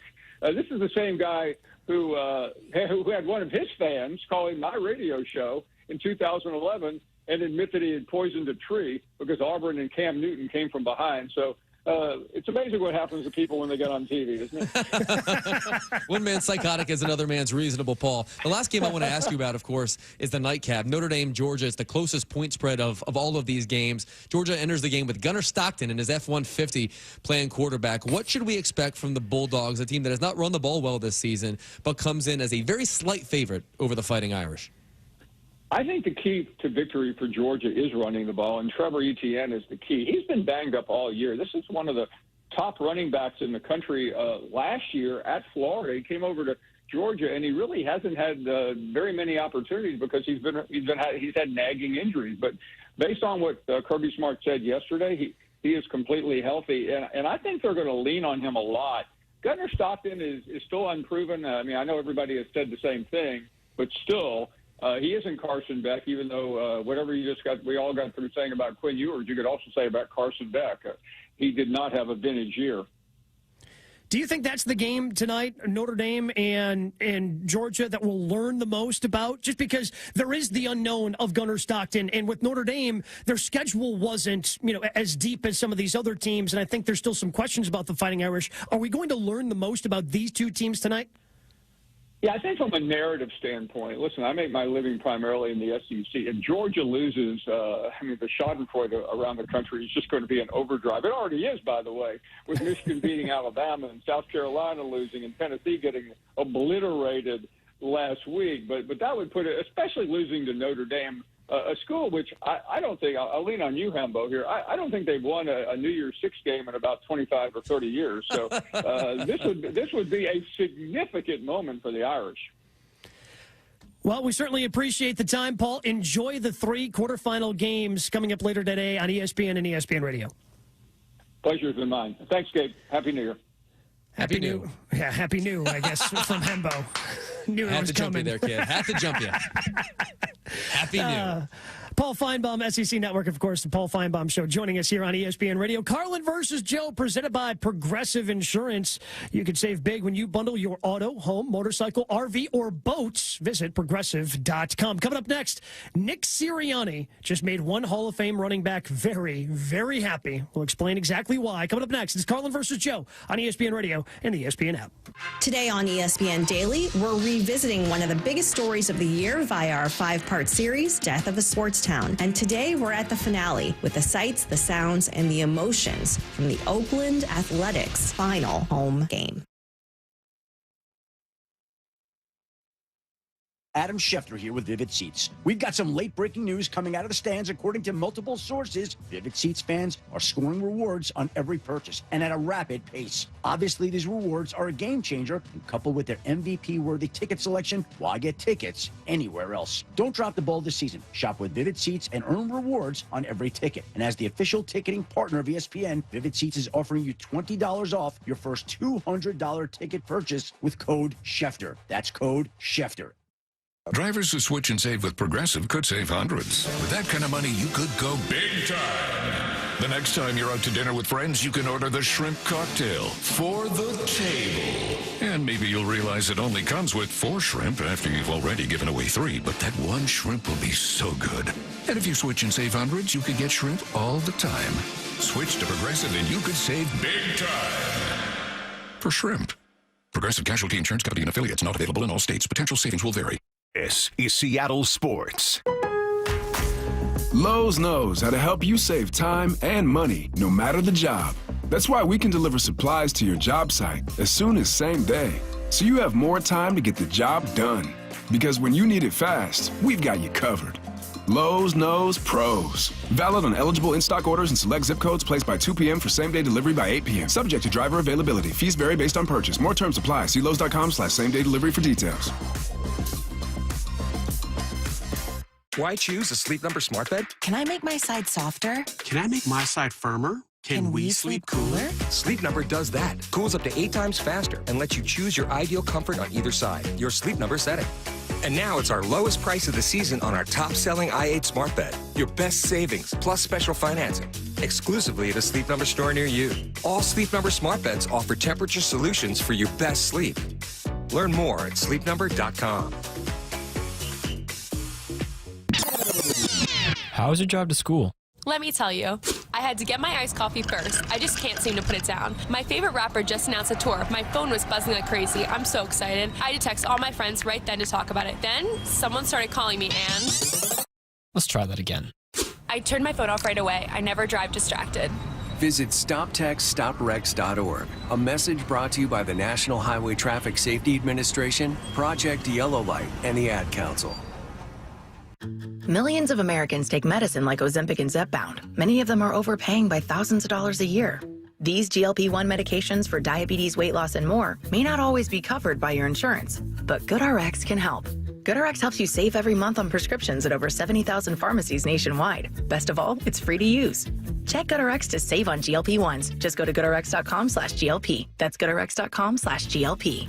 GoodRx is not insurance, but can be used instead of insurance, including Medicare and other federal and state-funded programs.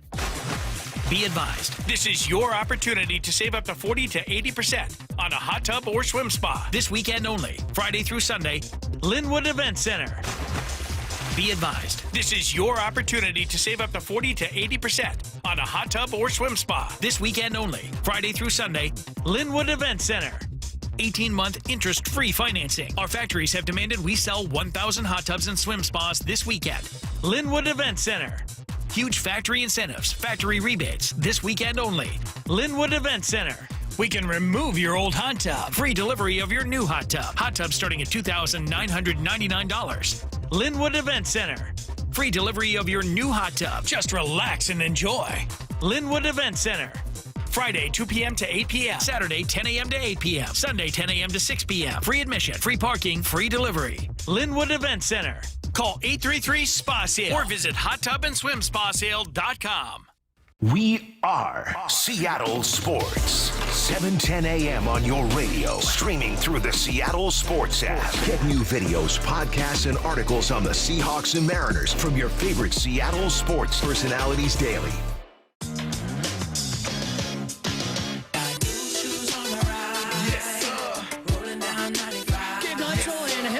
Carlin versus Joe, ESPN Radio and the ESPN app. Carlin versus Joe, presented by Progressive Insurance. At Progressive, they're making things even easier. They help you bundle your home and car insurance together so you can save on both. Learn more at Progressive.com or 1-800-PROGRESSIVE. Carlin versus Joe. Breaking news. Hembo, we were discussing earlier today during this show, what do you do with Saquon Barkley? Do you sit him? Do you arrest him? Well, it turns out you were right, my friend, as Jeff McLean, who covers the Eagles for the Inquirer, at the press conference covering the Eagles today, saying, Eagles head coach Nick Sirianni saying, quote, we're going to rest some guys on Sunday, and apparently Saquon Barkley will be one, so there will be no rushing record for Saquon Barkley, which means Eric Dickerson can rejoice. He sure can. Eric, get off my lawn. Dickerson has famously said that he's not rooting for Saquon Barkley to break his record, and candidly, I can't blame him for it. It's his record. He can say whatever he wants. A lot of people have been giving him a hard time about the fact that he's not rooting for Saquon Barkley to break his record. I don't quite understand that. As far as I'm concerned, it's his record. He can feel however he wants to feel about it. I think it was our old friend RG3 who was saying something to the effect of he was rooting for Jaden Daniels to break his quarterback rookie rushing record, if I'm not mistaken, Gabe, just kind of piecing this together, and that other people should sort of do the same thing. And I fully disagree with that, but we can let bygones be bygones. Here's the thing about Saquon Barkley. It is true that he ran for exactly 100 fewer yards in 16 games than Eric Dickerson did in 1984. It is also true that Saquon Barkley has done it on 34 fewer carries. And so in the record book, they're only going to make note of the fact that he came 100 yards short, What they're not going to make a note of the fact is that he did so on 34 fewer carries and the fact that he received for literally twice as many yards. So Saquon Barkley, in year one with the Philadelphia Eagles, did historic stuff. He took this Eagles offense from being good to being great. He has taken this Eagles team from a place where their identity was really around the quarterback and one that struggled last year to a run-heavy, centric one that has a chance to plow through everyone in the playoffs. And so Saquon Barkley, I tip my cap to you. You're going to win Offensive Player of the Year, and you genuinely had one of the great running back seasons in the history of the NFL. So even though he got to 2,000 yards, no chance at the MVP in your mind? No chance at the MVP in my mind, nor would I vote for him. I'm an Eagles fan. I'm not a voter, but I put it this way. The only players that can truly produce as much value as a player that wins the MVP could or should is a quarterback. There's absolutely, well, there are very few circumstances in which a running back or any player at any position can produce comparable value to high-end quarterbacks. If you want to give Saquon Barkley, we'll call it your 4th or 5th place MVP vote, I could see it. But to me, Gabe, and tell me if you see it differently, putting Saquon Barkley any higher than 4th on your MVP ballot based on the season that Lamar Jackson, Josh Allen, and Joe Burrow are having would be a tough circle for me to square. If you wanted to put him 3rd ahead of Burrow, sure, go ahead. I mean, at that point, to me, it doesn't really matter. In order for a running back to win the MVP in today's NFL, one, they have to rush for 2,000 yards, which Saquon Barkley did. But then you've got to have one of those years, almost kind of like last year, where, yeah, it was impressive the season that Lamar Jackson had, but his overall stats weren't great. And nobody else was having this tremendous, outstanding year where you're going, oh, man, look at these numbers. The way that Joe Burrow, frankly, is having this year when you look at his stats, nobody had that season a year ago. So it went to the best quarterback who had the best regular season in terms of their team, their success. They had the 1 seed in the AFC. So it ultimately goes to, Lamar Jackson. It has to be such specific circumstances for someone like Saquon Barkley to do it. And unfortunately for him, much like when Derrick Henry ran for his 2,000 yards back in 2020, Aaron Rodgers had a remarkable year. And unfortunately for Saquon Barkley, you've got Lamar, who's having his best passing season he's ever had as a 2-time MVP, and Josh Allen having the season he's having out in Buffalo. I mean, let's make note of the fact that in 1984, when Eric Dickerson ran for 2,105 yards, when running back still ruled the world, he finished 2nd behind Dan Marino. Eric Dickerson got 18 votes. Dan Marino got 52 votes. Now, that season, Dan Marino threw for 5,000 yards, which had also never been done. But the point is, this is not something historically that has always happened. If you run for 2,000 yards, in fact, you don't usually win the MVP. And so in today's game, especially behind that offensive line, when considering the quarterback seasons that are being had that you just identified, I think Saquon Barkley finishing something like 4th or 5th would be wholly appropriate.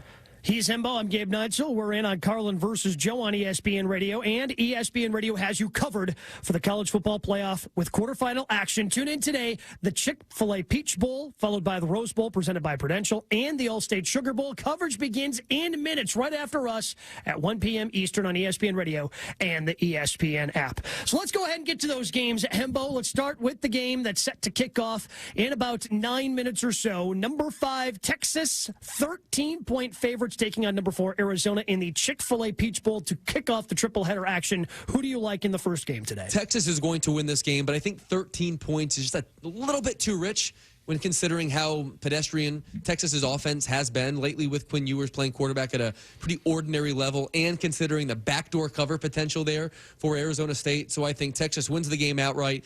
If I'm going to play it, I'm going to play an alternate line at something like 9.5. But ultimately, I don't think this game will really ever be in doubt because Texas's defense, play for play, the best one in college football this season. I'm going to take Texas and I'm going to take the points. And maybe it's because I saw this tweet about a half hour ago from Matt Miller, ESPN NFL draft analyst, saying that there are 10 players from Texas that he has ranked higher for the NFL draft than Cam Scatabo for Arizona State. There's a huge talent disparity between Texas and Arizona State. I think Texas wins, and I think they ultimately cover that number. Let's go to the Rose Bowl presented by Prudential. Number 8, Ohio State, 2.5-point favorites over the only undefeated team in the country in Oregon. How does this one play out, Hembo? I'm playing Oregon on the money line. The Ducks win this game outright and beat the Buckeyes twice this season. I want to make clear, I think Ohio State's defense is the best unit on the field in this game. I also want to make clear that I think Ohio State has the better coaching staff on paper and the better roster. So why am I going with Oregon? I trust the quarterback a whole lot more. Dillon Gabriel is a stone-cold stud. And the way, look, I'm a Penn State fan, so I watched every single snap of that Big Ten title game. I was really impressed with Gabriel in that game, and I was really impressed with Oregon's team speed in that game. If this winds up being a game, we'll call it being played in the high 50s, low 60s. Right now the over-under is at about 55 based on where you look. I think this game favors Oregon. If this game is played, we'll call it under 55.5, I think Ohio State's the play. So those are the two plays for me. Ohio State in the under, Oregon in the over. I'm playing the latter. I think the Oregon Ducks win this game outright to go to the semifinals. Yeah, I really like Oregon in this game as well. Ohio State is incredibly talented, but they did have the loss to Oregon and the inexplicable loss still not that long ago to Michigan, and maybe that was validated a little bit more with Michigan defeating Alabama yesterday in their bowl game. But Oregon is undefeated for a reason. Yes, Ohio State has all that talent, but I'm with you. Dillon Gabriel is the quarterback you probably should trust the most left in this tournament. He is the one that you should ride tonight in the Rose Bowl, which brings us to the All-State Sugar Bowl. Notre Dame, Georgia. The odds makers really have no idea what to do with this one, Hembo, so they just, okay, Georgia by a point. How do you like it? I like Georgia to win this game and cover that 1 point, despite the fact that Gunnar Stockton is starting and Carson Beck is out. I talked to our good buddy Joe Fortenbaugh last week about this. He reached out to an odds maker in Vegas who said there's really no drop-off from Carson Beck to Gunnar Stockton, believe it or not. He looked fairly ordinary against Texas in the SEC title game, but that, of course, was being pressed into the line of duty in haphazard fashion, given the nature of Carson Beck's injury. Ultimately, Georgia's defense is really what's going to win the day here. Notre Dame's going to play this game, I think, somewhat conservatively because Riley Leonard can't really throw the ball effectively. You're not going to beat Georgia scoring 20 points. I think Georgia's going to be able to move the ball enough, run the ball enough, and Gunnar Stockton throw the ball effectively enough to win this game to advance to the semifinals against Penn State. Yeah, I look at it this as probably being a very low-scoring game because that defense of Notre Dame is what they want to ride as well. With Georgia, yeah, that defense is just ultimately going to be too strong. I like Georgia in the game as well, but it is the game I am most intrigued by. I think Ohio State, Oregon has the potential to be the best game, but the one where we can learn the most about two teams where we still have a lot of questions about in the quarterfinals is in that All-State Sugar Bowl with Notre Dame, Georgia. Going to kick off around 8:45 p.m. Eastern tonight. Of course, catch all three of those games right here on ESPN Radio. He's Hembo. I'm Gabe Neitzel. We've been in today on Greeny and Carlin versus Joe. Coming up next, Chick-fil-A Peach Bowl kicks off triple header action of the college football playoff right here on ESPN Radio. Someone had a birthday. Yep, 50. Can't believe it. 50 years of wisdom. Great segue. We have health news, a CDC update. Pneumococcal vaccination is now recommended for adults 50 or older. Says here, we're over 6 times more likely to be hospitalized with pneumococcal pneumonia than adults under 50. I don't love those odds. Same. Look what I found. Pfizer's Prevnar 20 is proven to help protect adults against pneumococcal pneumonia and invasive pneumococcal disease in just 1 dose. And millions have already gotten it. Continued approval may depend on a supportive study. Don't get Prevnar 20 if you have a severe allergy to its ingredients. A weakened immune system may lower your response. Common side effects include injection site pain and swelling, fatigue, headache, muscle, and joint pain. For full prescribing information, please call 1-855-213-2138. Visit Prevnar20.com or talk to your doctor or pharmacist. I'm on Prevnar20.com now, scheduling my appointment. Good idea. And happy 50th. Why choose a Sleep Number smart bed? Can I make my side softer? Can I make my side firmer? Can we sleep cooler? Sleep Number does that. Cools up to 8 times faster and lets you choose your ideal